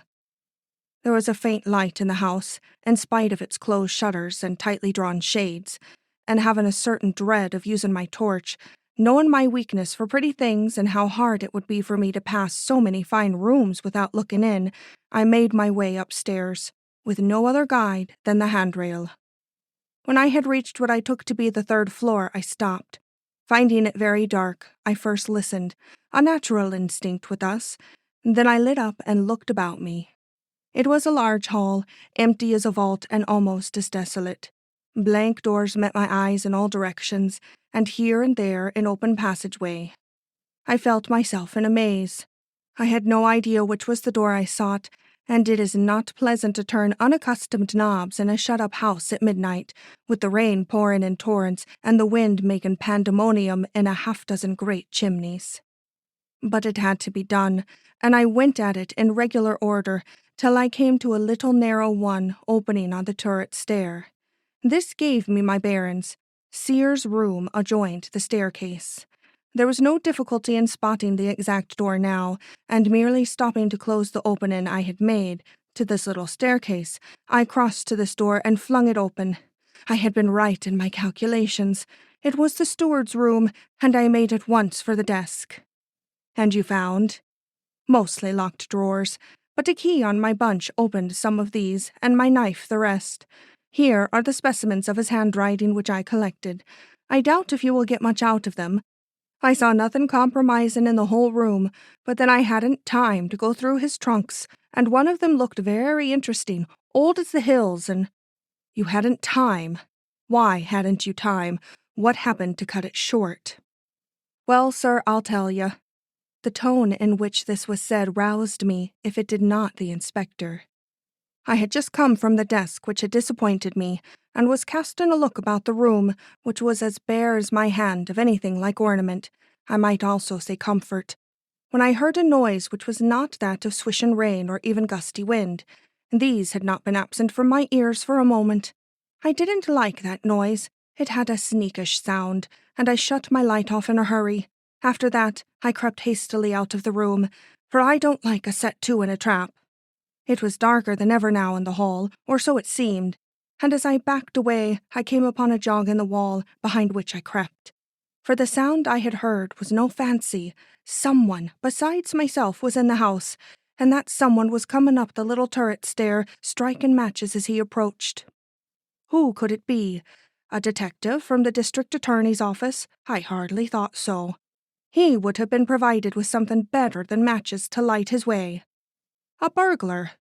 No, not on the third floor of a house as rich as this. Some fellow on the force, then, who had seen me come in and by some trick of his own had managed to follow me. I would see. Meantime, I kept my place behind the jog and watched, not knowing which way the intruder would go. Whoever he was evidently astonished to see the turret door ajar, for he lit another match as he threw it open, and though I failed to get a glimpse of his figure, I succeeded in getting a very good one of his shadow. It was one to arouse a detective's instinct at once. I did not say to myself, "This is the man I want," but I did say, "This is nobody from headquarters," and I steadied myself for whatever might turn up. The first thing that happened was the sudden going out of the match, which had made this shadow visible. The intruder did not light another. I heard him move across the floor with the rapid step of one who knows his way well, and the next minute a gas jet flared up in the steward's room, and I knew that the man the whole force was looking for had trapped himself. You will agree that it was not my duty to take him then and there without seeing what he was after. He was thought to be in the eastern states or south or west, and here he was. But why here? That is what I knew you would want to know, and it was just what I wanted to know myself. So I kept my place, which was good enough, and just listened, for I could not see. What was his errand? What did he want in this empty house at midnight? Papers first, and then clothes. I heard him at his desk, I heard him in the closet, and afterward pottering in the old trunk I had been so anxious to look into myself. He must have brought the key with him, for it was no time before I heard him throwing out the contents in wild search for something he wanted in a great hurry. He found it sooner than you would believe, and began throwing the things back when something happened. Expectedly, or unexpectedly, his eye fell on some object which roused all his passions, and he broke into loud exclamations ending in groans.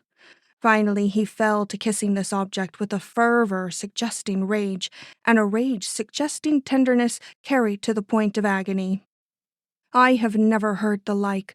My curiosity was so aroused that I was on the point of risking everything for a look, when he gave a sudden snarl and cried out loud enough for me to hear, "Kiss what I've hated! This is as bad as to kill what I've loved." Those were the words. I'm sure he said kiss, and I'm sure he said kill. This is very interesting. Go on with your story. Why didn't you collar him while he was in this mood? You would have won by surprise. I had no pistol, sir, and he had. I heard him cock it. I thought he was going to take his own life, and held my breath for the report, but nothing like that was in his mind. Instead, he laid the pistol down and deliberately tore in two the object of his anger, and then with a smothered curse he made for the door and the turret staircase. I was for following, but not till I had seen what he had destroyed in such an excess of feeling. I thought I knew, but I wanted to feel for sure. So before risking myself in the turret, I crept to the room he had left and felt about on the floor till I came upon these. A torn photograph. Mrs. Fairbrother's! Yes, have you not heard how he loved her? A foolish passion, but evidently sincere, and Never mind comments, Sweetwater. Stick to facts. I will, sir. They are interesting enough. After I had picked up these scraps, I stole back to the turret staircase. There, I made my first break. I stumbled in the darkness, and the man below heard me, for the pistol clicked again. I did not like this, and had some thoughts of backing out of my job, but I didn't. I merely waited till I heard his steps again. Then I followed. But very warily this time. It was not an agreeable venture. It was like descending into a well with possible death at the bottom. I could see nothing, and presently could hear nothing but the almost imperceptible sliding of my own fingers down the curve of the wall, which was all I had to guide me. Had he stopped midway, and would my first intimation of his presence be the touch of cold steel or the flinging around me of two murderous arms? I had met with no break in the smooth surface of the wall, so could not yet have reached the second story. When I should get there, the question would be whether to leave the staircase and seek him in the mazes of its great rooms, or to keep on down to the parlor floor and so to the street, whither he was possibly bound. I own that I was almost tempted to turn on my light and have done with it, but I remembered of how little use I should be to ye lying in this well of a staircase with a bullet in me, so I managed to compose myself and go on as I had begun. Next instant my fingers slipped round the edge of an opening, and I knew that the moment of decision had come. Realizing that no one can move so softly that he will not give away his presence in some way, I paused for the sound which I knew must come, and when a click rose from the depths of the hall before me, I plunged into that hall, and thus into the house proper. Here it was not so dark, yet I could make out none of the objects I now and then ran against. I passed a mirror. I hardly know how I knew it to be such, and in that mirror I seemed to see the ghost of a ghost flit by and vanish. It was too much. I muttered a suppressed oath and plunged forward when I struck against a closing door. It flew open again, and I rushed in, turning on my light in my extreme desperation. When, instead of hearing the sharp report of a pistol, as I expected, I saw a second door fall to before me, this time with a sound like the snap of a locked spring. Finding that this was so, and that all advance was barred that way, I wheeled hurriedly back toward the door by which I entered the place, to find that that had fallen to simultaneously with the other, a single spring acting for both. I was trapped, a prisoner in the strangest sort of passageway or closet, and, as a speedy look about presently assured me, a prisoner with very little hope of immediate escape. For the doors were not only immovable, without even locks to pick or panels to break in, but the place was bare of windows, and the only communication which it could be said to have with the outside world at all was a shaft rising from the ceiling almost to the top of the house. Whether this served as a ventilator or means of lighting up the whole when both doors were shut, it was much too inaccessible to offer any apparent way of escape. Never was a man more thoroughly boxed in. As I realized how little chance there was of any outside interference, how my captor, even if he was seen leaving the house by the officer on duty, would be taken for myself and so allowed to escape, I own that I felt my position a hopeless one. But anger is a powerful stimulant, and I was mortally angry, not only with Sears, but with myself. So when I was done swearing, I took another look around, and finding that there was no getting through the walls, turned my attention wholly to the shaft, which would certainly lead me out of the place if I could only find means to mount it. And how do you think I managed to do this at last? A look at my bedraggled, lime-covered clothes may give you some idea. I cut a passage for myself up those perpendicular walls as the boy did up the face of the Natural Bridge in Virginia. Do you remember that old story in The Reader? It came to me like an inspiration as I stood looking up from below. And though I knew that I should have to work most of the way in perfect darkness, I decided that a man's life was worth some risk, and that I had rather fall and break my neck while doing something than to spend hours in maddening inactivity only to face death at last from slow starvation. I had a knife, an exceedingly good knife, in my pocket, and for the first few steps I should have the light of my electric torch. The difficulty, and that is the first difficulty, was to reach the shaft from the floor where I stood.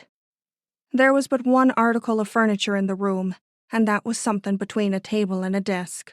No chairs, and the desk was not high enough to enable me to reach the mouth of the shaft. If I could turn it on end, there might be some hope. But this did not look feasible. However, I threw off my coat and went at the thing with a vengeance, and whether I was given superhuman power or whether the clumsy thing was not as heavy as it looked, I did finally succeed in turning it on its end, close under the opening from which the shaft rose. The next thing was to get on its top. That seemed almost as impossible as climbing the bare wall itself, but presently I bethought me of the drawers, and though they were locked, I did succeed by the aid of my keys to get enough of them open to make for myself a very good pair of stairs. I could now see my way to the mouth of the shaft, but after that. Taking out my knife, I felt the edge. It was a good one, so was the point. But was it good enough to work holes in that plaster? It depended somewhat upon the plaster. Had the masons, in finishing that shaft, any thought of the poor wretch who would one day have to pit his life against the hardness of the final covering? My first dig at it would tell.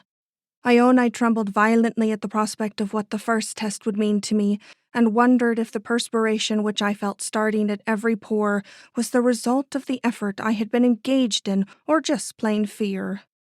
Inspector, I do not intend to have you to live with me through the 5 mortal hours which followed. I was enabled to pierce that plaster with my knife, and even to penetrate deep enough to afford a place for the tips of my fingers, and afterward for the point of my toes, digging, prying, sweating, panting, listening, first for a sudden opening of the doors beneath, then for some shout or wicked interference from above, as I worked my way inch by inch, foot by foot, to what might be safety after it was attained. 5 hours, 6, then I struck something which proved to be a window, and when I realized this and knew that with but one more effort I should breathe freely again, I came as near falling as I had any time before I began this terrible climb. Happily, I had some premonition of my danger, and threw myself into a position which held me till the dizzy minute passed. Then I went calmly on with my work, and in another half-hour had reached the window, which fortunately for me not only opened inward, but was off the latch. It was with an inexpressible relief that I clambered through this window, and for a brief moment breathed in the pungent odor of cedar. But it could have been only for a moment. It was 3 o'clock in the afternoon before I found myself again in the outer air. The only way I can account for the lapse of time is that the strain to which both body and nerve had been subjected was too much for even my hardy body, and that I fell to the floor of the cedar closet, and from a faint went into a sleep that lasted until 2. I can easily account for the last hour, because it took me that long to cut the thick paneling from the door of the closet. However, I am here now, sir, and in very much the same condition in which I left that house. I thought my first duty was to tell you that I had seen Hiram Sears in that house last night, and put you on his track. I drew a long breath. I think the inspector did. I had been almost rigid from excitement, but I don't believe he was quite free from it either. But his voice was calmer than I expected when he finally said, "I'll remember this. It was a good night's work." Then the inspector put to him some questions, which seemed to fix the fact that Sears had left the house before Sweetwater did, after which he bade him send certain men to him and then go and fix himself up. I believe he had forgotten me. I had almost forgotten myself. Sears or Wellgood. Not till the inspector had given several orders was I again summoned into his presence. He smiled as our eyes met, but did not allude, any more than I did, to what had just passed. Nevertheless, we understood each other. When I was again seated, he took up the conversation where we had left it. "The description I was just about to read to you," he went on. "Will you listen to it now?" "Gladly," said I. "It is Wellgood's, I believe." He did not answer, save by a curious glance from under his brows, but, taking the paper again from his desk, went on reading. "A man of 55, looking like one of 60, medium height, insignificant features, head bald save for a ring of scanty dark hair, no beard, A heavy nose, long mouth, and sleepy half-shut eyes capable of shooting strange glances. Nothing distinctive in face or figure save the depth of his wrinkles and a scarcely observable stoop in his right shoulder. "Do you see Wellgood in that?" he suddenly asked. "I have only the faintest recollection of his appearance," was my doubtful reply, but the impression I get from this description is not exactly the one I received of that waiter in the momentary glimpse I got of him. "So others have told me before," he remarked, looking very disappointed. "The description is of Sears given me by a man who knew him well, and if we could fit the description of the one to that of the other, we should have it easy. But the few persons who have seen Wellgood differ greatly in their resemblance of his features and even of his coloring. It is astonishing how superficially most people see a man, even when they are thrown into daily contact with him. Mr. Jones says the man's eyes are gray, his hair a wig and dark, his nose pudgy, and his face without much expression. His landlady says his eyes are blue, his hair, whether wig or not, a dusty auburn, and his look quick and piercing, a look which always made her afraid. His nose she don't remember. Both agree, or rather all agree, that he wore no beard. Sears did, but a beard can be easily taken off, and all of them declare that they would know him instantly if they saw him. And so the matter stands. Even you can give me no definite description. One, I mean, as satisfactory or unsatisfactory as this of Sears." I shook my head. Like the others, I felt that I should know him if I saw him, but I could go no further than that. There seemed to be so little that was distinctive about the man.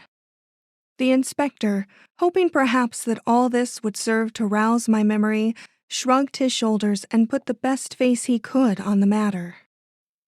"Well, well," said he, "we shall have to be patient. A day may make all the difference possible in our outlook. If we can lay hands on either of these men—" He seemed to realize he had said a word too much, for he instantly changed the subject by asking if I had succeeded in getting a sample of Miss Gray's writing. I was forced to say no, that everything had been very carefully put away.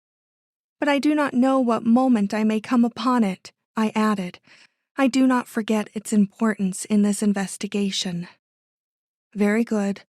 Those lines handed up to Mrs. Fairbrother from the walk outside are the second most valuable clue we possess." I did not ask him what the first was. I knew. It was the stiletto. "Strange that no one has testified to that handwriting," I remarked. He looked at me in surprise. 50 persons have sent in samples of writing which they think like it," he observed. "Often of persons who never heard of the Fairbrothers. We have been bothered greatly with the business. You know little of the difficulties the police labor under." "I know too much," I sighed. He smiled and patted me on the hand. "Go back to your patient," he said. "Forget every other duty but that of your calling until you get some definite word from me. I shall not keep you in suspense 1 minute longer than is absolutely necessary." He had risen. I rose too, but I was not satisfied. I could not leave the room with my ideas, I might say with my convictions, in such a turmoil. "Inspector," said I, "you will think me very obstinate, but all you have told me about Sears, all I have heard about him in fact," this I emphasized, "does not convince me of the entire folly of my own suspicions. Indeed, I am afraid that, if anything, they are strengthened. This steward, who is a doubtful character, I acknowledge, may have had his reasons for wishing Mrs. Fairbrother's death, may even have had a hand in the matter. But what evidence have you to show that he himself entered the alcove, struck the blow, or stole the diamond? I have listened eagerly for some such evidence, but I have listened in vain." "I know," he murmured. "I know, but it will come, at least I think so." This should have reassured me, no doubt, and sent me away quiet and happy, but something, the tenacity of a deep conviction, possibly, kept me lingering before the inspector and finally gave me the courage to say, "I know I ought not to speak another word, that I am putting myself at a disadvantage in doing so, but I cannot help it. Inspector, I cannot help it when I see you laying such stress upon the few indirect clues connecting the suspicious Sears with this crime and ignoring the direct clues we have against one whom we need not name. Had I gone too far? Had my presumption transgressed all bounds, and would he show a very natural anger? No, he smiled instead, an enigmatical smile, no doubt, which I found it difficult to understand, but yet a smile.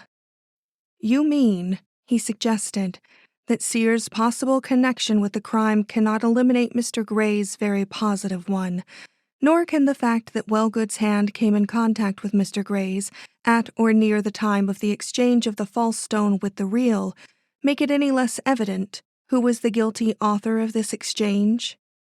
The inspector's hand was on the doorknob, but he dropped it at this and, surveying me very quietly, said, "I thought that a few days spent at the bedside of Miss Gray in the society of so renowned and cultured a gentleman as her father would disabuse you of these damaging suspicions." "I don't wonder that you thought so," I burst out. "You would think so all the more if you knew how kind he can be, and what solicitude he shows for all about him. But I cannot get over the facts. They all point, it seems to me, straight in one direction." "All? You heard what was said in this room. I saw it in your eye. How the man who surprised the steward in his own room last night heard him talking of love and death in connection with Mrs. Fairbrother. To kiss what I hate is almost as bad as to kill what I love. He said something like that. Yes, I heard that. But did he mean that he had been her actual slayer? Could you convict him on those words? We shall find out. Then, as to Wellgood's part in the little business, you choose to consider that it took place at the time the stone fell from Mr. Gray's hand. What proof have you that the substitution you believe in was not made by him? He could easily have done it while crossing the room to Mr. Gray's side." "Inspector!" Then hotly, as the absurdity of the suggestion struck me with full force, "he do this, a waiter, or as you think, Mr. Fairbrother's steward, to be provided with so hard-to-come-by an article as this counterpart of a great stone. Isn't that almost as incredible a supposition as any I myself presumed to advance?" "Possibly, but the affair is full of incredibilities, the greatest of which, to my mind, is the persistence with which you, a kind-hearted enough little woman, persevere in ascribing the deepest guilt to one you profess to admire, and certainly would be glad to find innocent of any complicity with a great crime." I felt that I must justify myself. "Mr. Durand has had no such consideration shown him," said I. "I know, my child, I know, but the cases differ. Wouldn't it be well for you to see this and be satisfied with the turn which things have taken, without continuing to insist upon involving Mr. Gray in your suspicions?" A smile took off the edge of this rebuke, yet I felt it keenly, and only the confidence I had in his fairness as a man and public official enabled me to say, "But I am talking quite confidentially. And you have been so good to me, so willing to listen to all I had to say, that I cannot help but speak my whole mind. It is my only safety valve. Remember how I have to sit in the presence of this man with my thoughts all choked up. It is killing me, but I think I should go back content if you will listen to one more suggestion I have to make. It is my last. Say it, I am nothing if not indulgent." He had spoken the word, indulgent that it was. He let me speak, probably had let me speak from the first, from pure kindness. He did not believe one little bit in my good sense or logic. But I was not to be deterred. I would empty my mind of the ugly thing that lay there. I would leave there no miserable dregs of doubt to ferment and work their evil way with me in the dead watches of the night, which I had yet to face. So I took him at his word. I only want to ask this. In case Sears is innocent of this crime, who wrote the warning, and where did the assassin get the stiletto with the gray arms chased into its handle? And the diamond, still the diamond, you hint that he stole that too. That was some idea of its proving useful to him on this gala occasion. He had provided himself with an imitation stone, setting and all, he who has never shown, so far as we have heard, any interest in Mrs. Fairbrother's diamond, only in Mrs. Fairbrother herself. If Wellgood is Sears, and Sears the medium by which the false stone was exchanged for the real, then he made this exchange in Mr. Gray's interests and not his own. But I do not believe he had anything to do with it. I think everything goes to show that the exchange was made by Mr. Gray himself. A second Daniel, muttered the inspector lightly. Go on, little lawyer. But for all this attempt at banter on his part, I imagined that I saw the beginning of a very natural anxiety to close the conversation. I therefore hastened with what I had yet to say, cutting my words short and almost stammering in my eagerness. Remember the perfection of that imitation stone, a copy so exact that it extends to the setting. That shows plan, forgive me if I repeat myself, preparation, a knowledge of stones, a particular knowledge of this one. Mr. Fairbrother's steward may have had the knowledge, but he would have been a fool to have used his knowledge to secure for himself a valuable he could never have found a purchaser for in any market. But a fancier, one who has his pleasure in the mere possession of a unique and invaluable gem, that is different. He might risk a crime. History tells us of several.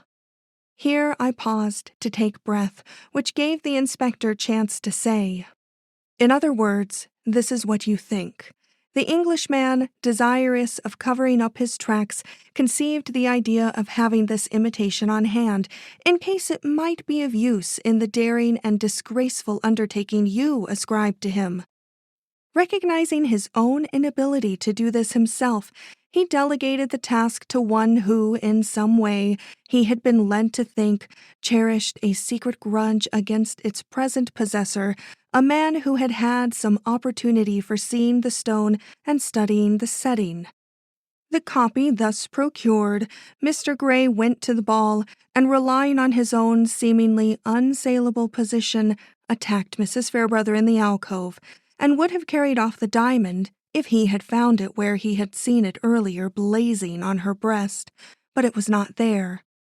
The warning received by her, a warning you ascribed to his daughter, a fact which is yet to be proved, had led her to rid herself of the jewel in the way Mr. Durand describes, and he found himself burdened with a dastardly crime and with nothing to show for it. Later, however, to his intense surprise and possible satisfaction, he saw that diamond in my hands, and recognizing an opportunity, as he thought, of yet securing it, he asked to see it, held it for an instant, and then, making use of an almost incredible expedient for distracting attention, dropped not the real stone, but the false one, retaining the real one in his hand. This, in plain English, as I take it, is your present idea of the situation. Astonished at the cleverness with which he read my mind, I answered, Yes, Inspector, that is what is in my mind. Good. Then it is just as well that it is out. Your mind is now free, and you can give it entirely to your duties. Then, as he laid his hand on the doorknob, he added, In studying so intently your own point of view, you seem to have forgotten that the last thing which Mr. Gray would be likely to do under those circumstances would be to call attention to this falsity of the gem upon whose similarity to the real stone he was depending. Not even his confidence in his own position as an honored and highly esteemed guest would lead him to do that. Not if he were a well-known connoisseur, I faltered, with the pride of one who has handled the best gems. He would know that the deception would be soon discovered, and that it would not do for him to fail to recognize it for what it was, when the make-believe was in his hands. Forced, my dear child, forced, and as chimerical as all the rest. It cannot stand putting into words. I will go further. You are a good girl and can bear to hear the truth from me. I don't believe in your theory. I can't. I have not been able to from the first, nor have any of my men. But if your ideas are true and Mr. Gray is involved in this matter, you will find that there has been more of a hitch about that diamond than you, in your simplicity, believe. If Mr. Gray were in actual possession of this valuable, he would show less care than you say he does. So would he if it were in Wellgood's hands, with his consent and a good prospect of it coming to him in the near future. But if it is in Wellgood's hands without his consent, or any near prospect of his regaining it, then we can easily understand his present apprehensions and growing uneasiness he betrays. True, I murmured. If then, the inspector pursued, giving me a parting glance not without its humor, probably not without something really serious underlying its humor. We shall find, in following up our present clue, that Mr. Gray has had dealings with this Wellgood or this Sears, or if you, with your advantages for learning the fact, should discover that he shows an extraordinary interest in either of them, the matter will take on a different aspect. But we have not got that far yet. At present, our task is to find one or the other of these men. If we are lucky, we shall discover that the waiter and the steward are identical, in spite of their seemingly different appearance. A rogue, such as this Sears has shown himself to be, would be an adept at disguise. You are right, I acknowledged. He has certainly the heart of a criminal. If he had no hand in Mrs. Fairbrother's murder, he came near having one in that of your detective. You know what I mean. I could not help hearing, Inspector. He smiled, looked at me steadfastly in the face for a moment, and then bowed me out. The inspector told me afterward that, in spite of the cavalier manner with which he had treated my suggestions, he spent a very serious half-hour head-to-head with the district attorney. The result was the following order to Sweetwater, the detective. You are to go to St. Regis, make yourself solid there, and gradually, as you can manage it, work yourself into a position for knowing all that goes on in room blank. If the gentleman, mind you, the gentleman, we care nothing about the women, should go out, you are to follow him if it takes you to blank. We want to know his secret, but he must never know our interest in it, and you are to be as silent in this matter as if he possessed of neither ear nor tongue. I will add memory, for if you find this secret to be one in which we have no lawful interest, you are to forget it absolutely and forever. You will understand why when you consult the St. Regis Register. But they expected nothing from it. Absolutely nothing. Doubt. I prayed, Uncle, that we might be driven home by the way of 86th Street. I wanted to look at the Fairbrother house. I had seen it many times, but I felt that I should see it with new eyes after the story I had just heard in the inspector's office. That an adventure of this nature could take place in a New York house taxed my credulity. I might have believed it of Paris, wicked, mysterious Paris, the home of intrigue and every redoubtable crime, but of our own homely, commonplace metropolis, the house must be seen for me to be convinced of the fact related. Many of you know the building. It is usually spoken of with a shrug, the sole reason for which seems to be that there is no other just like it in the city. I myself have always considered it imposing and majestic, but to the average man it is too suggestive of old-world feudal life to be pleasing. On this afternoon, a dull, depressing one, it looked undeniably heavy as we approached it, but interesting in a very new way to me because of the great turret at one angle, the scene of that midnight descent of two men, each in deadly fear of the other, yet quailing not in their purpose, the one of flight, the other of pursuit. There was no railing in front of the house. It may have seemed an unnecessary safeguard to the audacious owner. Consequently, the small door in the turret opened directly upon the street, making entrance and exit easy enough for anyone who had the key. But the shaft and the small room at the bottom, where were they? Naturally, in the center of the great mass, the room being without windows.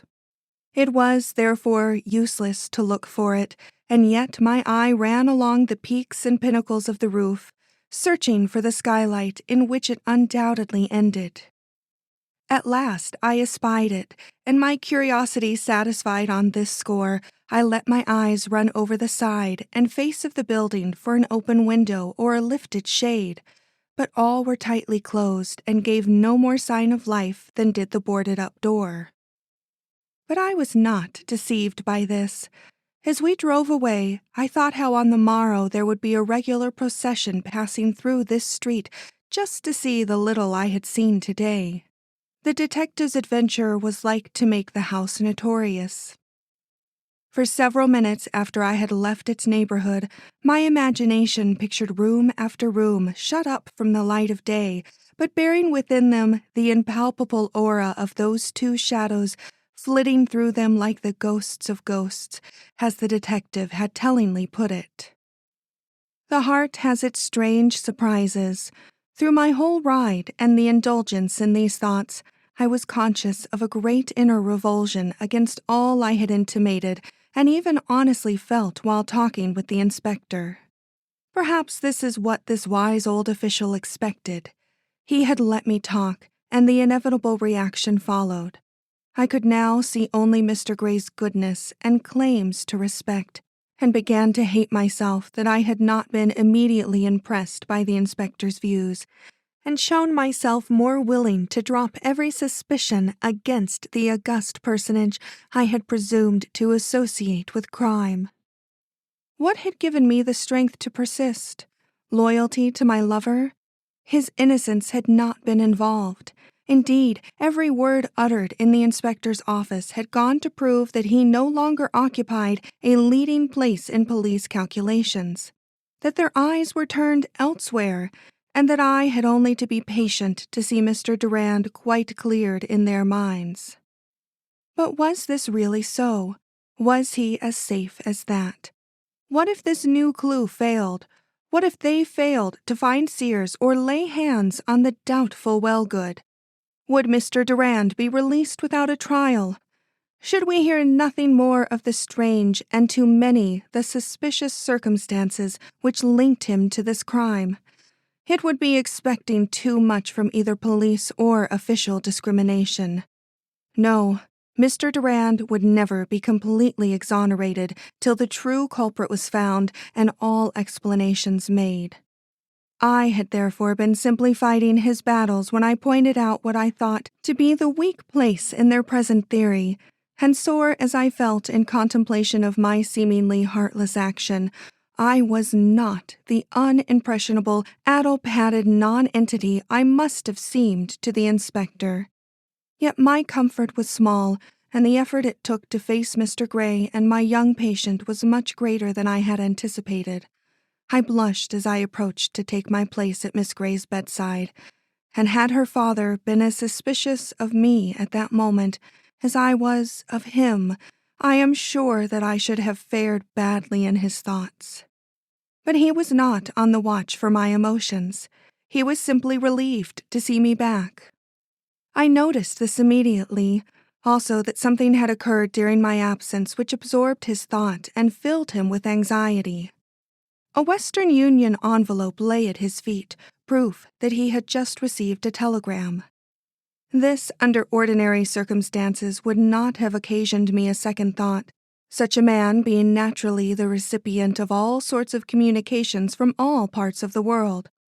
But at this crisis, with the worm of a half-stifled doubt still gnawing at my heart, everything that occurred to him took on importance and roused questions. When he had left the room, Miss Gray nestled up to me with the seemingly ingenuous remark, "Poor papa, something disturbs him. He will not tell me what. I suppose he thinks I am not strong enough to share his troubles, but I shall be soon. Don't you see I am gaining every day?" "Indeed, I do," was my hearty response.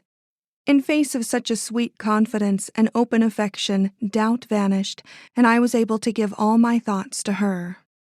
"I wish Papa felt as sure of this as you do," she said.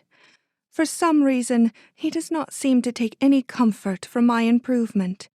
When Dr. Fraley says, 'Well, well, we are getting on finely today,' I notice that he does not look anxious, nor does he even meet these encouraging words with a smile. Haven't you noticed it? He looks as careworn and troubled about me now as he did the first day I was taken sick. Why should this be?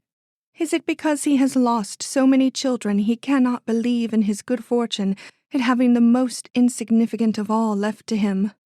"I do not know your father very well," I protested, "and cannot judge what is going on in his mind, but he must see that you are quite a different girl from what you were a week ago, and that, if nothing unforeseen happens, your recovery will only be a matter of a week or two longer." "Oh, how I love to hear you say that, to be well again, to read letters," she murmured, "and to write them." And I saw the delicate hand falter up to pinch the precious packet awaiting that happy hour. I did not like to discuss her father with her, so took this opportunity to turn the conversation aside into safer channels. But we had not proceeded far before Mr. Gray returned, and taking his stand at the foot of the bed, remarked, after a moment's gloomy contemplation of his daughter's face, "You are better today, the doctor says. I have just been telephoning to him. But do you feel well enough for me to leave you for a few days? There is a man I must see, must go to. If you have no dread of being left alone with your good nurse and the doctor's constant attendance." Miss Gray looked startled. Doubtless she found it difficult to understand what man in this strange country could interest her father enough to induce him to leave her while he was yet laboring under such solitude. But a smile speedily took the place of her look of surprised inquiry, and she affectionately exclaimed, "Oh, I haven't the least dread in the world, not now. See, I can hold up my arms. Go, Papa, go. It will give me a chance to surprise you with my good looks when you come back." He turned abruptly away. He was suffering from an emotion deeper than he cared to acknowledge, but he gained control over himself speedily, and coming back, announced with forced decision, "I shall have to go tonight. I have no choice. Promise me that you will not go back in my absence, that you will strive to get well, that you will put your mind into striving to get well." "Indeed, I will," she answered, a little frightened by the feeling he showed. "Don't worry so much. I have more than one reason for living, Papa." He shook his head and went immediately to make his preparations for departure. His daughter gave one sob, then she caught me by the hand.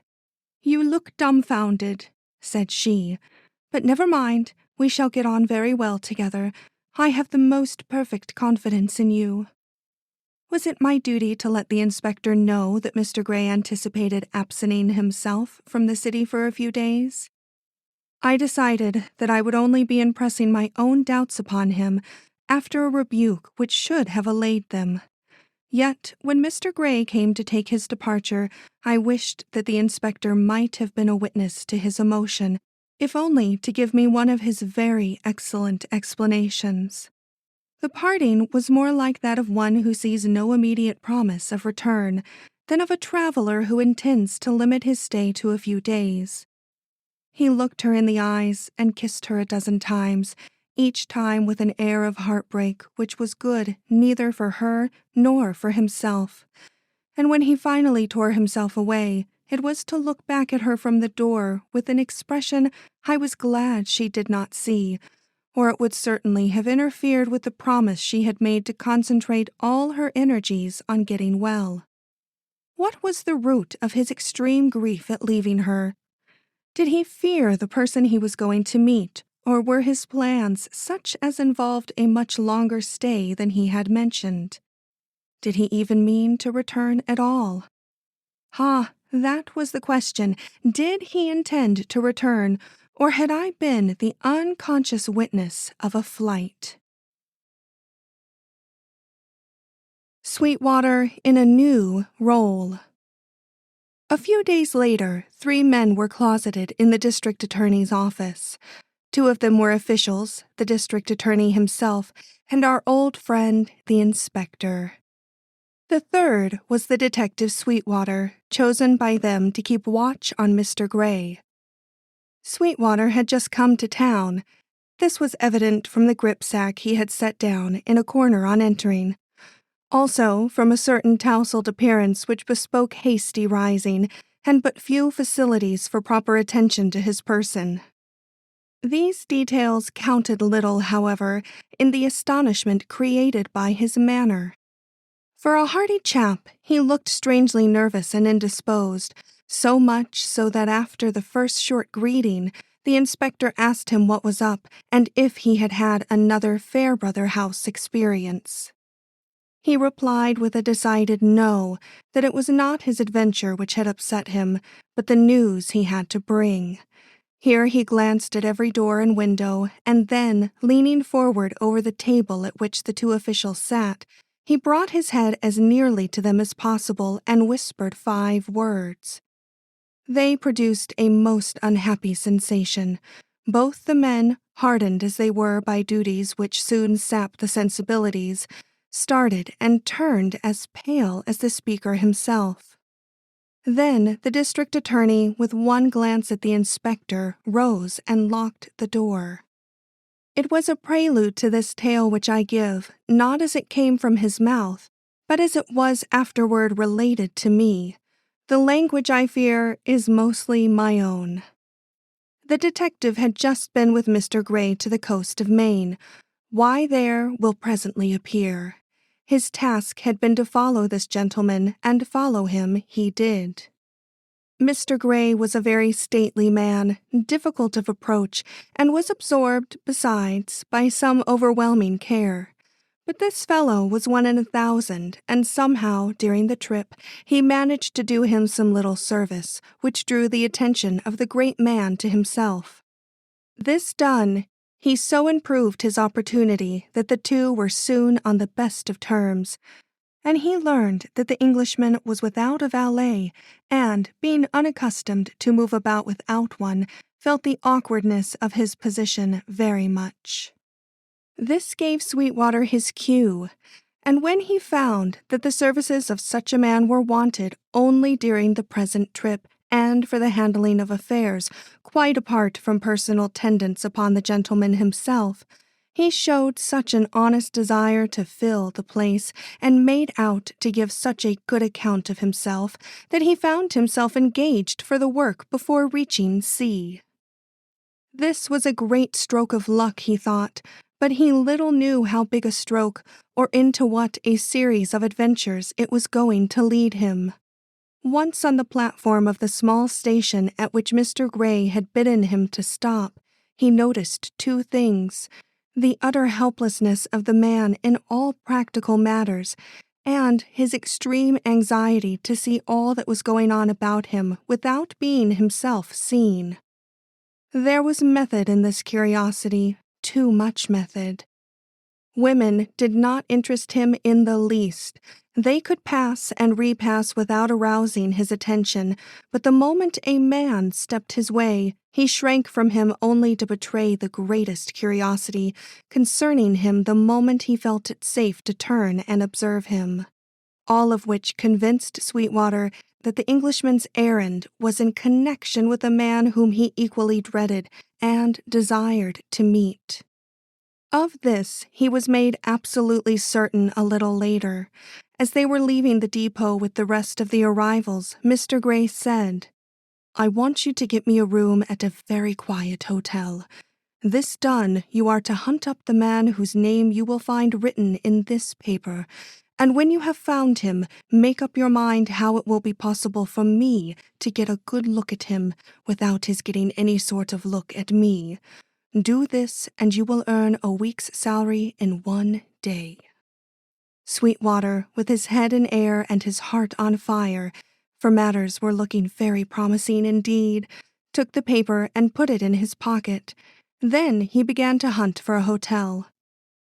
Not till he had found what he wished and installed the Englishman in his room did he venture to open the precious memorandum and read the name he had been speculating over for an hour. It was not the one he had anticipated, but it came near to it. It was that of James Wellgood. Satisfied now that he had a ticklish matter to handle, he prepared for it with his usual enthusiasm and circumspection.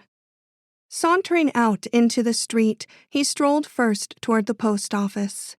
The train on which he had just come had been a mail train, and he calculated that he would find half of the town there. His calculation was a correct one. The store was crowded with people.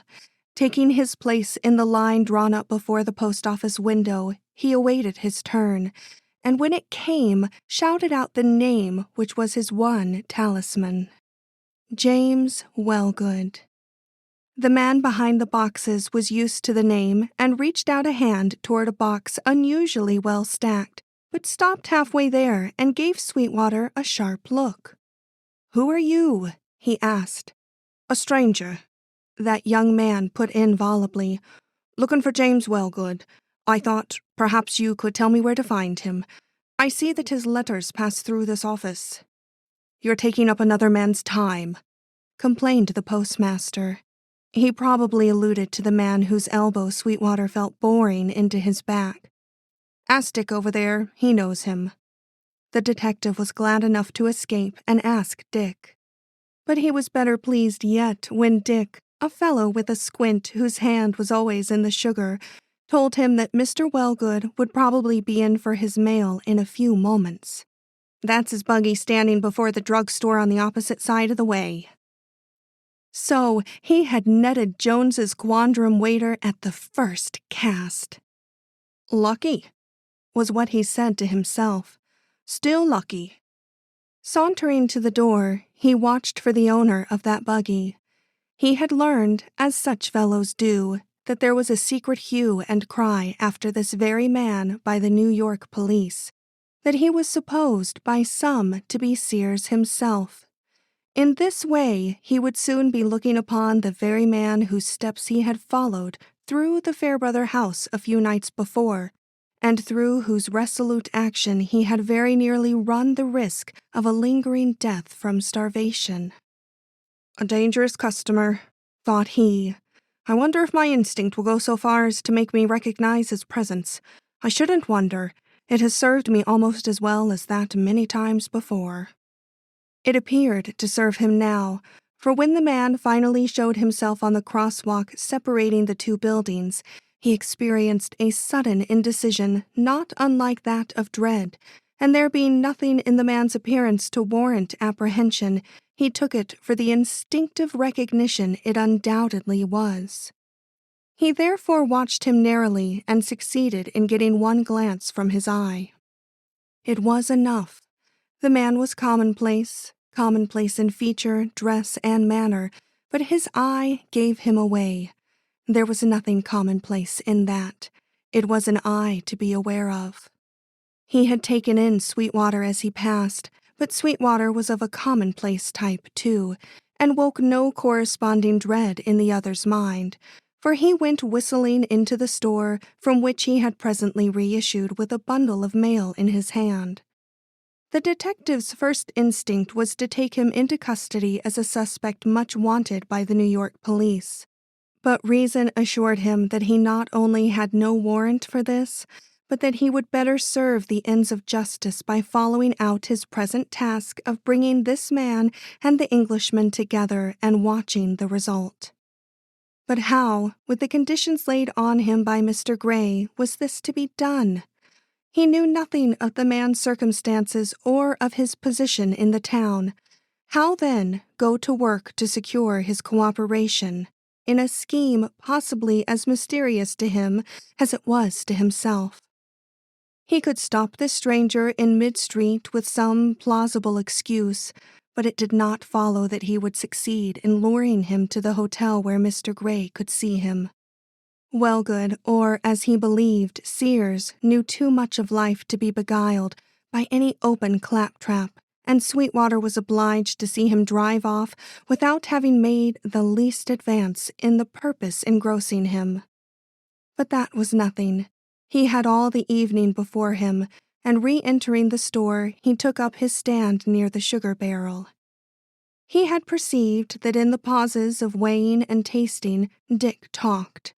If he were guided with suitable discretion, why should he not talk of Wellgood? He was guided, and he did talk, and to some effect. That is, he gave information of the man which surprised Sweetwater. If in the past and in New York he had been known as a waiter, or should I say steward, he was known here as a manufacturer of patent medicine designed to rejuvenate the human race. He had not been long in town and was somewhat of a stranger yet, but he wouldn't be so long. He was going to make things hum, he was. Money for this, money for that, a horse where another man would walk, and mail, well, that alone would make this post office worthwhile. Then the drugs, ordered by wholesale. Those boxes over there were his, ready to be carted out in his manufactory. Count them, some one, and think of the bottles and bottles of stuff they stand for. If it sells, as he says it will, then he will soon be rich, and so on, till Sweetwater brought the garrulous Dick to a standstill by asking whether Wellgood had been away for any purpose since he first came to town. He received the reply that he had just come home from New York, where he had been for some articles needed in his manufactory. Sweetwater felt all his convictions confirmed and ended the colloquy with the final question. "And where is his manufactory? Might it be worth visiting, perhaps?" The other made a gesture, said something about northwest, and rushed to help a customer. Sweetwater took the opportunity to slide away. More explicit directions could easily be got elsewhere, and he felt anxious to return to Mr. Gray and discover, if possible, whether it would prove as much a matter of surprise to him as to Sweetwater himself that the man who answered to the name of Wellgood was the owner of a manufactory and a barrel or two of drugs, out of which he proposed to make a compound that would rob the doctors of their business and make himself and this little village rich. Sweetwater made only one stop on his way to Mr. Gray's hotel rooms, and that was at the stables. He learned whatever else there was to know, and armed with definite information, he appeared before Mr. Gray, who, to his astonishment, was dining in his own room.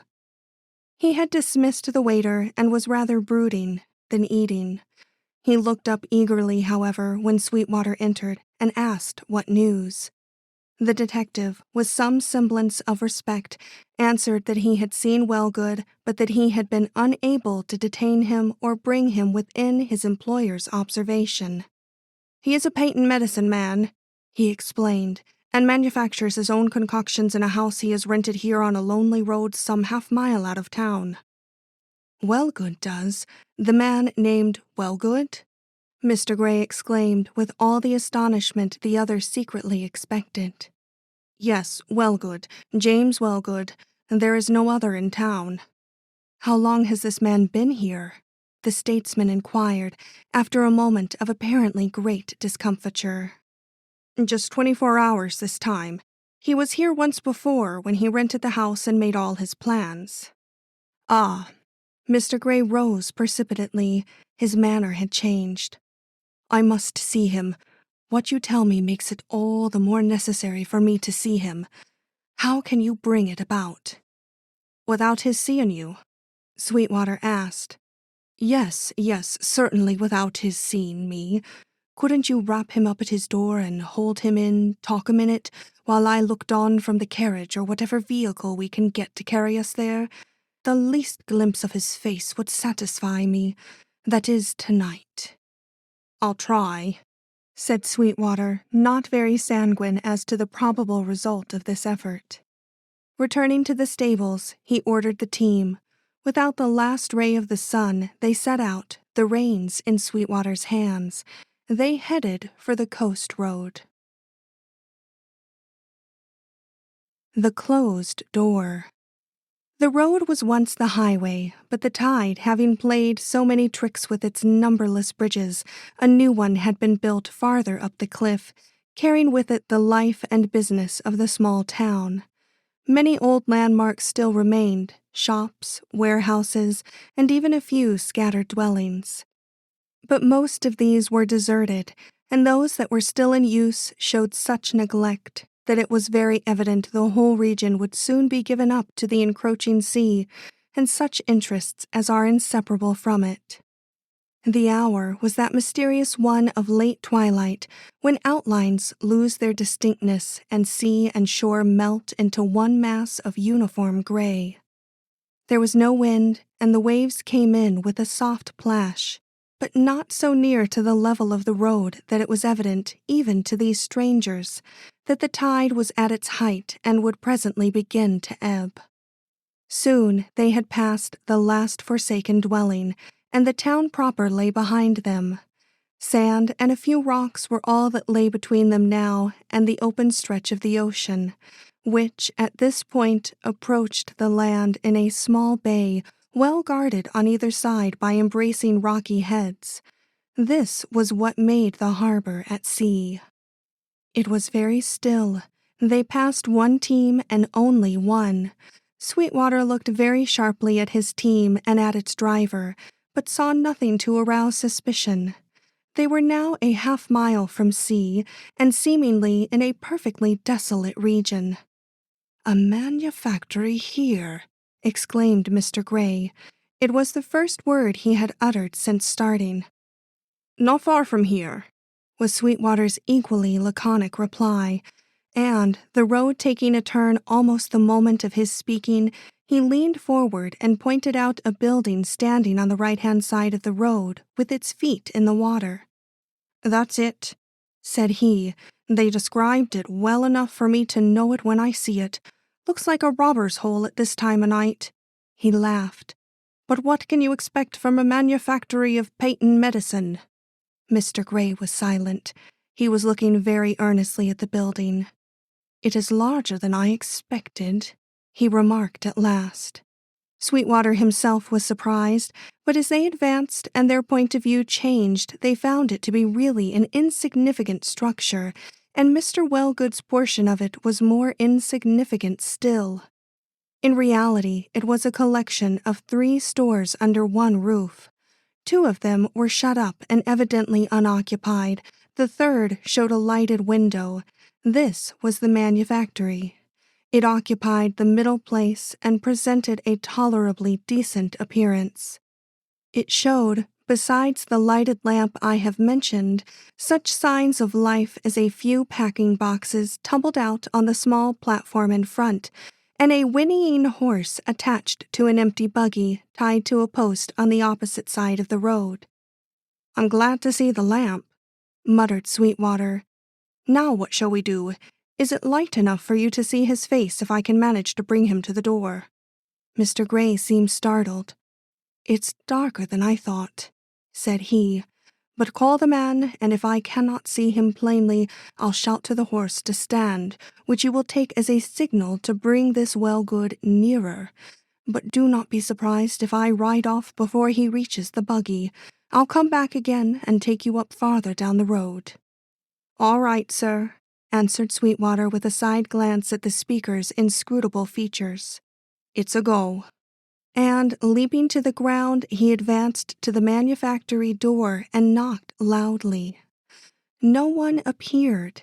He tried the latch. It lifted, but the door did not open. It was fastened from within.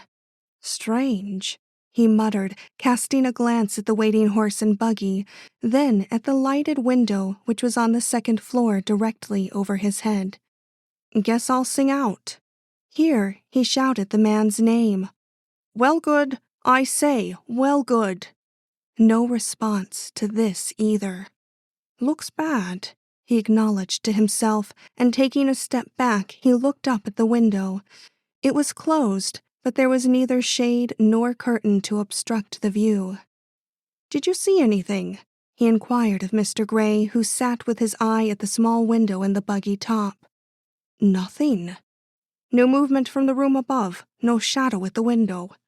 "Nothing." "Well, it's confounded strange." And he went back, still calling Wellgood. The tied-up horse whinnied, and the waves gave a soft splash, and that was all. "If I accept," Sweetwater's muttered oath. Coming back, he looked again at the window, then, with a gesture toward Mr. Gray, turned the corner of the building and began to edge himself along its side in an endeavor to reach the rear and see what it offered. But he came to a sudden standstill. He found himself on the edge of the bank before he had taken 20 steps. Yet the building projected on, and he saw why it looked so large from a certain point of the approach. Its rear was built on the piles, making its depth even greater than the united width of the 3 stores. At low tide, this might be accessible from below, but just now the water was almost on a level with the top of the piles, making all approach impossible save by boat. Disgusted with his failure, Sweetwater returned to the front and, finding the situation unchanged, took a new resolve. After measuring with his eye the height of the first story, he coolly walked over to the strange horse and, slipping his bridle, brought it back and cast it over a projection of the door. By its aid, he succeeded in climbing up to the window, which was the sole eye to the interior. Mr. Gray sat far back in his buggy, watching every movement. There were no shades at the window, as I have before said, and once Sweetwater's eye had reached the level of the sill, he could see the interior without the least difficulty. There was nobody there. The lamp burned on a great table littered with papers, but the rude cane chair before it was empty, and so was the room. He could see into every corner of it, and there was not even a hiding place where anybody could remain concealed. Sweetwater was still looking when the lamp, which had been burning with considerable smoke, flared up and went out. Sweetwater uttered an ejaculation, and finding himself face to face with utter darkness, slid from his perch to the ground.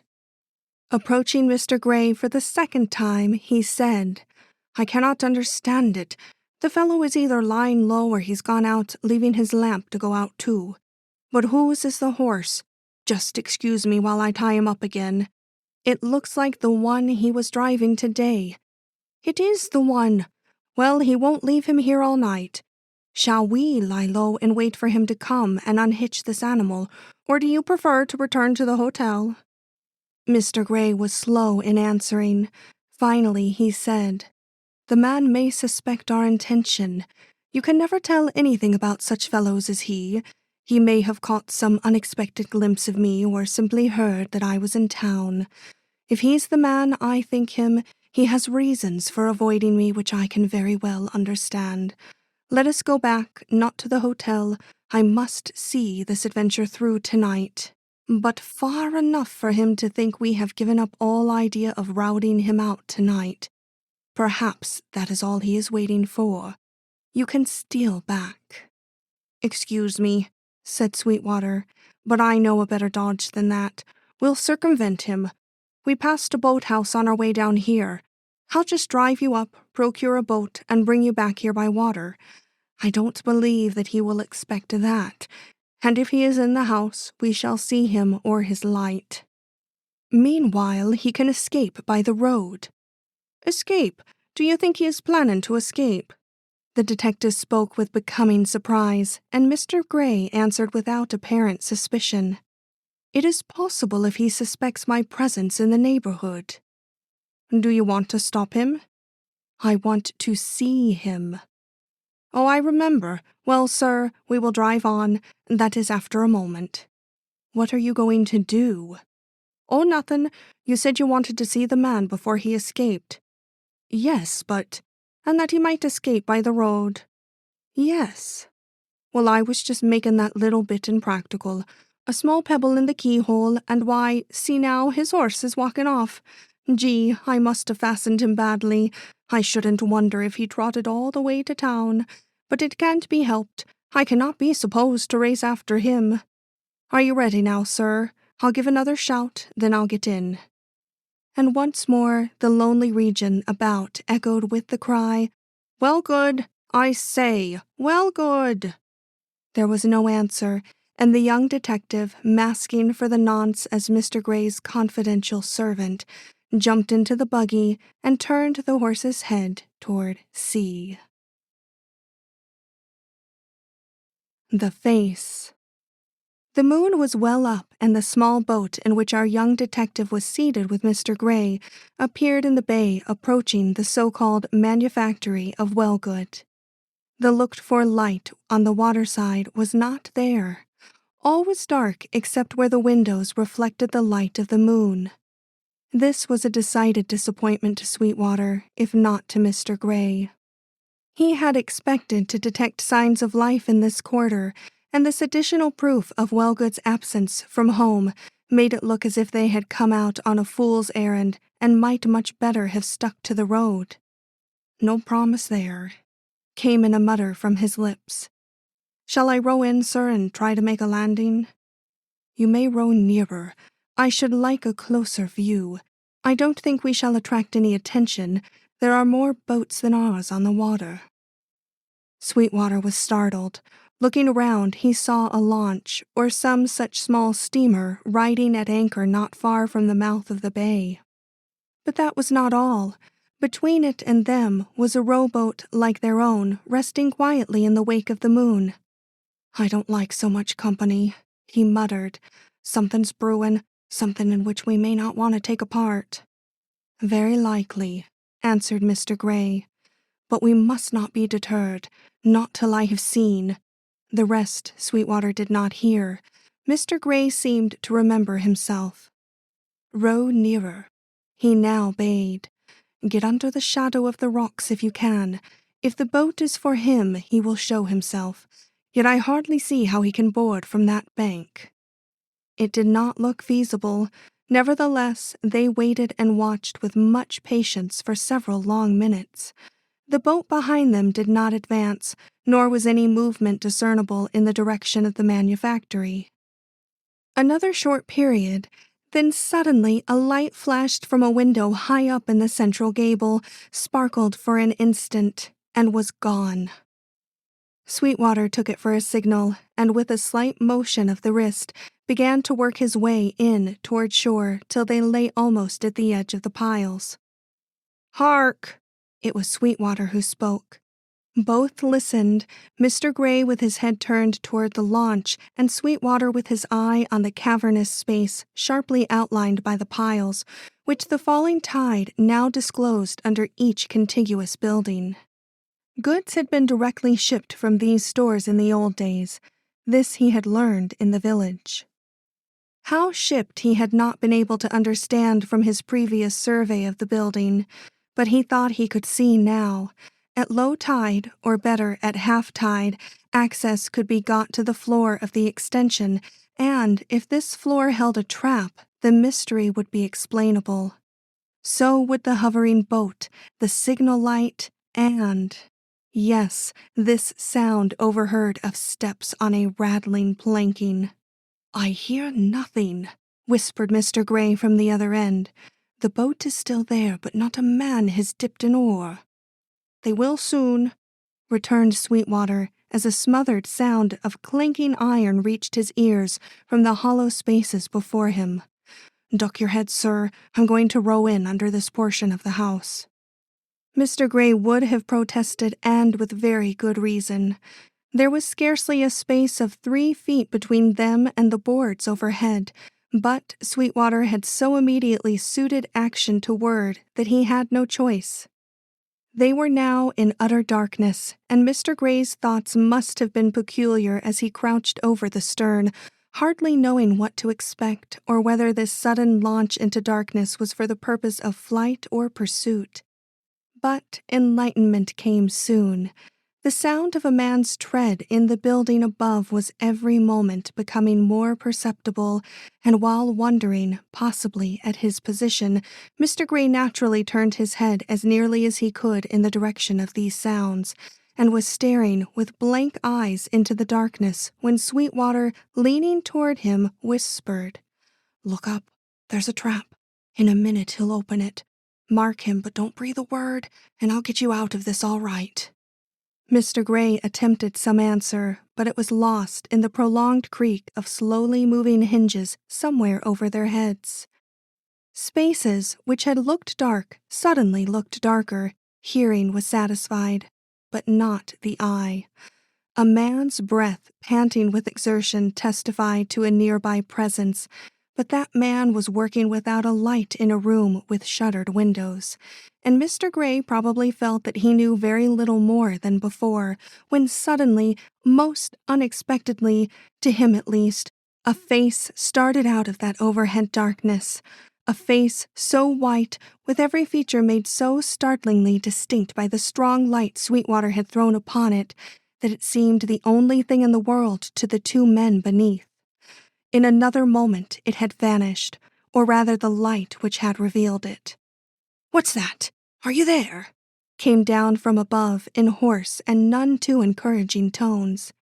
There was none to answer.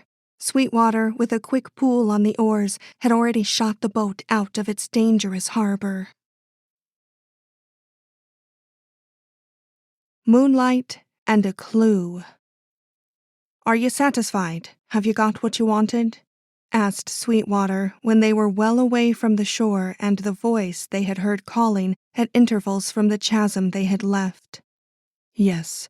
You're a good fellow. It could not have been better managed."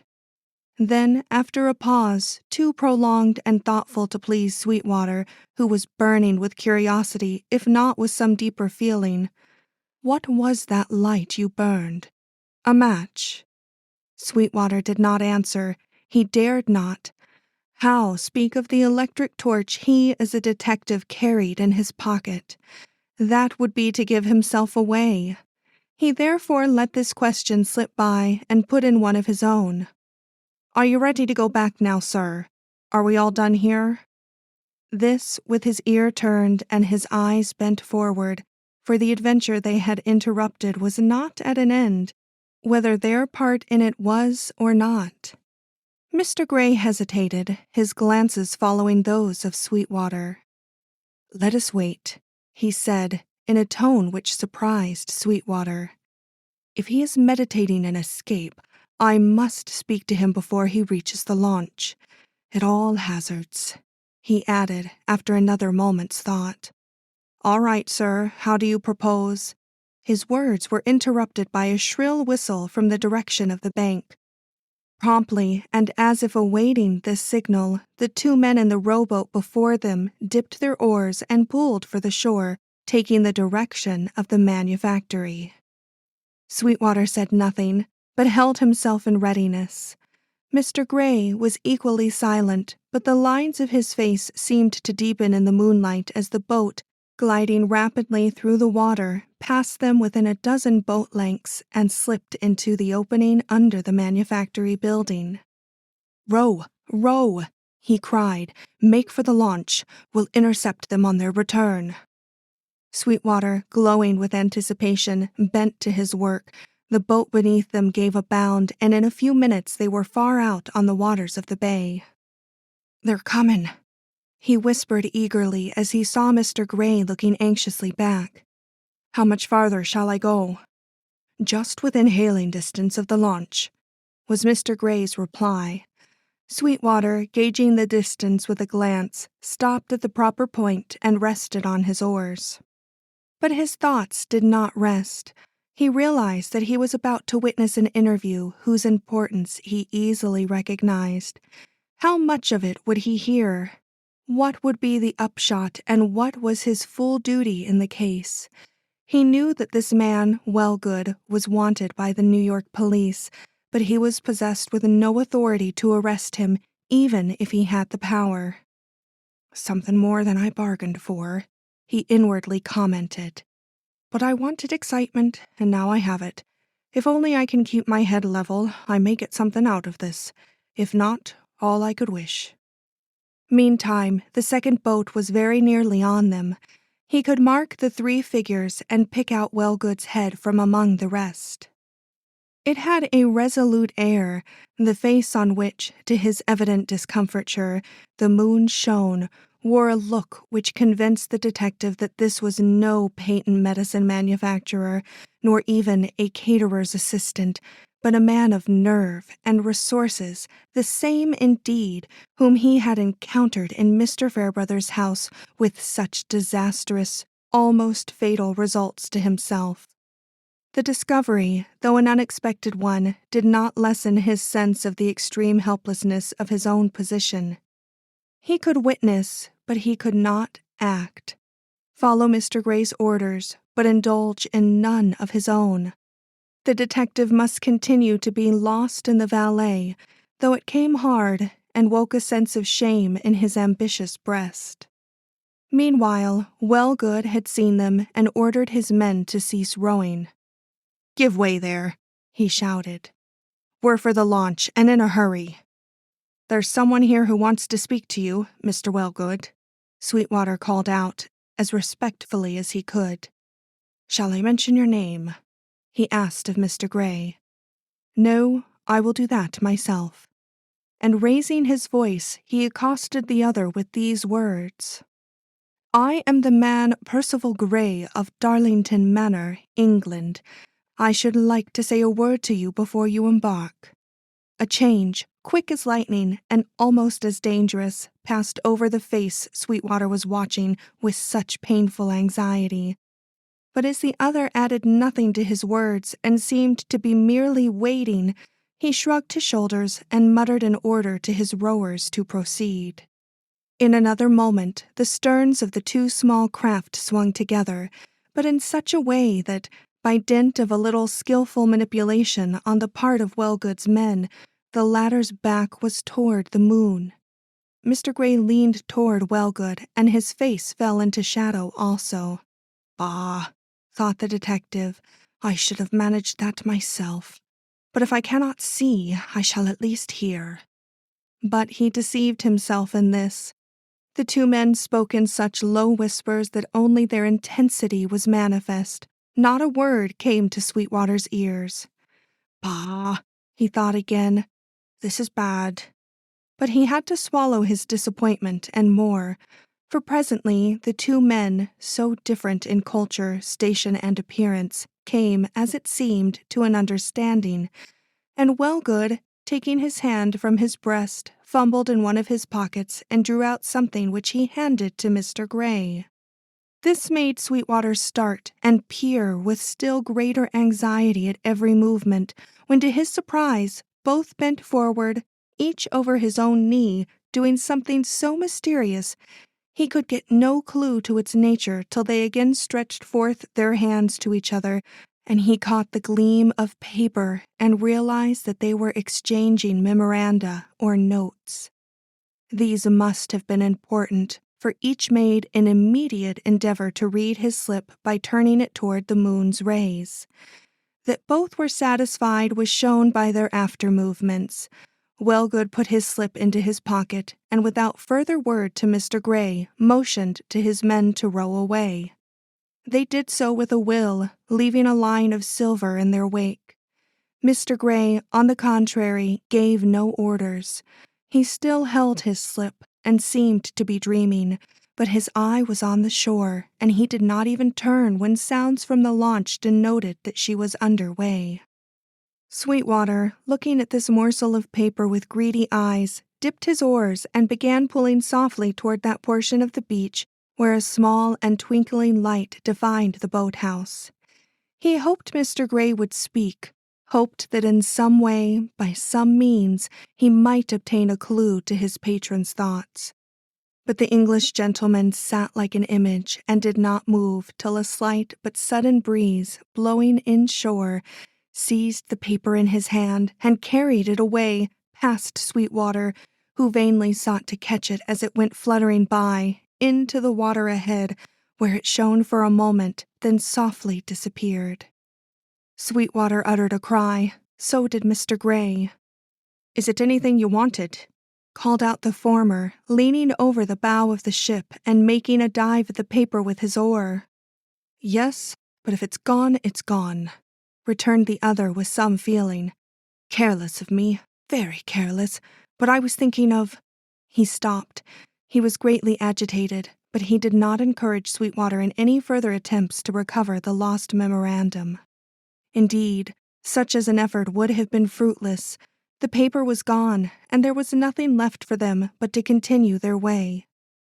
As they did so, it would have been hard to tell in which breast chagrin mounted higher. Sweetwater had lost a clue in 1,000, and Mr. Gray, well, no one knew what he had lost.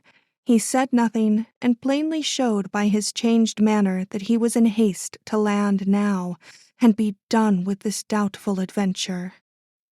When they reached the boathouse, Mr. Gray left Sweetwater to pay for the boat and started at once for the hotel. The man in charge had the bow of the boat in hand, preparatory to pulling it up on the boards. As Sweetwater turned toward him, he caught sight of the side of the boat, shining brightly in the moonlight. He gave a start, and with a muttered ejaculation, darted forward and picked off a small piece of paper from the dripping keel.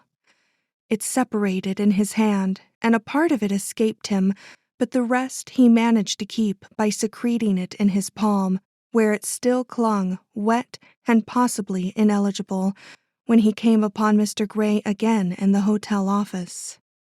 "Here's your pay," said that gentleman, giving him a bill. "I'm very glad I met you. You have served me remarkably well."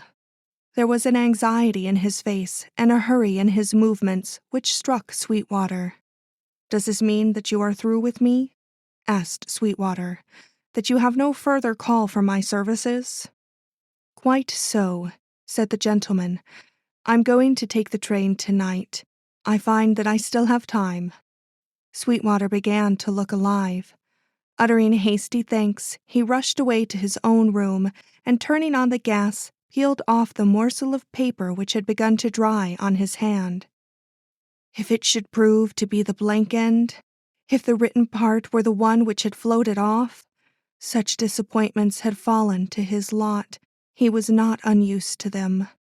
But he was destined to better luck this time. The written end had indeed disappeared, but there was one word left, which he had no sooner read than he gave a low cry and prepared to leave for New York on the same train as Mr. Gray. The word was diamond. Gritzel, Gritzel.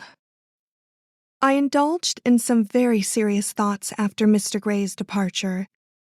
A fact was borne in upon me to which I had hitherto closed my prejudiced eyes, but which I could no longer ignore, whatever confusion it brought, or however it caused me to change my mind on a subject which had formed one of the strongest bases to the argument by which I had sought to save Mr. Durand. Miss Gray cherished no such distrust of her father as I, in my ignorance of their relations, had imputed to her in the early hours of my ministrations. This you have already seen in my account of their parting. Whatever his dread, fear, or remorse, there was no evidence that she felt toward him anything but love and confidence. But love and confidence from her to him were in direct contradiction to the doubts I had believed her to have expressed in the half-written note handed to Mrs. Fairbrother in the alcove. Had I been wrong, then, in attributing this scrawl to her? It began to look so. Though forbidden to allow her to speak on the one tabooed subject, I had wit enough to know that nothing could keep her from it, if the fate of Mrs. Fairbrother occupied any real place in her thoughts. Yet, when the opportunity was given me one morning of settling this fact beyond all doubt, I own that my main feeling was one of dread. I feared to see this article in my creed destroyed, lest I should lose confidence in the whole. Yet conscience bade me face the matter boldly, for had I not boasted to myself that my one desire was the truth? I allude to the disposition which Miss Grey showed on the morning of the third day to do a little surreptitious writing. You remember that a specimen of her handwriting had been asked for by the inspector, and once had been earnestly desired by myself.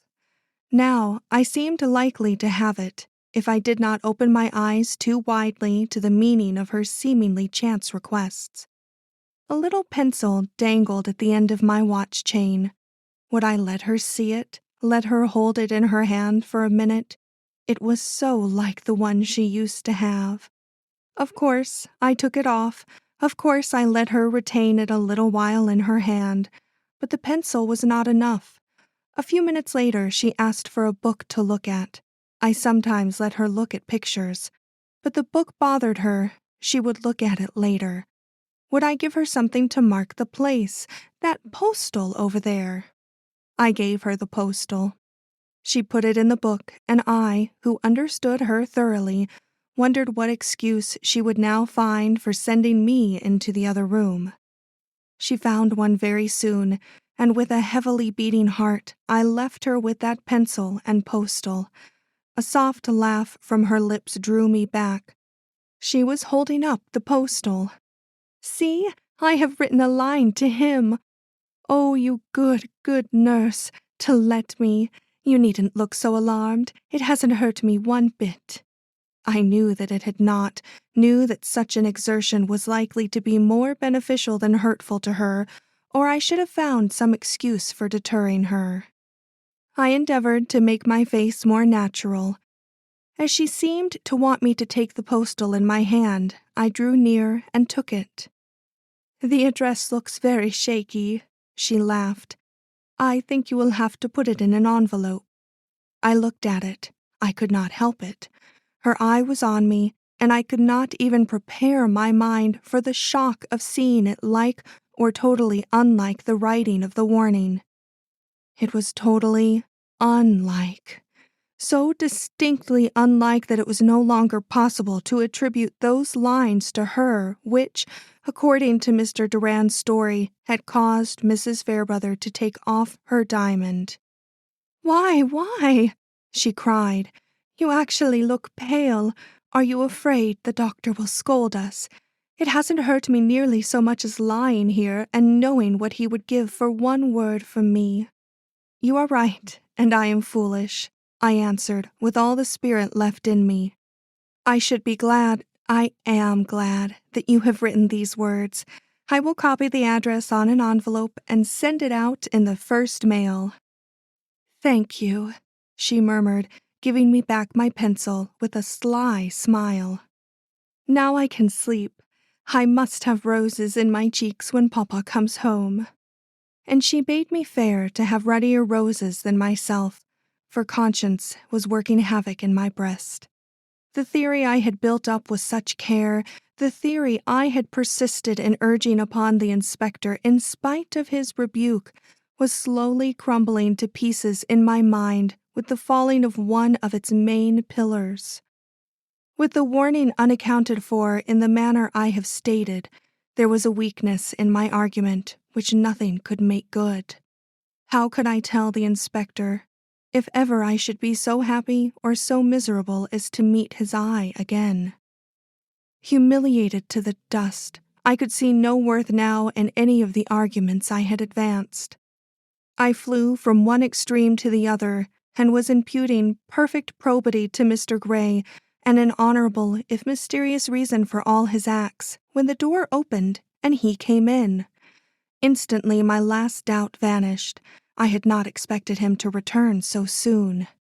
He was glad to be back, that I could see, but there was no other gladness in him. I had looked for some change in his manner and appearance, that is, if he returned at all, but the one I saw was not a cheerful one, even after he had approached his daughter's bedside and found her greatly improved. She noticed this and scrutinized him strangely. He dropped his eyes and turned to leave the room, but was stopped by her loving cry. He came back and leaned over her. "What is it, father? You are fatigued. Worried? No, quite well, he hastily assured her. But you, are you as well as you seem? Indeed, yes, I am gaining every day. See? I shall soon be able to sit up. Yesterday I read a few words. He started, with a side glance at me which took in a table nearby on which a little book was lying. Oh, a book. Yes, and Arthur's letters. The father flushed, lifted himself, patted her arm tenderly, and hastened into another room. Miss Grey's eyes followed him longingly, and I heard her give utterance to a soft sigh. A few hours before, this would have conveyed to my suspicious mind deep and mysterious meanings, but I was seeing everything now in a different light, and I found myself no longer inclined either to exaggerate or to misinterpret these little marks of filial solicitude. Trying to rejoice over the present condition of my mind, I was searching in the hidden depths of my nature for the patience of which I stood in such need, when every thought and feeling were again thrown into confusion by the receipt of another communication from the inspector, in which he stated that something had occurred to bring the authorities round to my way of thinking, and that the test with the stiletto was to be made at once. Could the irony of fate go further? I dropped the letter, half read, querying if it were my duty to let the inspector know of the flaw I had discovered in my own theory, before I proceeded with the attempt I had suggested when I believed in its complete soundness. I had not settled the question when I took the letter up again. Rereading its opening sentence, I was caught by the word something. It was a very indefinite one, yet was capable of covering a large field. It must cover a large field, or it could not have produced such a change in the minds of these men, conservative from principle and in this instance from discretion. I would be satisfied with that word something, and quit further thinking. I was weary of it. The inspector was now taking the initiative, and I was satisfied to be his simple instrument and no more. Arrived at this conclusion, however, I read the rest of the letter. The test was to go on, but under different conditions. It was no longer to be made at my own discretion and in the upstairs room. It was to be made at the luncheon hour and in Mr. Grey's private dining room, where, if by any chance Mr. Grey found himself outraged by the placing of this notorious weapon beside his plate, the blame could be laid on the waiter, who, mistaking his directions, had placed it on Mr. Grey's table when it was meant for Inspector Dalzell's, who was lunching in the adjoining room. It was I, however, who was to do the placing. With what precautions and under what circumstances will presently appear. Fortunately, the hour set was very near. Otherwise, I do not know how I could have endured the continued strain of gazing on my patient's sweet face, looking up at me from her pillow with a shadow over its beauty which had not been there before her father's return. And that father! I could hear him pacing the library floor with a restlessness that struck me as being strangely akin to my own inward anguish of impatience and doubt. What was he dreading? What was it I had seen darkening his face and disturbing his manner, when from time to time he pushed open the communicating door and cast an anxious glance our way, only to withdraw again without uttering a word? Did he realize that a crisis was approaching, that danger menaced him, and from me? No, not the latter, for his glance never strayed to me, but rested solely on his daughter. I was, therefore, not connected with the disturbance in his thoughts. As far as that was concerned, I could proceed fearlessly. I had not him to dread, only the event. That I did dread, as anyone must who saw Miss Grey's face during these painful moments and heard that restless tramp in the room beyond. At last the hour struck, the hour at which Mr. Grey always descended to lunch. He was punctuality itself, and under ordinary circumstances I could depend upon his leaving the room within 5 minutes of the stroke of 1. But would he be as prompt today? Was he in the mood for luncheon? Would he go downstairs at all? Yes, for the tramp stopped. I heard him approaching his daughter's door for a last look in and managed to escape just in time to procure what I wanted and reach the room below before he came. My opportunity was short, but I had time to see 2 things. First, that the location of his seat had been changed so that his back was to the door leading into the adjoining room. Secondly, that this door was ajar. The usual waiter was in the room and showed no surprise at my appearance, I having been careful to have understood that hereafter Miss Grey's appetite was to be encouraged by having her soup served from her father's table by her father's own hands, and that I should be there to receive it. "Mr. Grey is coming," said I, approaching the waiter and handing him the stiletto loosely wrapped in tissue paper. "Will you be kind enough to place this at his plate just as it is? A man gave it to me for Mr. Grey, said we were to place it there." The waiter, suspecting nothing, did as he was bidden, and I had hardly time to catch up the tray laden with dishes, which I saw awaiting me on a side table, when Mr. Grey came in and was ushered to his seat. The soup was not there, but I advanced with my tray and stood waiting, not too near, lest the violent beating of my heart should betray me. As I did so, the waiter disappeared, and the door behind us opened. Though Mr. Grey's eyes had fallen on the package and I saw him start, I darted one glance at the room thus disclosed, and saw that it held 2 tables. At one, the inspector and someone I did not know sat eating. At the other, a man alone, whose back was to us all, and who seemingly was entirely disconnected with the interests of this tragic moment. All this I saw in an instant. The next, my eyes were fixed on Mr. Grey's face. He had reached out his hand to the package, and his features showed an emotion I hardly understood. "What's this?" he muttered, feeling it with wonder, I should say, almost anger.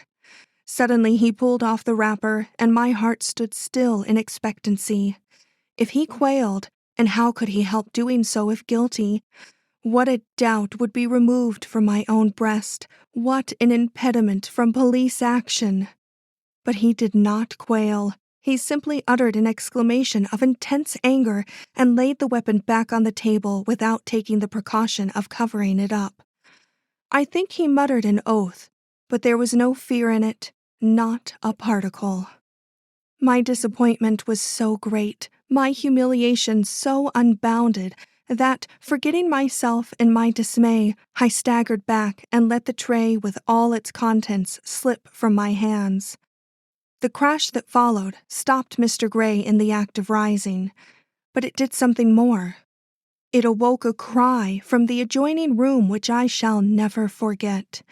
While we both started and turned to see from whom this grievous sound had sprung, a man came stumbling toward us with his hands before his eyes and this name wild on his lips. Gritzel! Gritzel! Mrs. Fairbrother's name. And the man. Guilt. Was he Wellgood? Sears? Who?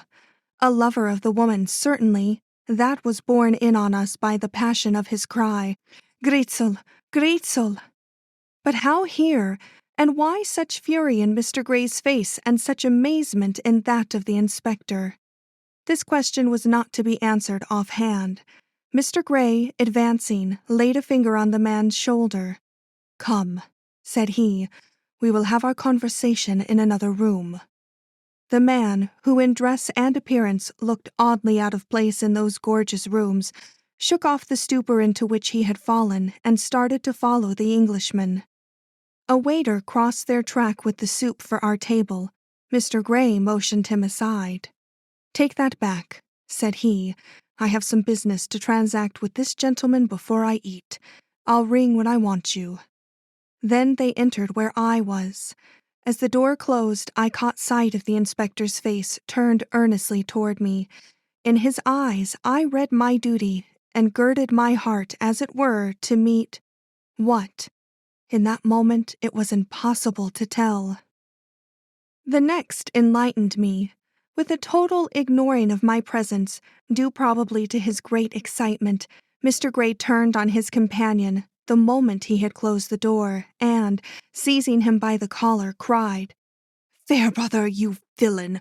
Why have you called on your wife like this? Are you murderer as well as thief?" Fairbrother? This man? Then who was he who was being nursed back to life on the mountains beyond Santa Fe? Sears? Anything seemed possible in that moment. Meanwhile, dropping his hand from the other's throat as suddenly as he had seized it, Mr. Gray caught up the stiletto from the table where he had flung it, crying, "Do you recognize this?" Ah, then I saw guilt.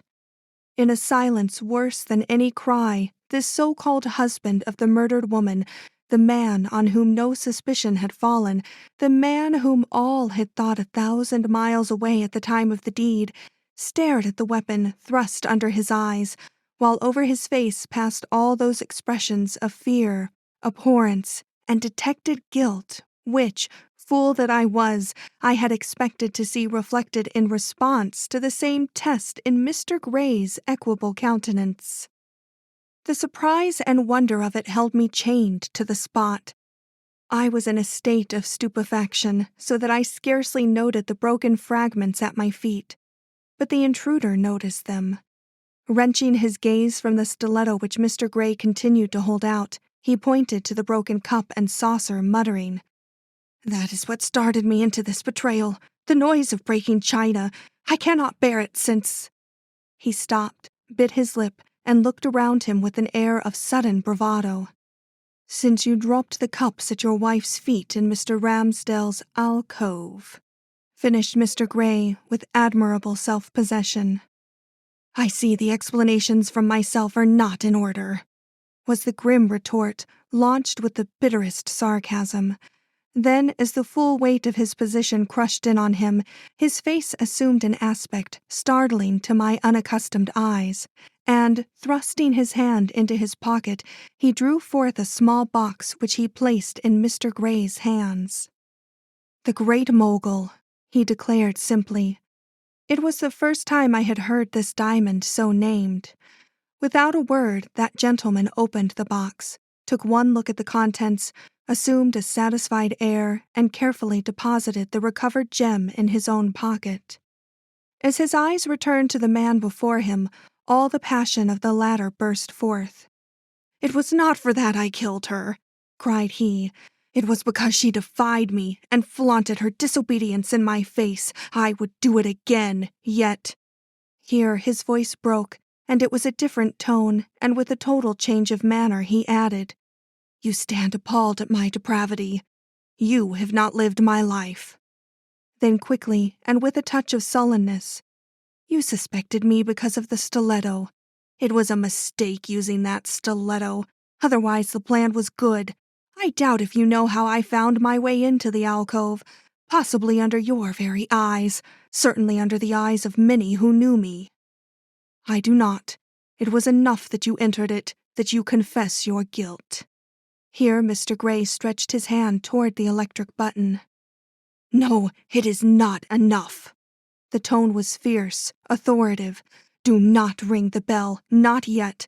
I have a fancy to tell you how I managed that little affair." Glancing about, he caught up from a nearby table a small brass tray. Emptying it of its contents, he turned on us with drawn-down features and an obsequious air so opposed to his natural manner that it was as if another man stood before us. "Pardon my black tie," he muttered, holding out the tray toward Mr. Gray. Wellgood! The room turned with me. It was he, then, the great financier, the husband of the magnificent Gritzel, who had entered Mr. Ramsdale's house as a waiter. Mr. Gray did not show surprise, but he made a gesture when instantly the tray was thrown aside and the man reassumed his ordinary aspect. "I see you understand me," he cried. "I, who have played host at many a ball, passed myself off that night as one of the waiters. I came and went and no one noticed me. It was such a natural sight to see a waiter passing ices that my going in and out of the alcove did not attract the least attention. I never look at waiters when I attend balls. I never look higher than their trays. No one looked at me higher than my tray. I held the stiletto under the tray, and when I struck her, she threw her hands up, and they hit the tray and the cups fell. I have never been able to bear the sound of breaking china since. I loved her." A gasp, and he recovered himself. "That is neither here nor there," he muttered. "You summoned me under threat to present myself at your door today. I have done so. I meant to restore you your diamond, simply. It has become worthless to me. But fate exacted more. Surprise forced my secret from me. That young lady with her damnable awkwardness has put my head in a noose. But do not think to hold it there. I did not risk this interview without precautions, I assure you, and when I leave this hotel it will be as a free man." With one of his rapid changes, wonderful and inexplicable to me at that moment, he turned toward me with a bow, saying courteously enough, "We will excuse the young lady." Next moment, the barrel of a pistol gleamed in his hand. The moment was critical. Mr. Gray stood directly in line of fire, and the audacious man who thus held him at his mercy was scarcely a foot from the door leading into the hall. Marking the desperation of his look and the steadiness of his finger on the trigger, I expected to see Mr. Gray recoil and the man escape. But Mr. Gray held his own, though he made no move and did not venture to speak. Nerved by his courage, I summoned up all my own. This man must not escape, nor must Mr. Gray suffer. The pistol directed against him must be diverted to myself. Such amends were due on whose good name I had so deeply, if secretly, insulted. I had but to scream, to call out for the inspector. But a remembrance of the necessity we were now under of preserving our secret, of keeping from Mr. Gray the fact that he had been under surveillance, was even at that moment, surrounded by the police, deterred me, and I threw myself toward the bell instead, crying out that I would raise the house if he moved, and laid my finger on the button. The pistol swerved my way. The face of it smiled. I watched that smile. Before it broadened to its full extent, I pressed the button. Fairbrother stared, dropped his pistol, and burst forth with these two words, "Brave girl," the tone I can never convey. Then he made for the door. As he laid his hand on the knob, he called back, "I have been in worse straits than this." But he never had. When he opened the door, he found himself face to face with the inspector. The Great Mogul, Part 1. Later, it was all explained. Mr. Gray, looking like another man, came into the room where I was endeavoring to soothe his startled daughter and devour in secret my own joy. Taking the sweet girl in his arms, he said with a calm ignoring of my presence, at which I secretly smiled, "This is the happiest moment of my existence, Helen. I feel as if I had recovered you from the brink of the grave." "Me? Why, I have never been so ill as that." "I know, but I have felt as if you were doomed ever since I heard, or thought I heard, in this city and under no ordinary circumstances, the peculiar cry which haunts our house on the eve of any great misfortune. I shall not apologize for my fears. You know that I have good cause for them, but today, and only today, I have heard from the lips of the most errant knave I have ever known that this cry sprang from himself with intent to deceive me. He knew my weakness, knew the cry. He was in Darlington Manor when Cecilia died, and, wishing to startle me into dropping something which I held, made use of his ventriloquial powers. He had been a mountebank once, poor wretch. and with such effect that I have not been a happy man since, in spite of your daily improvement and continued promise of recovery. But I am happy now, relieved and joyful, and this miserable being, would you like to hear his story? Are you strong enough for anything so tragic? He is a thief and a murderer, but he has feelings, and his life has been a curious one, and strangely interwoven with ours. Do you care to hear it? He is the man who stole our diamond." My patient uttered a little cry. "Oh, tell me," she entreated, excited but not unhealthfully, while I was in anguish of curiosity I could with difficulty conceal. Mr. Gray turned with courtesy toward me and asked if a few family details would bore me. I smiled and assured him to the contrary, at which he settled himself in the chair he liked best and began a tale which I will permit myself to present to you, complete and from other points of view than his own. Some 5 years before, one of the great diamonds of the world was offered for sale in an Eastern market. Mr. Gray, who stopped at no expense in the gratification of his taste in this direction, immediately sent his agent to Egypt to examine this stone. If the agent discovered it to be all that was claimed for it, and within the reach of a wealthy commoner's purse, he was to buy it. Upon inspection, it was found to be all that was claimed, with one exception. In the center of one of the facets was a flaw, but as this was considered to mark the diamond and rather add to than detract from its value as a traditional stone with many historical associations, it was finally purchased by Mr. Gray and placed among his treasures in his manor house in Kent. Never a suspicious man, he took delight in exhibiting this acquisition to such friends as his and acquaintances as were likely to feel any interest in it, and it was not an uncommon thing for him to allow it to pass from hand to hand while he pottered over his other treasures and displayed this and that to such as had no eyes for the diamond.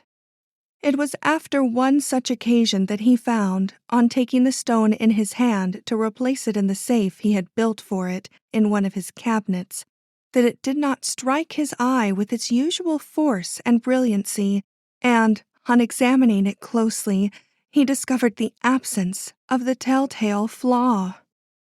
Struck with dismay, he submitted it to a still more rigored inspection, when he found that what he held was not even a diamond, but a worthless bit of glass, which had been substituted by some cunning knave for his invaluable gem. For the moment, his humiliation almost equaled his sense of loss. He had been so often warned of the danger he ran in letting so priceless an object pass around under all eyes but his own. His wife and friends prophesied some such loss as this, not once, but many times, and he had always laughed at their fears, saying that he knew his friends, and there was not a scamp amongst them. But now he saw it proved that even the intuition of a man well versed in human nature is not always infallible, and, ashamed of his past laxness, and more ashamed yet of the doubts which this experience called up in regard to all his friends, he shut up the false stone with his usual care and buried his loss in his own bosom, till he could sift his impressions and recall with some degree of probability the circumstances under which this exchange could have been made. It had not been made that evening. Of this he was positive.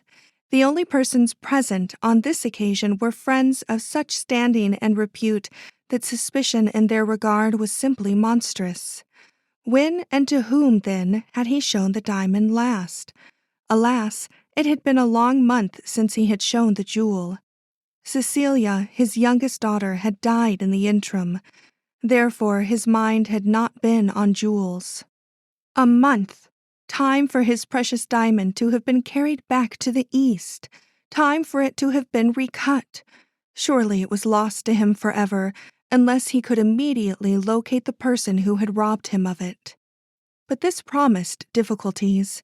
He could not remember just what persons he had entertained on that especial day in his little hall of cabinets, and when he did succeed in getting a list of them from his butler, he was by no means sure that it included the full number of his guests. His own memory was execrable, and in short, he had but few facts to offer to the discreet agent set up from Scotland Yard one morning to hear his complaint and act secretly in his interests. He could give him carte blanche to carry on his inquiries in the diamond market, but little else. And while this seemed to satisfy the agent, it did not lead to any gratifying result to himself, and he had thoroughly made up his mind to swallow his loss and say nothing about it when one day a young cousin of his, living in great style in an adjoining country, informed him that in some mysterious way he had lost from his collection of arms a unique and highly prized stiletto of Italian workmanship. Startled by this coincidence, Mr. Gray ventured upon a question or two, which led to his cousin's confiding to him the fact that this article had disappeared after a large supper given by him to a number of friends and gentlemen from London. This piece of knowledge, still further coinciding with his own experience, caused Mr. Gray to ask for a list of his guests in the hopes of finding among them one who had been in his own house. His cousin, quite unsuspicious of the motives underlying this request, hastened to write out this list, and together they pored over the names, crossing out such as were absolutely above suspicion. When they had reached the end of the list, but 2 names remained uncrossed. One was that of a rattle-pated youth who had come in the wake of a highly reputed connection of theirs, and the other that of an American tourist who gave all the evidences of great wealth and had presented letters to leading men in London which had ensured him attentions not usually accorded to foreigners. This man's name was Fairbrother, and the moment Mr. Gray heard it, he recalled the fact that an American with a peculiar name, but with a reputation for wealth, had been among his guests on the suspected evening. Hiding the effect produced upon him by this discovery, he placed his finger on this name and begged his cousin to look up its owner's antecedents and present reputation in America. But, not content with this, he sent his own agent over to New York, whither, as he soon learned, this gentleman had returned. The result was an apparent vindication of the suspected American.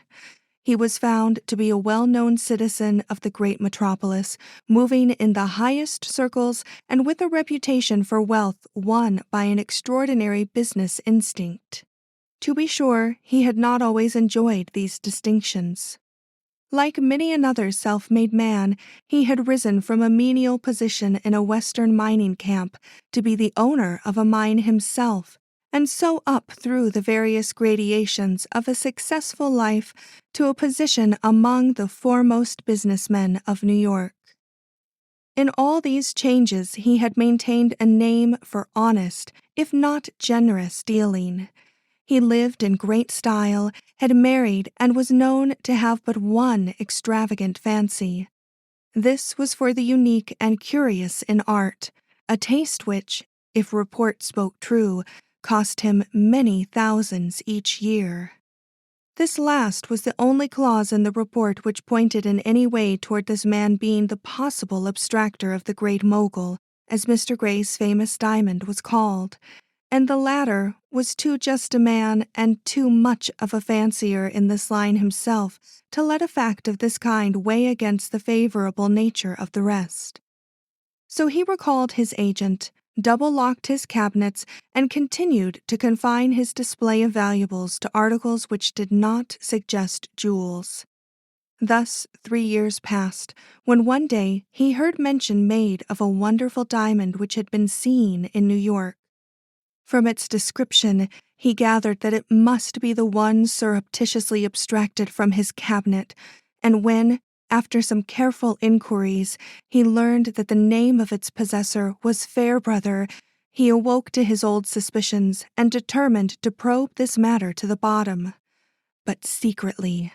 He still had too much consideration to attack a man in a high position without full proof. Knowing of no one he could trust with so delicate an inquiry as this had now become, he decided to undertake it himself, and for this purpose embraced the first opportunity to cross the water. He took his daughter with him because he had resolved never to let his one remaining child out of his sight. But she knew nothing of his plans or reason for travel. No one did. Indeed, only his lawyer and the police were aware of the loss of his diamond. His first surprise on landing was to learn that Mr. Fairbrother, of whose marriage he had heard, had quarreled with his wife, and that, in the separation which had occurred, the diamond had fallen to her share and was consequently in her possession at the present moment. This changed matters, and Mr. Gray's only thought now was to surprise her with the diamond on her person and by one glance assure himself that it was indeed the Great Mogul. Since Mrs. Fairbrother was reported to be a beautiful woman and a great society belle, he saw no reason why he should not meet her publicly, and that very soon. He therefore accepted invitations and attended theaters and balls, though his daughter had suffered from her voyage and was not able to accompany him. But alas, he soon learned that Mrs. Fairbrother was never seen with her diamond, and, one evening after an introduction at the opera, that she never talked about it. So there he was, balked on the very threshold of his enterprise, and, recognizing the fact, was preparing to take his now seriously ailing daughter south, when he received an invitation to a ball of such a select character that he decided to remain for it, in the hope that Mrs. Fairbrother would be tempted to put on all her splendor for so magnificent a function, and thus gratify him with a sight of his own diamond. During the days that intervened, he saw her several times, and very soon decided that, in spite of her reticence in regard to this gem, she was not sufficiently in her husband's confidence to know the secret of its real ownership. This encouraged him to attempt piquing her into wearing the diamond on this occasion. He talked of precious stones and finally of his own, declaring that he had a connoisseur's eye for a fine diamond, but had seen none as yet in America to compete with a specimen or two that he had in his cabinets. Her eye flashed at this, and though she said nothing, he felt sure that her presence at Mr. Ramsdale's house would be enlivened by her great jewel. So much for Mr. Gray's attitude in this matter up to the night of the ball. It is interesting enough, but that of Abner Fairbrother is more interesting still and much more serious. He was indeed the hand which had abstracted the diamond from Mr. Gray's collection. Under ordinary conditions, he was an honest man. He prized his good name and would not willingly risk it, but he had little real conscience, and once his passions were aroused, nothing short of the object desired would content him. At once forceful and subtle, he had at his command infinite resources which his wandering and eventful life had heightened almost to the point of genius. He saw this stone and at once felt an inordinate desire to possess it. He had coveted other men's treasures before, but not as he coveted this. What had been longing in other cases was mania in this. There was a woman in America whom he loved. She was beautiful and she was splendor-loving. To see her with this glory on her breast would be worth almost any risk which his imagination could picture at the moment. Before the diamond had left his hand, he had made up his mind to have it for his own. He knew that it could not be bought, so he set about obtaining it by an act he did not hesitate to acknowledge to himself as criminal. But he did not act without precautions. Having a keen eye and a proper sense of size and color, he carried away from his first view of it a true image of the stone, and when he was next admitted to Mr. Gray's cabinet room, he had provided the means for deceiving the owner whose character he had sounded. He might have failed in his daring attempt if he had not been favored by a circumstance no one could have foreseen. A daughter of the house, Cecilia by name, lay critically ill at the time, and Mr. Gray's attention was more or less distracted. Still, the probabilities are that he would have noticed something amiss with the stone when he came to restore it to its place, if, just as he took it in his hand, there had not risen in the air outside a weird and wailing cry which at once seized upon the imagination of the dozen gentlemen present, and so nearly prostrated their host that he thrust the box he held unopened into the safe and fell upon his knees, a totally unnerved man, crying, "The banshee! The banshee! My daughter will die!" Another hand than his locked the safe and dropped the key into the distracted father's pocket. Thus, a superhuman daring, conjoined with a special intervention of fate, had made the enterprise a successful one, and Fairbrother, believing more than ever in his star, carried this invaluable jewel back with him to New York. The stiletto, well, the taking of that was a folly for which he had never ceased to blush. He had not stolen it. He would not steal so inconsiderable an object. He had merely put it in his pocket when he saw it forgotten, passed over, given to him, as it were. That the risk, contrary to that involved in the taking of the diamond, was far in excess of the gratification obtained, he realized almost immediately, but, having made the break and acquired the curio, he spared himself all further thought of the consequences, and presently resumed his old life in New York, none the worse, to all appearances, for these escapades from virtue and his usual course of fair and open dealing. But he was soon the worse from jealousy of the wife which his new possession had possibly won for him. She had answered all his expectations as mistress of his home and the expondent of his wealth, and for a year, nay, for 2, he had been perfectly happy. Indeed, he had been more than that.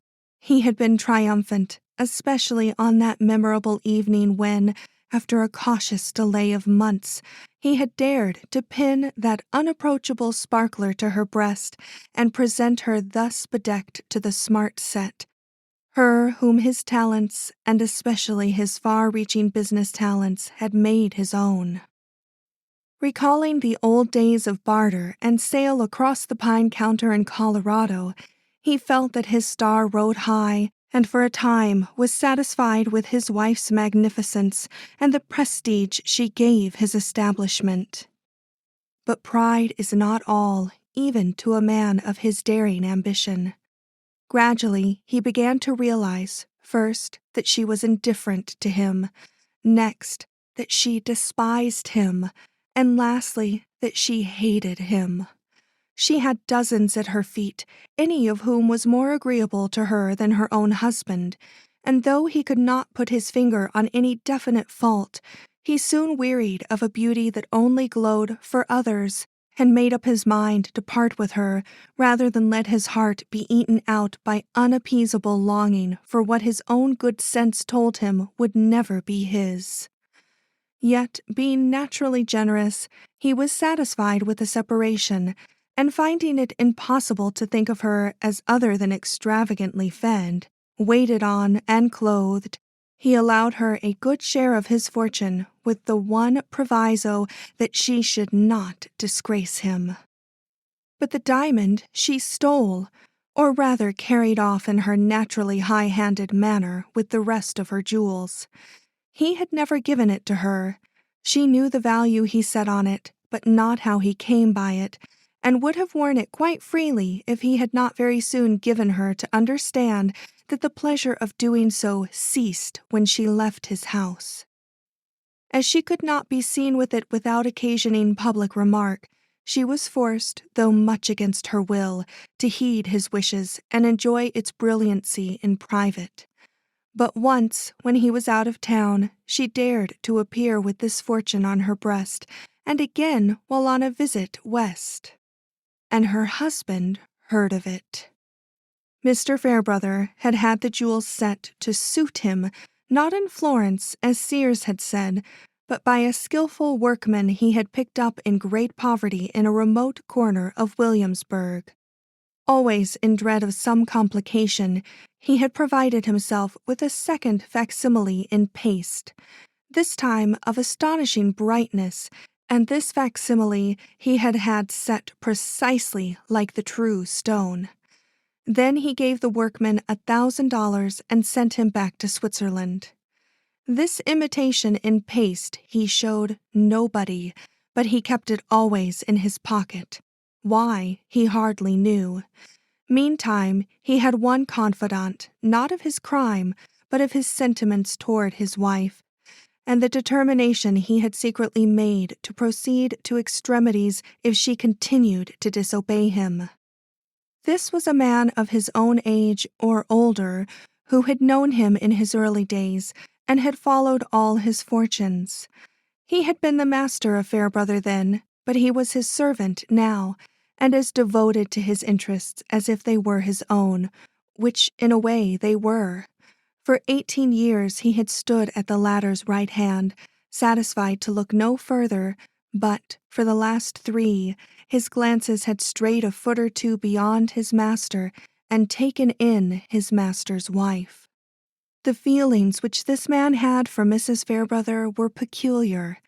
She was a mere adjunct to her great lord, but she was a very gorgeous one, and, while he could not imagine himself doing anything to thwart him whose bread he ate, and to whose rise he had himself contributed, yet if he could remain true to him without injuring her, he would account himself happy.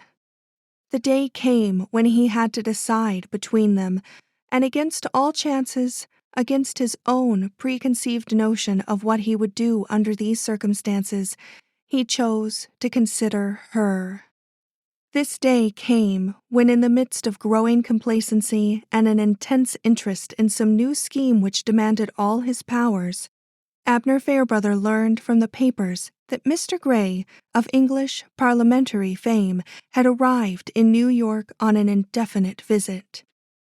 As no cause was assigned for the visit beyond a natural desire on the part of this eminent statesman to see this great country, Mr. Fairbrother's fears reached a sudden climax, and he saw himself ruined and forever disgraced if the diamond, now so unhappily out of his hands, should fall under the eyes of its owner, whose seeming quiet under its loss had not for a moment deceived him. Waiting only long enough to make sure that the distinguished foreigner was likely to accept social attentions, and so in all probability would be brought in contact with Mrs. Fairbrother, he sent her by his devoted servant a peremptory message in which he demanded back his diamond, and, upon her refusing to heed this, followed it up by another in which he expressly stated that if she took it out of the safe deposit in which he had been told she was wise enough to keep it, or wore it so much as once during the next 3 months, she would pay for her presumption with her life. This was no idle threat, though she chose to regard it as such, laughing in the old servant's face and declaring that she would run the risk if the notion seized her. But the notion did not seem to seize her at once, and her husband was beginning to take heart when he heard of the great ball about to be given by the Ramsdales, and realized that if she were going to be tempted to wear the diamond at all, it would be at this brilliant function given in honor of the one man he had most cause to fear in the whole world. Sears, seeing the emotion he was under, watched him closely. They had both been on the point of starting for New Mexico to visit a mine in which Mr. Fairbrother was interested, and he waited with inconceivable anxiety to see if his master would change his plans. It was while he was in this condition of mind that he was seen to shake his fist at Mrs. Fairbrother's passing figure, a menace naturally interpreted as directed against her, but which, if we know the man, was rather the expression of his anger against the husband who could rebuke and threaten so beautiful a creature. Meanwhile, Mr. Fairbrother's preparations went on, and 3 weeks before the ball they started. Mr. Fairbrother had business in Chicago and business in Denver.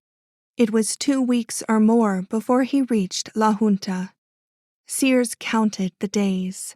At La Junta, they had a long conversation, or rather Mr. Fairbrother talked and Sears listened. The sum of what he said was this. He had made up his mind to have back his diamond. He was going to New York to get it. He was going alone, and as he wished no one to know that he had gone or that his plans had been in any way interrupted, the other was to continue on to El Morro and, passing himself off as Fairbrother, hire a room at the hotel and shut himself up in it for 10 days on any plea his ingenuity might suggest. If at the end of that time Fairbrother should rejoin him, well and good. They would go on together to Santa Fe. But if for any reason the former should delay his return, then Sears was to exercise his own judgment as to the length of time he should retain his borrowed personality, also as to the advisability of pushing on to the mine and entering on the work there as had been planned between them. Sears knew what all this meant.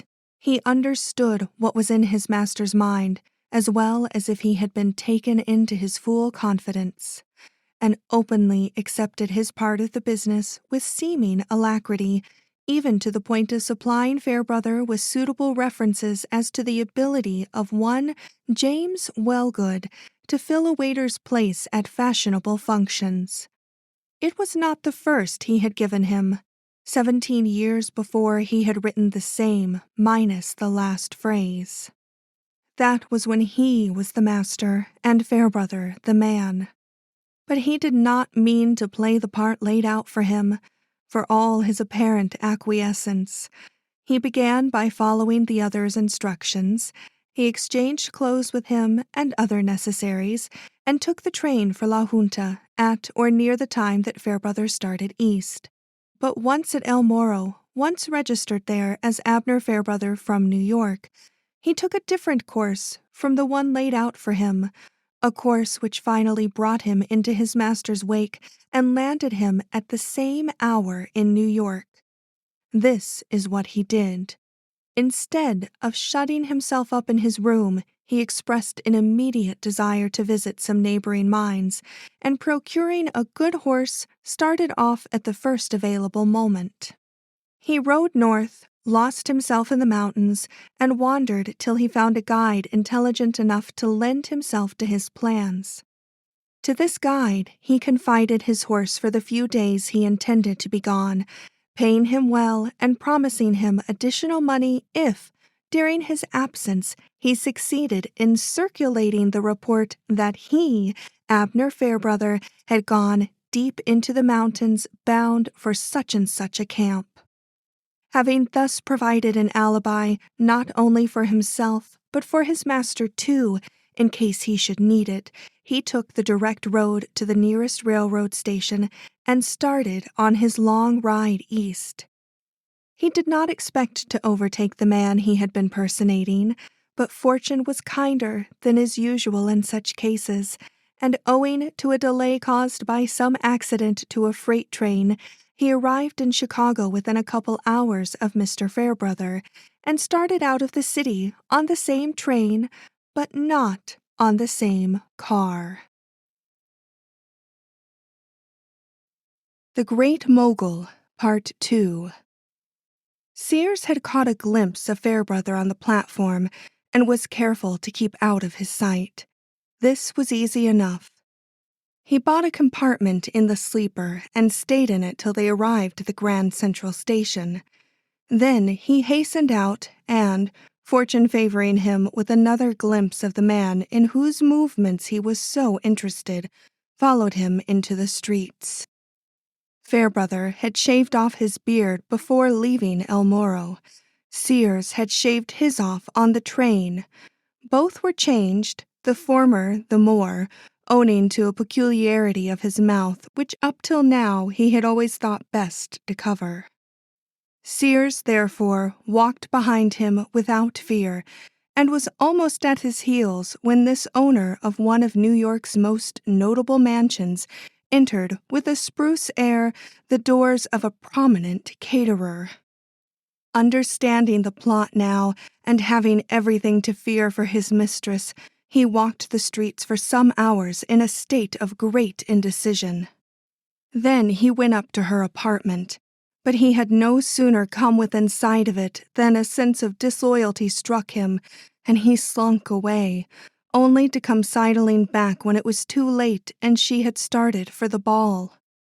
Trembling with apprehension, but still strangely divided in his impulses, wishing to serve master and mistress both, without disloyalty to the one or injury to the other, he hesitated and argued with himself till his fears for the latter drove him to Mr. Ramsdale's house.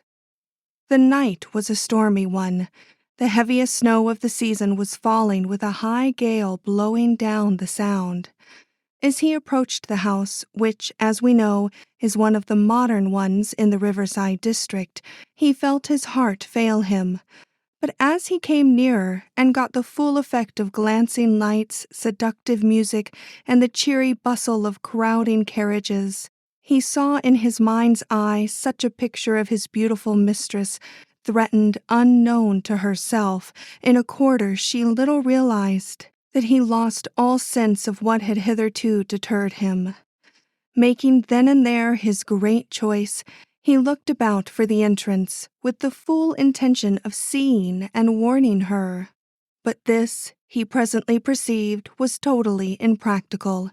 He could neither go to her nor expect her to come to him.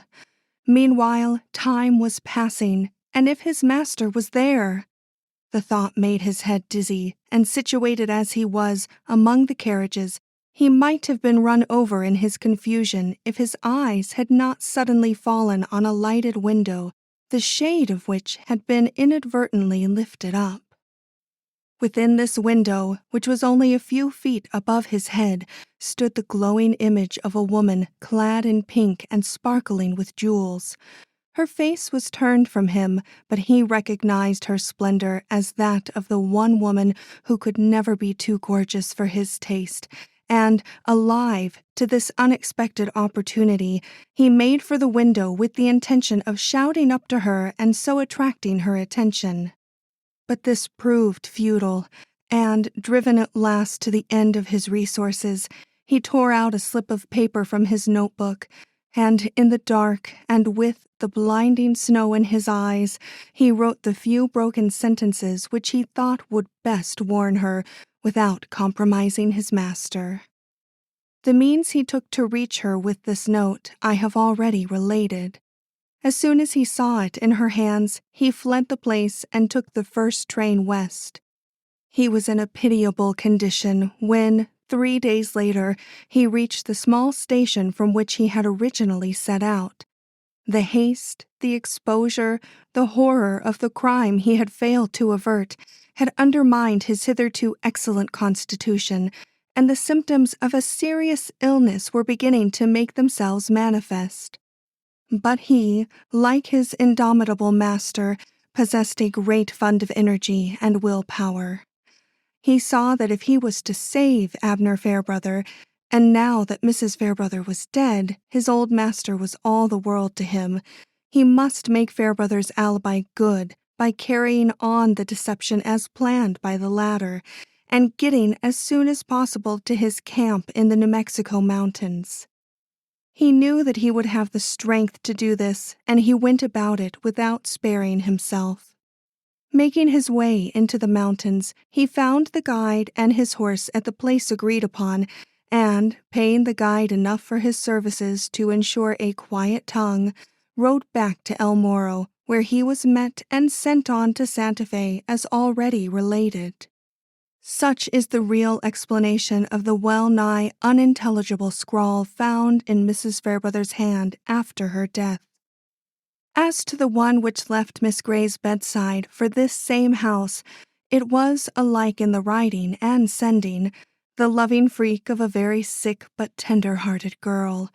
She had noted the look with which Mr. Gray had left her, and, in her delirious state, thought that a line in her own hand would convince him of her good condition and make it possible for him to enjoy the evening. She was, however, too much afraid of her nurse to write it openly, and though we never found that scrawl, it was doubtless not very different in appearance from the one which I had confounded it.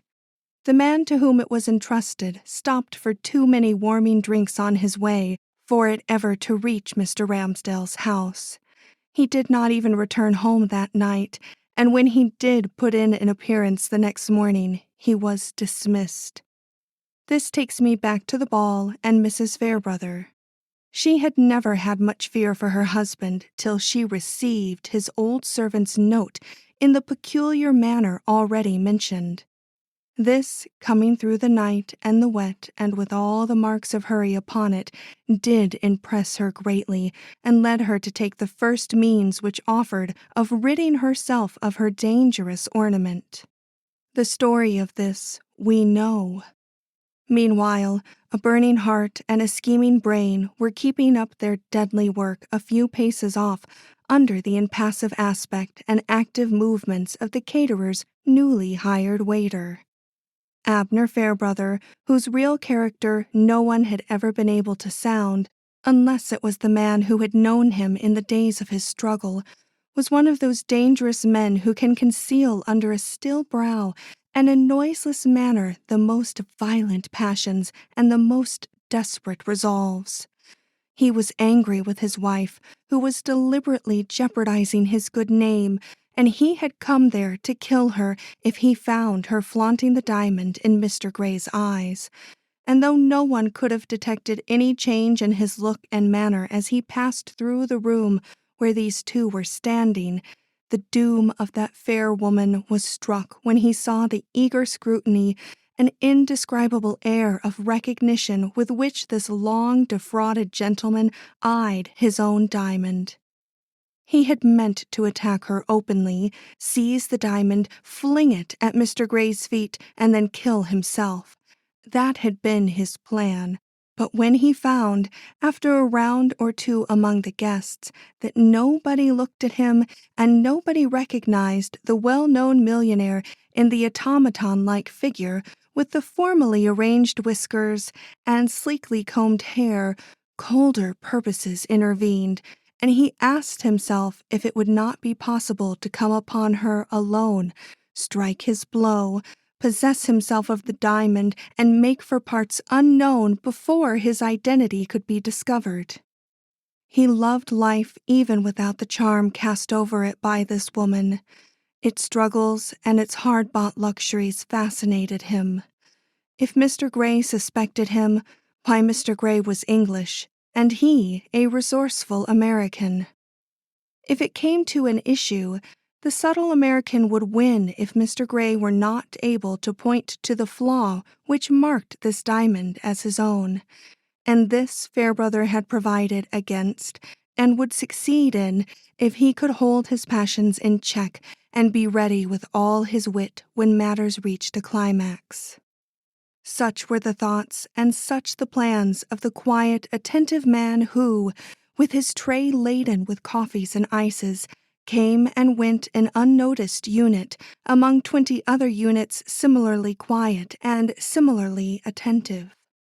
He waited on lady after lady, and when, on the reissuing of Mr. Durand from the alcove, he passed in there with his tray and his 2 cups of coffee, nobody heeded and nobody remembered. It was all over in a minute, and he came out, still unnoted, and went to the supper-room for more cups of coffee.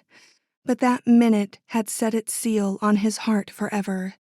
She was sitting there alone, with her side to the entrance, so that he had to pass around in order to face her.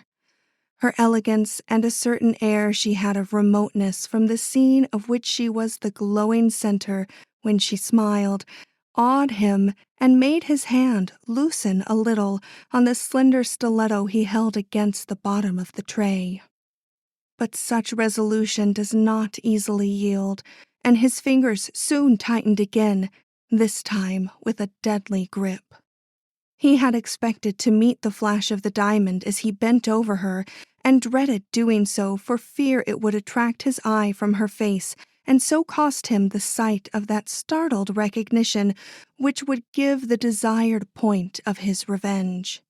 But the tray, as he held it, shielded her breast from view, and when he lowered it to strike his blow, he thought of nothing but aiming so truly as to need no second blow. He had had his experience in those old years in a mining camp, and he did not fear failure in this. What he did fear was her utterance of some cry, possibly his name, but she was stunned with horror and did not shriek. Horror of him whose eyes she met with her glassy and staring ones as he slowly drew forth the weapon. Why he drew it forth instead of leaving it in her breast, he could not say. Possibly because it gave him his moment of gloating revenge. When, in another instant, her hands flew up and the tray tipped and the china fell, the revulsion came, and his eyes opened to two facts. The instrument of death was still in his grasp, and the diamond, on whose possession he counted, was gone from his wife's breast. It was a horrible moment. Voices could be heard approaching the alcove, laughing voices that in an instant would take on the note of horror. And the music, ah, how low it had sunk, as if to give place to the dying murmur he now heard issuing from her lips. But he was a man of iron. Thrusting the stiletto into the first place that offered, he drew the curtains over the staring windows, then slid out with his tray, calm, speckless, and attentive as ever, dead to thought, dead to feeling, but aware, quite aware in the secret depths of his being, that something besides his wife had been killed that night, and that sleep and peace of mind and all pleasure in the past were gone forever. It was not he I saw enter the alcove and come out with news of crime. He left this role to one whose antecedents could better bear investigation. His part was to play, with just the proper display of horror and curiosity, the ordinary menial brought face to face with a crime in high life. He could do this. He could even sustain his share in the gossip, and for this purpose kept near the other waiters. The absence of the diamond was all that troubled him. That brought him at times to the point of vertigo. Had Mr. Gray recognized and claimed it? If so, he, Abner Fairbrother, must remain James Wellgood, the waiter, indefinitely. This would require more belief in his star than he had had yet. But as the moments passed and no contradiction was given to the universally received impression that the same hand which had struck the blow had taken the diamond, even this cause of anxiety left his breast, and he faced people with more and more courage till the moment when he suddenly heard that the diamond had been found in the possession of a man perfectly strange to him, and saw the inspector pass it over into the hands of Mr. Gray. Instantly, he realized that the crisis of his fate was on him. If Mr. Gray were given time to identify this stone, he, Abner Fairbrother, was lost, and the diamond as well. Could he prevent this?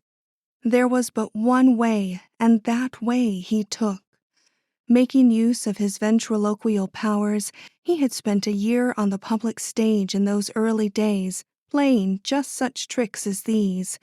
He raised the one cry which he knew would startle Mr. Gray more than any other in the world, and when the diamond fell from his hand, as he knew it would, he rushed forward and in the act of picking it up, made that exchange which not only baffled the suspicions of the statesman, but restored to him the diamond, for whose possession he was now ready to barter half his remaining days.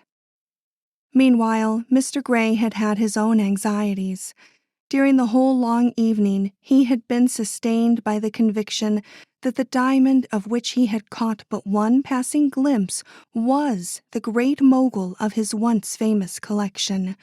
So sure was he of this that at one moment he found himself tempted to enter the alcove, demand a closer sight of the diamond, and settle the question then and there. He even went so far as to take in his hands the 2 cups of coffee which should serve as his excuse for this intrusion, but his naturally chivalrous instincts again intervened, and he set the cups down. This I did not see, and turned his steps toward the library with the intention of writing her a note instead. But though he found paper and pen to hand, he could find no words for so daring a request, and he came back into the hall only to hear that the woman he had contemplated addressing had just been murdered and her great jewel stolen. The shock was too much, and as there was no leaving the house then, he retreated again to the library, where he devoured his anxieties in silence, till hope revived again at the sight of the diamond in the inspector's hand, only to vanish under the machinations of one he did not even recognize when he took the false jewel from his hand. The American had outwitted the Englishman, and the triumph of evil was complete. Or so it seemed, but if the Englishman is slow, he is sure. Thrown off the track for the time being, Mr. Gray had only to see a picture of the stiletto in the papers to feel again that, despite all appearances, Fairbrother was really not only at the bottom of the thefts from which his cousin and himself had suffered, but of this frightful murder as well. He made no open move. He was a stranger, in a strange land, and much disturbed, besides, by his fears for his daughter, but he started a secret inquiry through his old valet, whom he ran across in the street, and whose peculiar adaptability for this kind of work he well knew. The aim of these inquiries was to determine if the person whom 2 physicians and 3 assistants were endeavoring to nurse back to health on the top of a wild plateau in a remote district of New Mexico was the man he had once entertained at his own board in England, and the adventures thus incurred would make a story in itself. But the result seemed to justify them. Word came after innumerable delays, very trying to Mr. Gray, that he was not the same, though he bore the name of Fairbrother and was considered by everyone around there to be Fairbrother. Mr. Gray, ignorant of the relations between the millionaire master and his man which sometimes led to the latter's personifying the former, was confident of his own mistake and bitterly ashamed of his own suspicions. But a second message sent him right. A deception was being practiced down in New Mexico, and this was how his spy had found it out. Certain letters which went into the sick tent were sent away again, and always to one address. He had learned the address. It was that of James Wellgood, C., Maine. If Mr. Gray would look up this Wellgood, he would doubtless learn something of the man he was so interested in. This gave Mr. Gray personally something to do, for he would trust no second party with a message involving the honor of a possibly innocent man. As the place was accessible by railroad and his duty clear, he took the journey involved and succeeded in getting a glimpse in the manner we know of the man, James Wellgood. This time he recognized Fairbrother, and, satisfied from the circumstances of the moment that he would be making no mistake in accusing him of having taken the Great Mogul, he intercepted him in his flight, as you have already read, and demanded the immediate return of his great diamond. And Fairbrother, we shall have to go back a little to bring his history up to this critical instant. When he realized the trend of public opinion, when he saw a perfectly innocent man committed to the tombs for his crime, he was first astonished and then amused at what he continued to regard as the triumph of his star. But he did not start for El Moro, wise as he felt it would be to do so.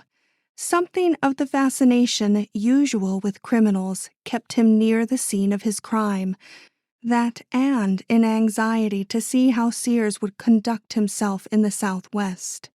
That Sears had followed him to New York, knew his crime, and was the strongest witness against him was as far from his thoughts as that he owed him the warning which had all but balked him of his revenge. When, therefore, he read in the papers that Abner Fairbrother had been found sick in his camp at Santa Fe, he felt that nothing now stood in the way of his entering on the plans he had framed for ultimate escape. On his departure from El Moro, he had taken the precaution of giving Sears the name of a certain small town on the coast of Maine where his mail was to be sent in case of a great emergency. He had chosen this town for 2 reasons. First, because he knew all about it, having had a young man from there in his employ.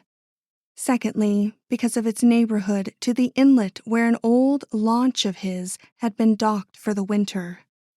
Always astute, always precautionary, he had given orders to have this launch floated and provisioned, so that now he had only to send word to the captain to have at his command the best possible means of escape. Meanwhile, he must make good his position in sea. He did it in the way we know. Satisfied that the only danger he need fear was the discovery of the fraud practiced in New Mexico, he had confidence enough in Sears, even in his present disabled state, to take his time and make himself solid with the people of sea while waiting for the ice to disappear from the harbor. This accomplished and cruising made possible, he took a flying trip to New York to secure such papers and valuables as he wished to carry out of the country with him. They were in a safe deposit, but that safe deposit was in his strong room in the center of his house in 86th Street, a room which you will remember in connection with Sweetwater's adventure. To enter his own door with his own latch key in the security and darkness of a stormy night seemed to this self-confident man a matter of no great risk, nor did he find it so. He reached his strong room, procured his securities, and was leaving the house without having suffered an alarm, when some instinct of self-preservation suggested to him the advisability of arming himself with a pistol. His own was in Maine, but he remembered where Sears kept his. He had seen it often enough in that old trunk he had brought with him from the Sierras. He accordingly went upstairs to the steward's room, found the pistol, and became from that instant invincible. But in restoring the articles he had pulled out, he came across a photograph of his wife and lost himself over it and went mad, as we have heard the detective tell. That later he should succeed in trapping this detective and should leave the house without a qualm as to his fate shows what sort of man he was in moments of extreme danger. I doubt, from what I have heard of him since, if he ever gave 2 thoughts to the man after he had sprung the double lock on him, which, considering his extreme ignorance of whom his victim was or what relation he bore to his own fate, was certainly remarkable. Back again in sea, he made his final preparations for departure. He had already communicated with the captain of the launch, who may or may not have known his passenger's real name. He says that he supposed him to be some agent of Mr. Fairbrother's, that among the first orders he received from that gentleman was one to the effect that he was to follow the instructions of one Wellgood as if they came from himself. That he had done so, and not till he had Mr. Fairbrother on board had he known whom he was expected to carry into other waters. However, there are many who do not believe the captain. Fairbrother had a genius for rousing devotion in the men who worked for him, and probably this man was another Sears. To leave speculation, all was in train then, and freedom but a quarter of a mile away, when the boat he was in was stopped by another, and he heard Mr. Gray's voice demanding the jewel. The shock was severe, and he had need of all the nerve which had hitherto made his career so prosperous, to sustain the encounter with the calmness which alone could carry off the situation.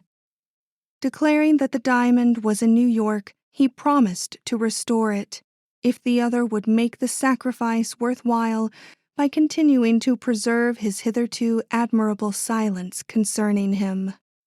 Mr. Gray responded by granting him just 24 hours, and when Fairbrother said the time was not long enough and allowed his hand to steal ominously to his breast, he repeated still more decisively, 24 hours. The ex-miner honored bravery.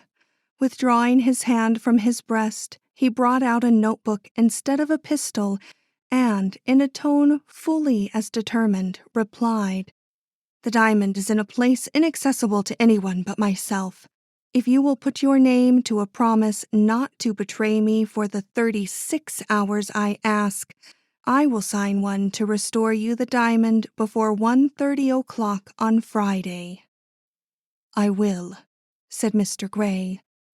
So the promises were written and duly exchanged. Mr. Gray returned to New York, and Fairbrother boarded his launch. The diamond really was in New York, and to him it seemed more politic to use it as a means of securing Mr. Gray's permanent silence than to fly the country, leaving a man behind him who knew his secret and could precipitate his doom with a word. He would therefore go to New York, play his last great card, and, if he lost, be no worse off than he was now. He did not mean to lose. But he had not calculated on any inherent weakness in himself, had not calculated on Providence. A dish tumbled, and with it fell into chaos the fair structure of his dreams. With the cry of "Gritzel! Gritzel!" he gave up his secret, his hopes, and his life. There was no retrieval possible after that. The star of Abner Fairbrother had set. Mr. Gray and his daughter learned very soon of my relations to Mr. Durand, but through the precautions of the inspector and my own powers of self-control, no suspicion has ever crossed their minds of the part I once played in the matter of the stiletto. This was amply proved by the invitation Mr. Durand and I have just received to spend our honeymoon at Darlington Manor.